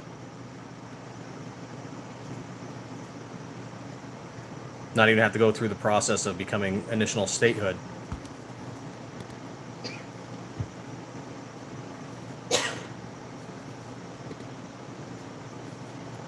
Bye, weirdo.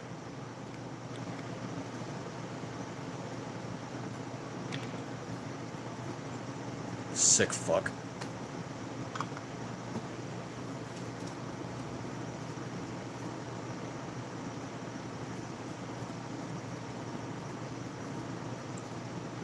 I shot a 357 SIG several years ago. It wasn't bad.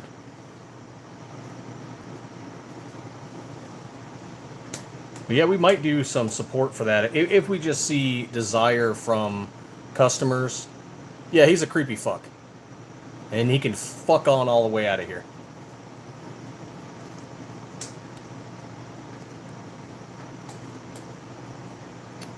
Yeah, if we see support for it from the community and from the industry, that's kind of where we decide to... That's kind of where we decide to go to next with the slide. So like when we started with the 19, it's because we know the 19's popular. We know that people will buy it. Same thing when we moved on to the 17. We know it's popular. Moving on to the 43, we know there's support there. But for the next slide, we got to see, you got to balance the risk, right? So if the industry supports it, and if there's a customer base for it, then it's worth going into. He was talking about kids.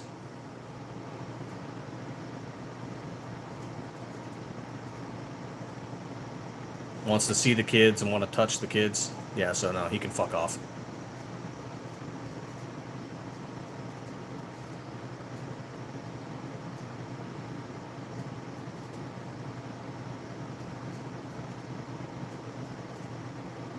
I answered your question.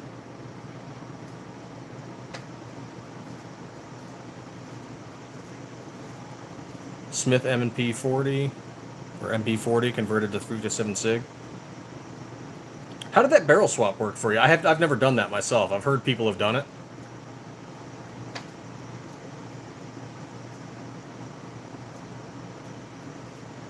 It's kind of like swapping from the 19 to the 45. You can do it. I just haven't done it personally. I've seen people do it.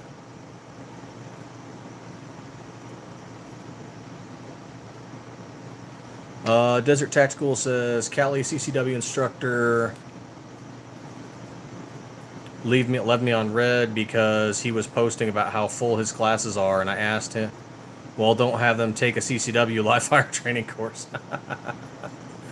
Yeah, that's the funny thing is I don't have to do any safety training for our CCWs, and the only reason I have one is in case I need to travel to another state, and I needed one temporarily when I was still in the military. But because I have a DD-214, I have proof of military service, I don't have to take a class to get it.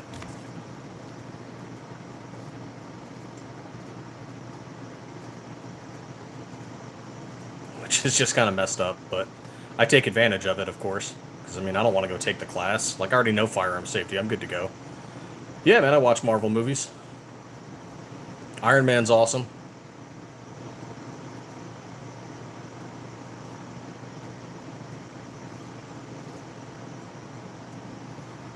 I said the creepy guy was talking about kids and wanting to see them and squishing them.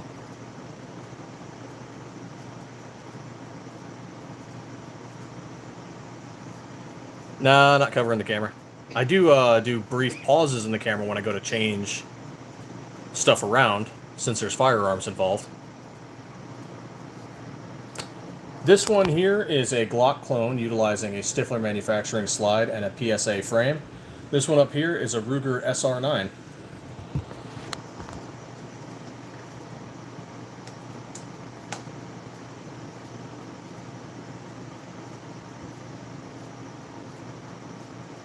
Yes, I do watch the Marvel movies. Well, not so much some of the recent ones. They haven't been as entertaining.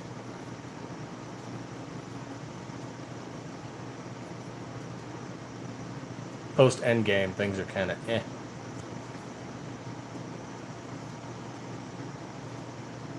Pretty simple. I don't like some of the newer stuff. All of the Iron Man movies, those are good. All the OG, the Captain America ones were good. Avengers movies were good. Black Panther was good. The 40 to 357 SIG, it's only the barrel switched out.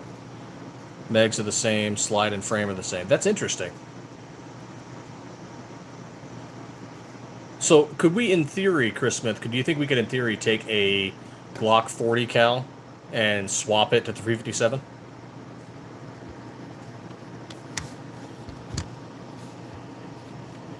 I used to have a Canic, Marlena. I don't have it anymore. It was one of the old T9S's. I saw Thunderbolt. It was okay. A little sad.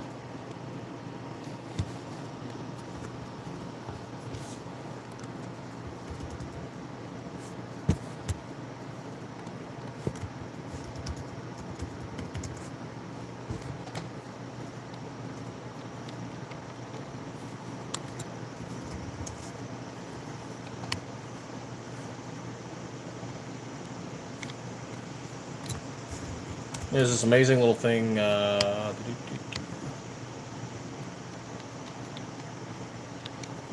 called Google.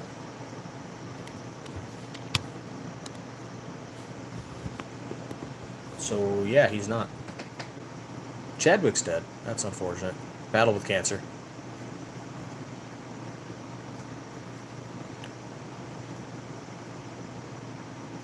Yeah, as long as the clone's designed to fit the Glock 19 Gen 3 or the Glock 17 Gen 3, it should fit. Hey, Poke, I've already answered that, and if you ask it again, I'm blocking you too, buddy. Because you're not paying attention. And I've got guns in this channel, so I need, you know, competent and intelligent adults in the channel.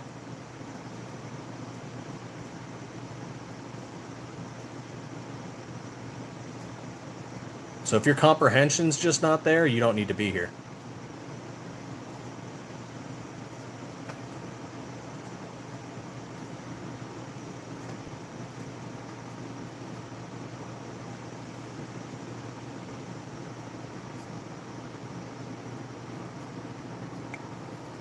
I did 10 years of military service. I got no problem telling anyone to get the fuck out.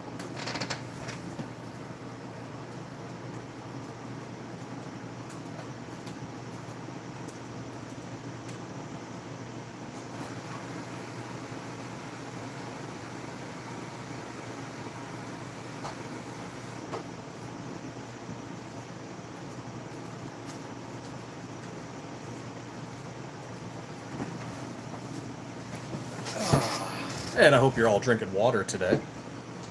Ooh, 59% on that Glock 26.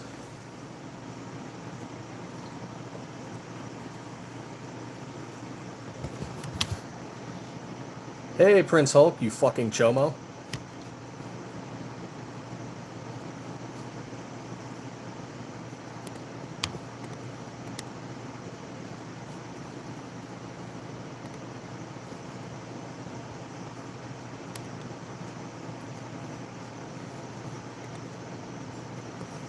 Bye-bye.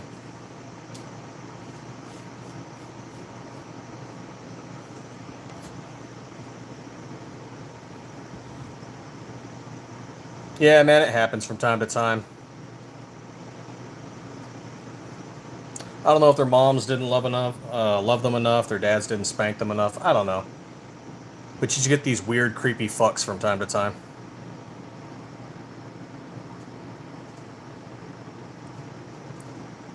Anderson being bought out by Ruger. That's definitely interesting, and I do have questions about how they're going to supply, because Anderson had a lot of white label stuff, right? And so that's where they made stuff for other companies, and just people didn't know it was Anderson making it. So I wonder how those contracts are going to continue.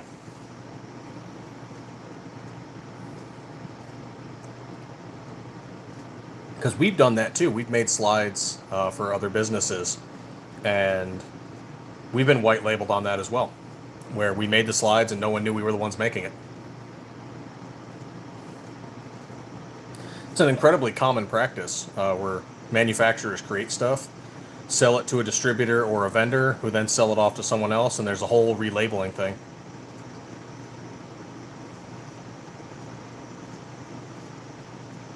But now our stuff isn't white labeled. We don't white label it anymore. Vision Omega Bronzeman. Man, you were not wrong. There are some weirdos.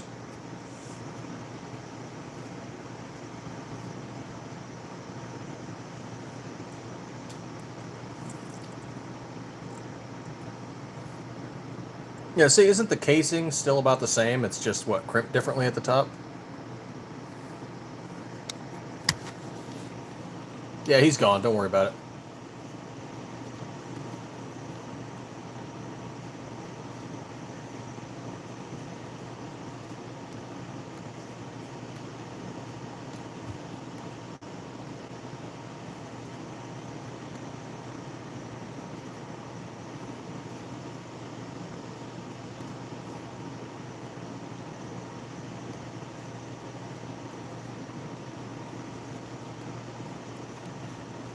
He's been reported for making child abuse-like comments.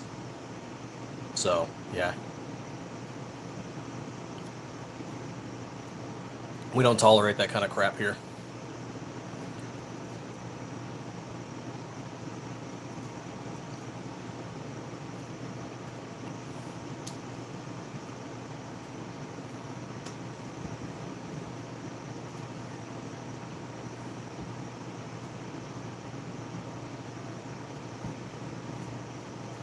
Yeah, saw that too. Don't know what the hell that means. We're a manufacturing business. Yeah, we have access to welding masks and other tools.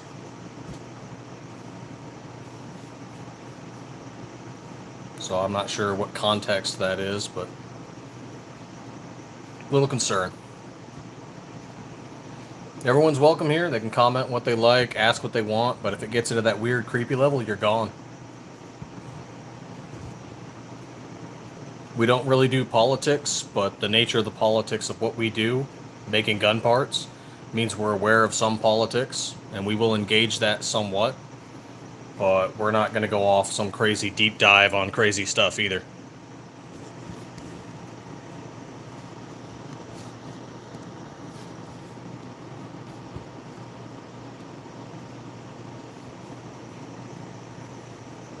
We are in Arizona. On the back of the zoom slide, what are the chances of the rails breaking from being dropped? The back of the zoom slide. I mean, I suppose that could happen to any slide, but it shouldn't be an issue. Are you talking about like dropping it while it's in its completely stripped, state, or while it's built together on a frame?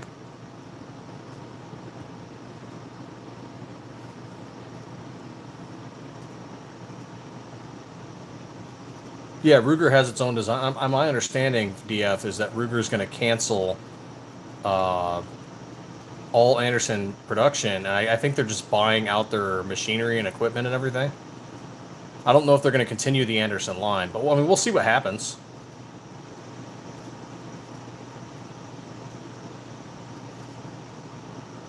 I'm completely unaware of what that is. Okay, boy, 500.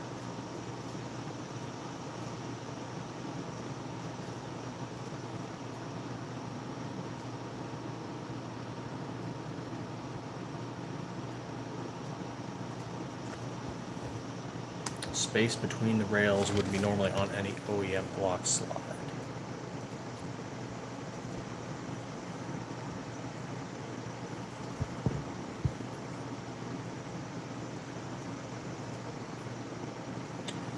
I guess I'd need more details and context.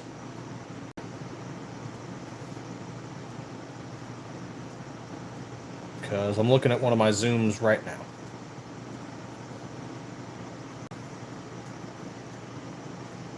And all I'm seeing is the track on the slide where the rails slide in. Because I thought what you might be talking about would be... where to put this? Let's move this around.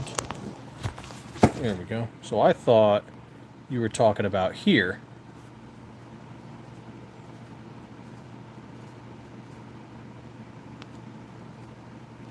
I mean, I suppose if you dropped it, there's a chance that could dent or bend if you dropped it just perfectly.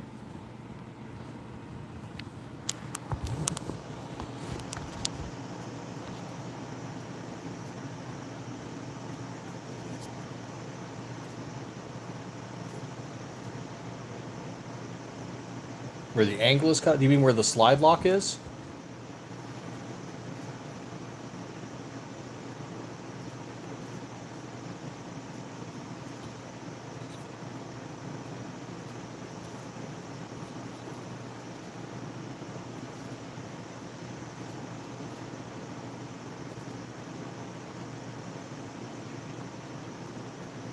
It hasn't been an issue for us so far. We've tested, got dozens to hundreds of these at this point.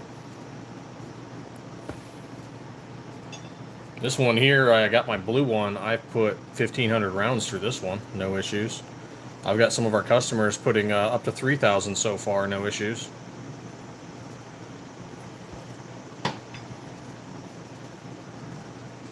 And it's a good hardy steel, 17.4 stainless.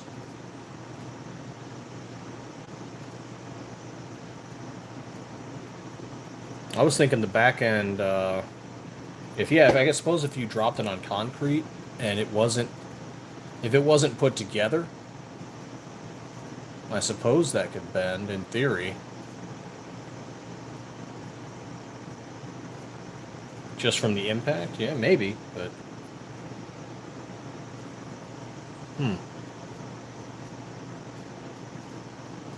Oh, right on, Don J. Yes, Chris Smith, we do. The SM or the Zoom slide and the Hellet slide don't have windows.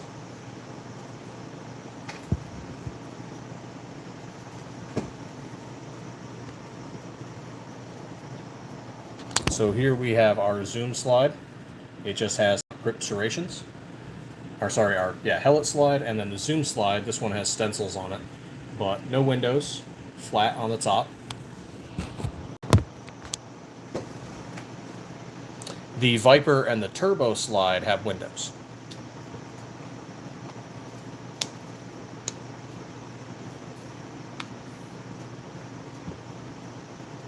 Focus, how you doing, man?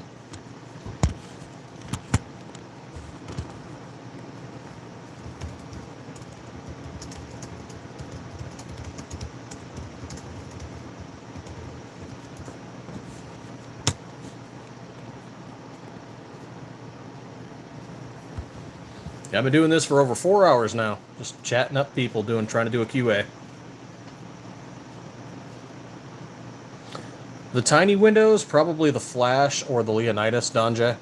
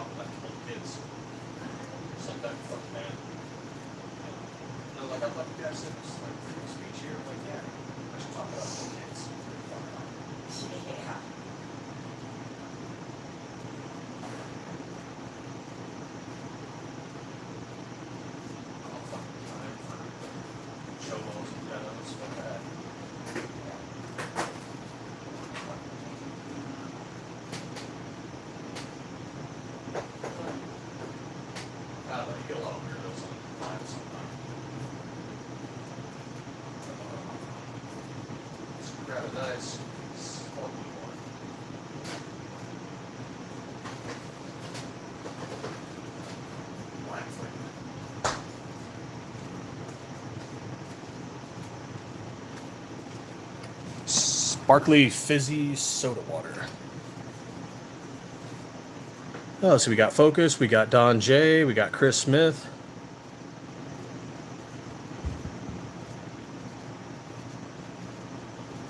Oh, no worries, Focus.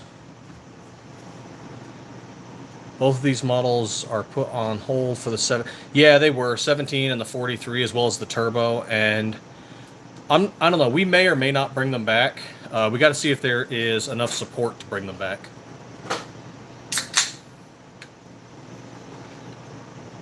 Because as you can imagine, with those tiny windows, they're actually harder to make, and they're harder to deburr, harder to do finishing work too. So I personally like them both. The Flash was our first slide that we ever made for sale. The Leonidas was our first slide technically ever. We do have a downside though. Another company is making those slides. They copied ours, made a couple slight differences to them.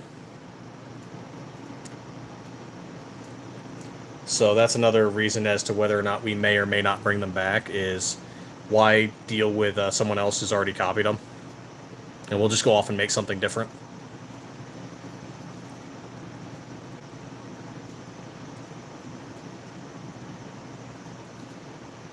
Have any for sale by chance lying around after I get the 2 slide? Yeah, we were doing a blem sale on our eBay, but a lot of those sold, so I'm not sure how many are left exactly. But you can also check out some slides from RB Market. Let's see, what do we have? I'll drop the link for you. RB Market has some of our slides on his eBay account.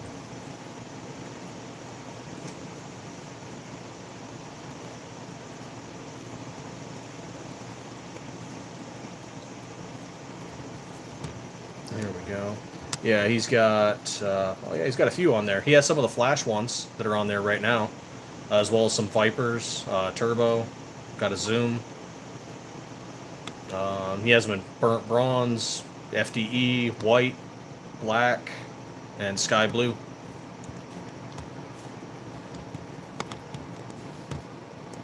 There you go. Check out his eBay. He's got some on. Some of them are blems, some of them are discontinued.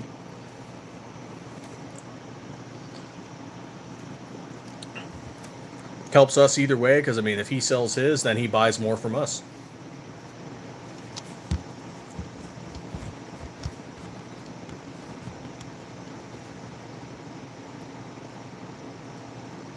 Oh, thank you, Don J. Greatly appreciated.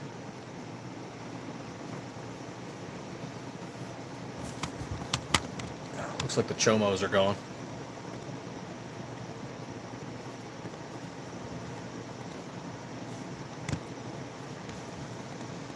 I would say, Chris, focus, Don. I finally made it. I'm getting the weirdos, man.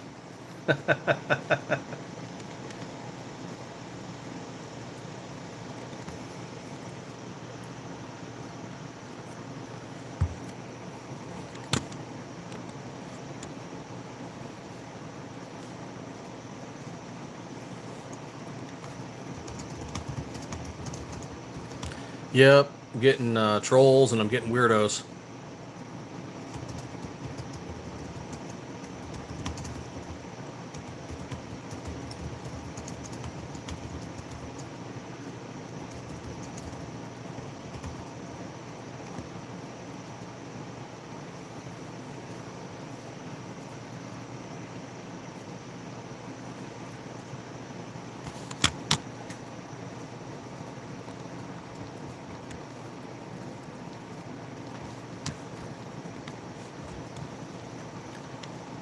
Yep, getting them trolls. It's funny. Though after kicking those guys out, my viewership dropped, so maybe that's a good thing. Though I've been doing this for over 4 hours now, so I'm not going to do it for too much longer. But if you guys got some questions, feel free to ask.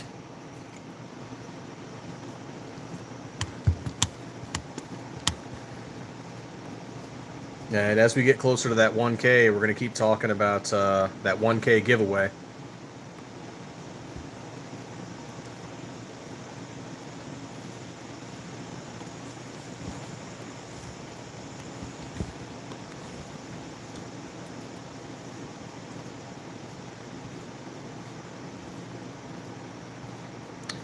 Oh man, it's fun that you ask about that. Oh, okay, so yeah, we're aware of who they are, and the Kranos slide was something we had a hand in naming.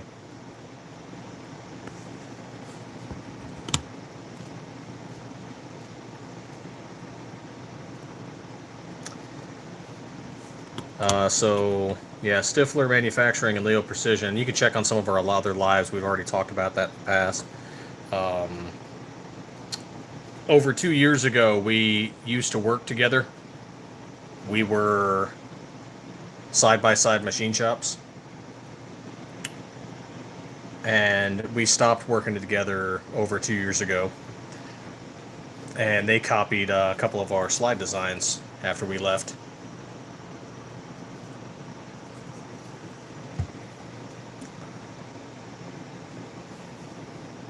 And then they sold the business to another company a while later. And that company still has those copied designs.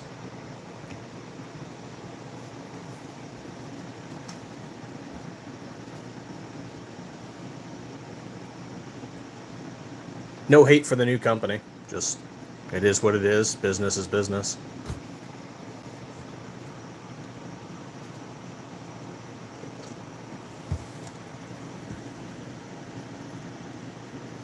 But yeah, the Kranos slide, that was an interesting design. I do gotta give them credit for that. That and their symmetry slide. Real good design work there.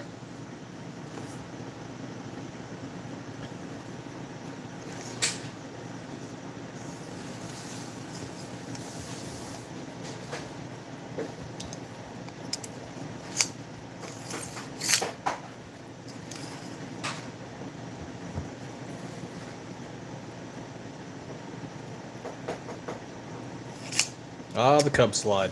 Yeah, that's the Cub slide has the top windows. They're oblong ports, and that's how they copied our flash slide. Is they removed the top window and replaced it with the Cub ports.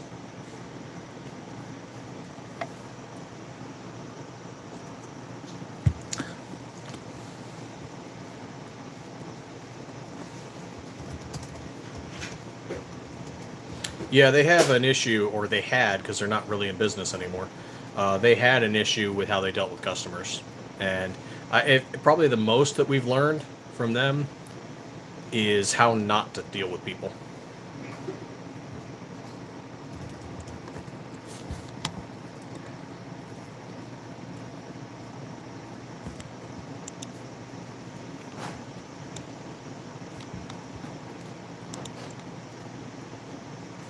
But yep, they did copy the Flash and the Leonidas. The funny thing is, they shit on the Leonidas. They said it was a bad slide.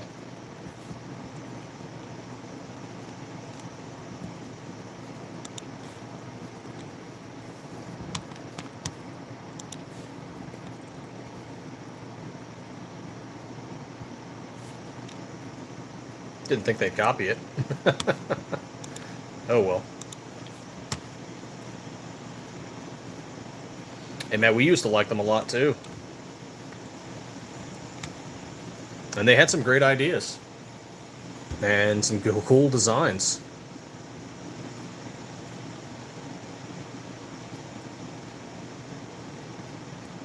About a year ago, maybe more, that was when they sold it.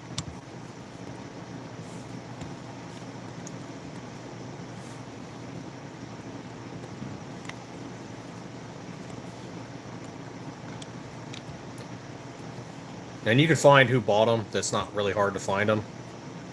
When they redid our flash, they added the Cub cut to the top. They added the Raptor cut to the front, and they called it the Crusher.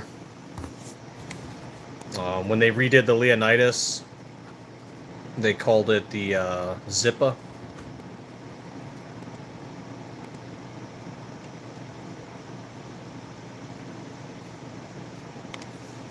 But I will give them credit where credit's due. The Symmetry, the Mojave, and the Kranos. Which, funny enough, one of our employees named that slide. Gave him the name idea. But they were great designs. And no hate there. They made a really good design right there.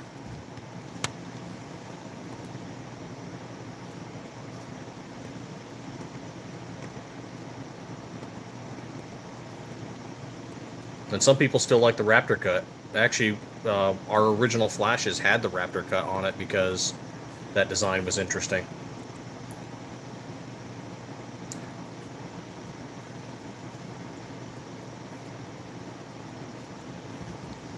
Oh, their Instagram page has finally disappeared. Interesting.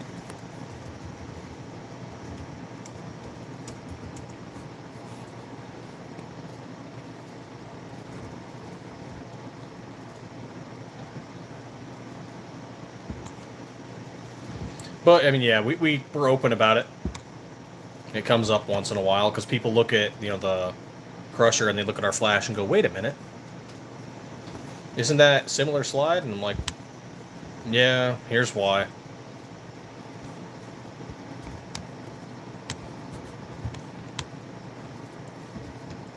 And it's one of the factors as to whether or not we bring the flash back, because it's like, you know what? They have the design. They did it, whatever. Maybe we'll just go and do something new, something better.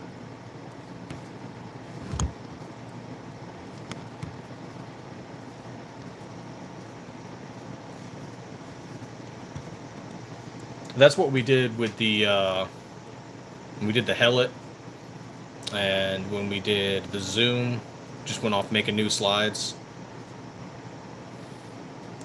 And we did such a good job with the Viper that they didn't even bother with that one.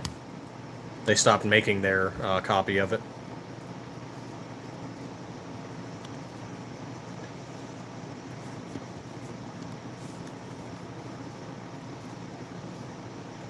Tintin Sups. You guys live in the gun paradise. You could own any gun and accessories. Yeah, pretty much. Only 32 ACP or lower caliber allowed. That sucks, man. Yep, we highly value our Second Amendment rights here.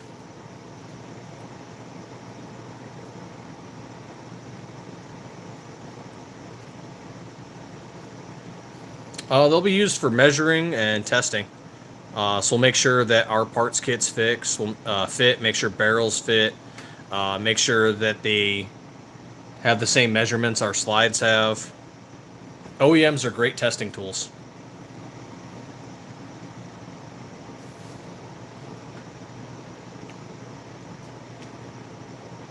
And it's always good to have a few around because, you know, maybe you have multiple people working on slides. Now more people can have one instead of sharing the same OEM.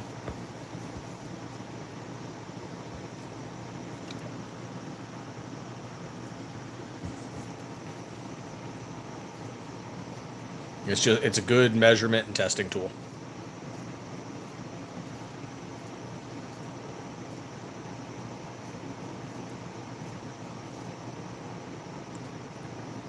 I have a Kranos lying around somewhere. The problem was they did such a crappy Cerakote job on it. Every time you put it on a frame, the red Cerakote they used chips off. And it's like powdery.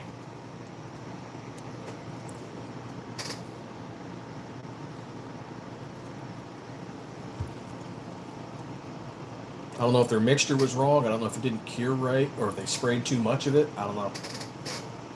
But it was not a good Cerakote spray job.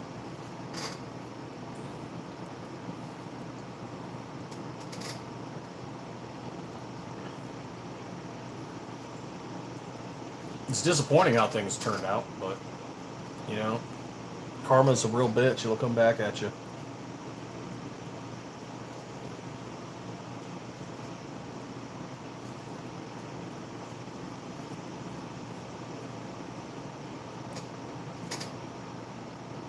One thing is when I went and toured the shop in Florida, I was so excited. I was just like, this is the greatest stuff ever.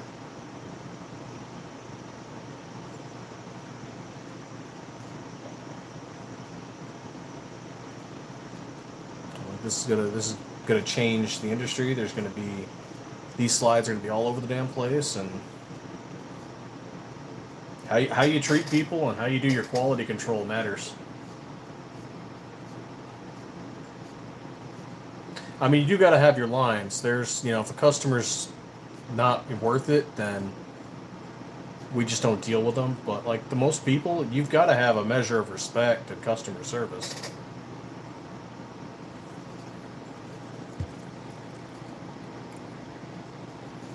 And I get it. Not everybody knows how to like talk with people, and if you can't do that, if your brain's just on the manufacturing side, just on the programming side, you got to get somebody to help you that can do the customer service side.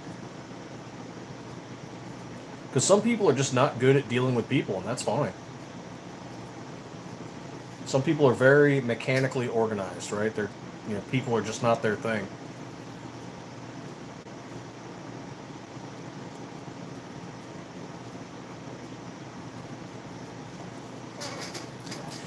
I wonder if we'd accept Leo as part of our slide swap program. I'd have to ask. They'd probably say no. But I could ask.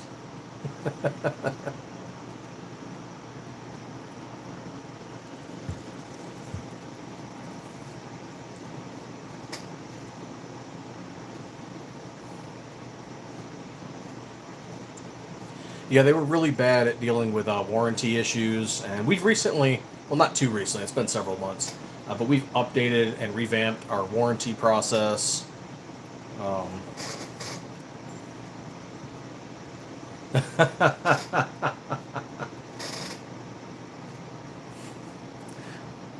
Are they still functional?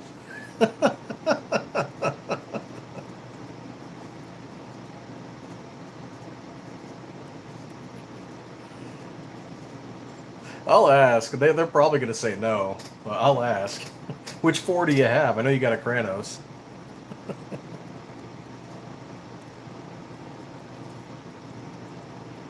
Three of the 4 are functional. Okay.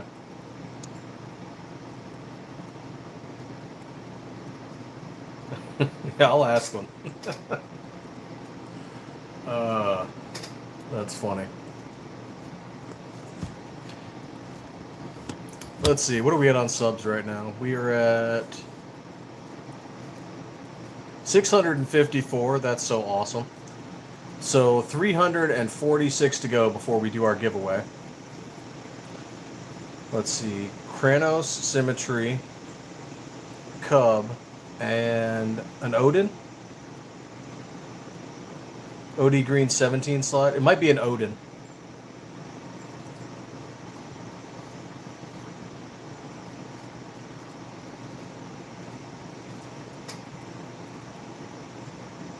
Actually, we might take the Odin. What year were these procured? 2024?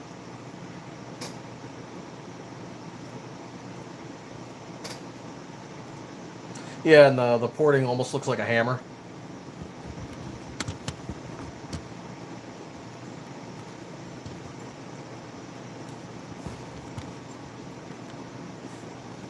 (2023, 2024). Okay.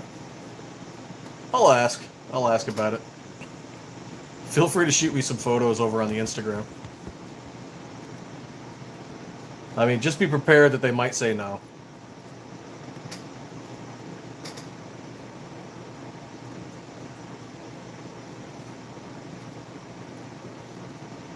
Or they might tell you to wait because we can't give away slides all the time. Even with the slide swap is, we still got to make some money.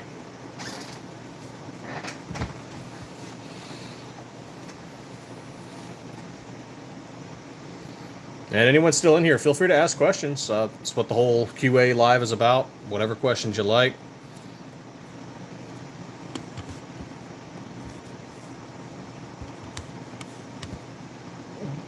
In a couple of hours, I know the Reaper is doing a giveaway on his channel too.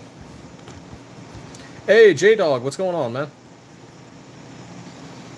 We're doing a 4.5 hour plus QA. Don J, go for it, man. It helps us. Metrics, man. Metrics. Watch hours, comments, likes, subs. Metrics are a thing. Mike Travers, yeah.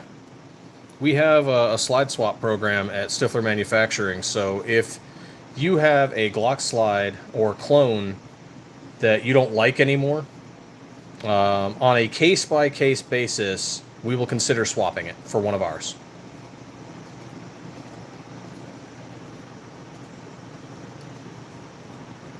So maybe you have a Glock 34, and you're like, you know what, this is just too long, I don't like it anymore.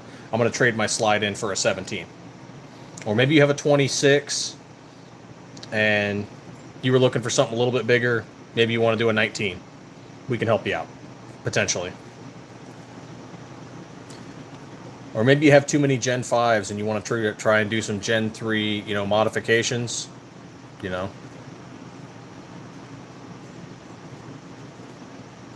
Yeah, we do that.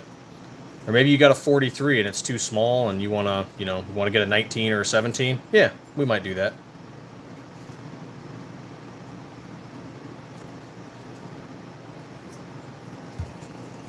Case-by-case basis. I can tell you we are probably not accepting any more rock slide. So, because at this point, if you have one, you should have known better. But, maybe you have a really good story for us and we feel bad and we might help you out.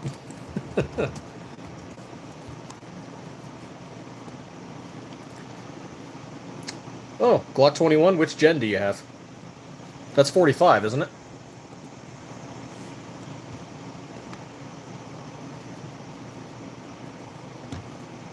Rock slide's about as useful as an actual rock.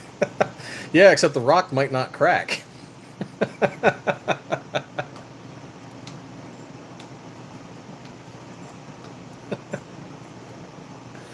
Oh, I'm being mean.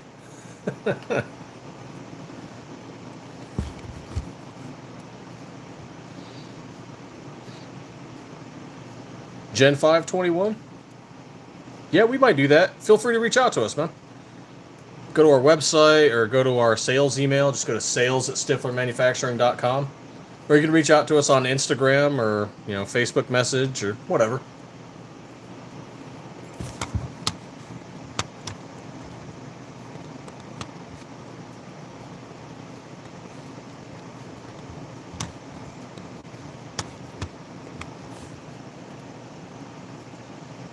There you go. There's our website. And we could swap it for a 19 or 17 Gen 3 if that's what you're interested in. All of our slides are 17.4 stainless steel. We have a Trijicon RMR flat optic cut. There we go. Some of them are ported. So if you're looking for a ported slide and you want an optic cut, we could get that done for you. But currently we only do the 17 and 19, so you'd be going to a 9mm.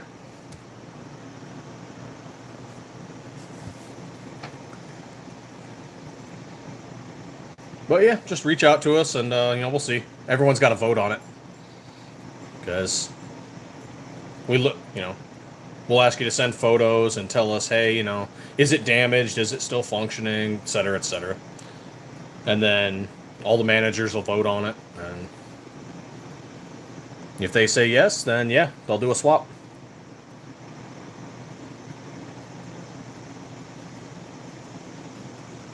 Oh, they'll probably get there just fine.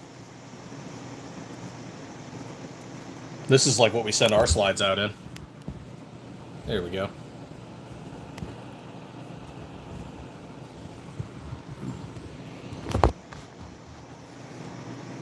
They get bubble wrapped, put in a plastic case, and then they get polymer bagged and mailed out. So then they're protected from shock, they're protected from moisture, and they get to you just fine.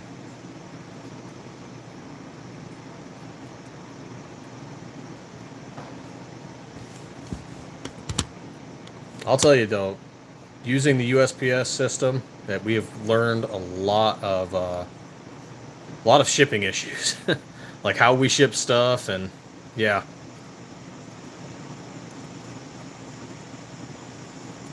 Yeah, exactly. Man, the numbers on this one have changed a lot. 61% says Glock 26, 39% says the 6-hour P365.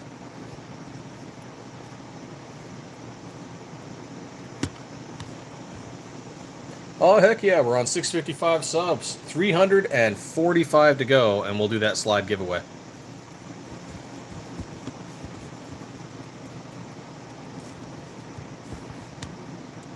That's awesome.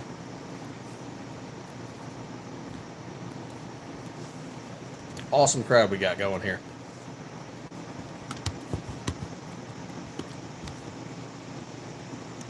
And we do the slide swap, it helps people get back to the range, get something they want. And it also helps us a little bit because we do testing. We do testing and measurements, and we get to look at it and go, okay, cool, we're still on point. Our stuff's still good, We are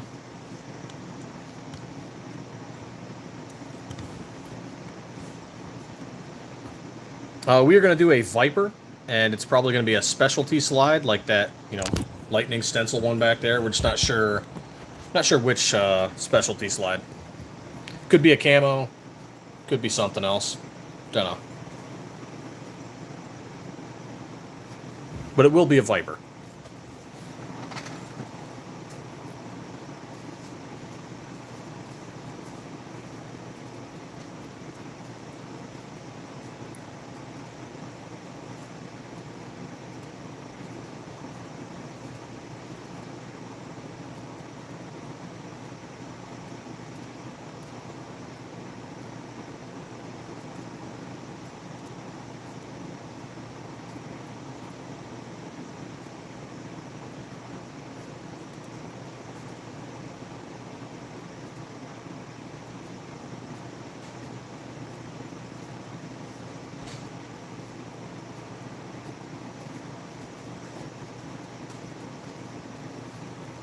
we are. Damn right they will be. Everybody going to get stiff with Stiffler.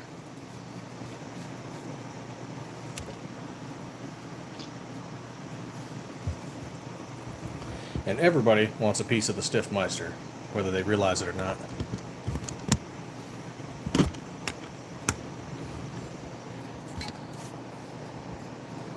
Got my little Funko back there.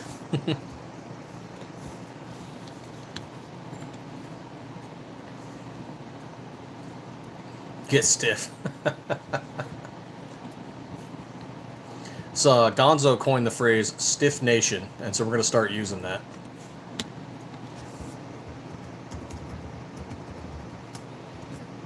Yep, so we're gonna start using that. It's gonna be wild.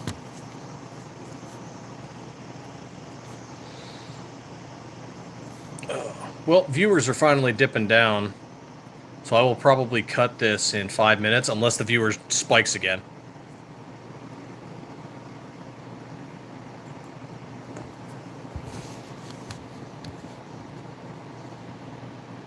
No, we don't have anything in Glock 20. Currently, we only have anything in 17 and 19. But let me take a look here.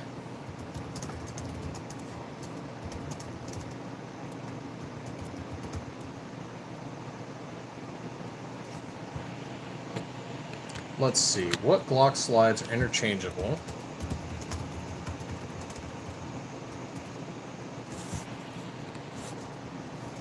With the Glock 21 frame.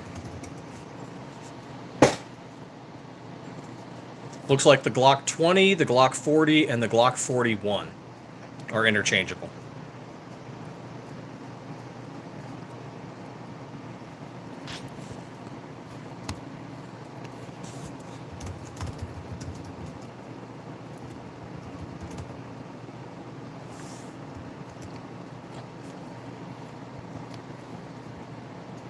And for the 17, 34, 19, and 23 are often considered interchangeable from Gen 3 to 5.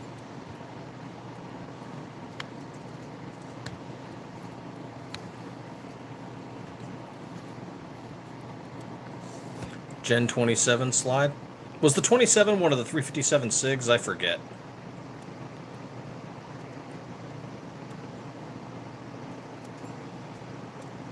Oh, really? You put the 19 and the 23 on the 26? Okay.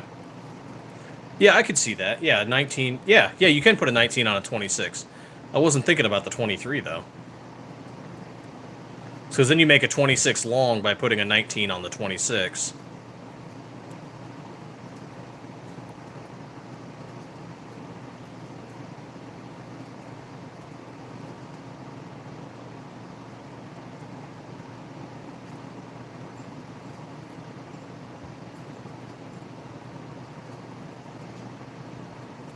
Oh, that's right, because you can get the adapter for it to cover the recoil spring assembly.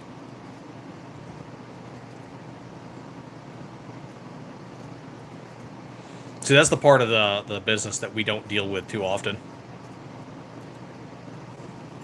Oh, 26 to 27?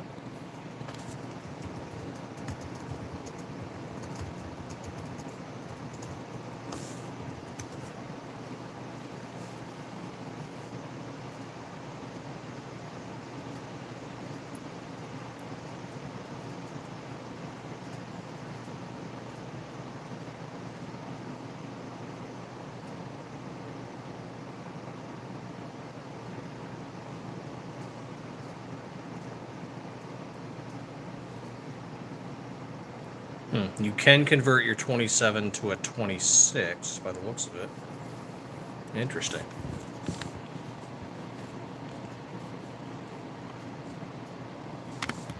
Glock is freaking Legos, people.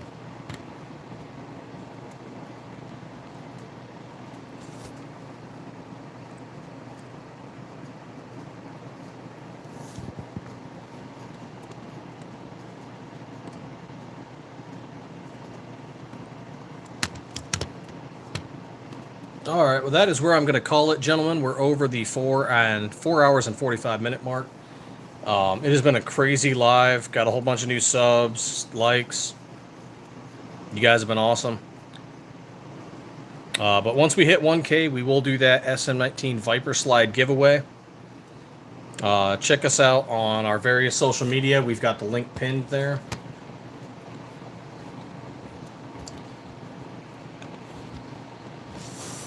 There you go. Link bio. Shows you all of our social media platforms and stores. This has been a long one, but I appreciate you all coming in. Appreciate all the new subs. Appreciate all the comments. You guys were great. And as always, everybody stay 2A.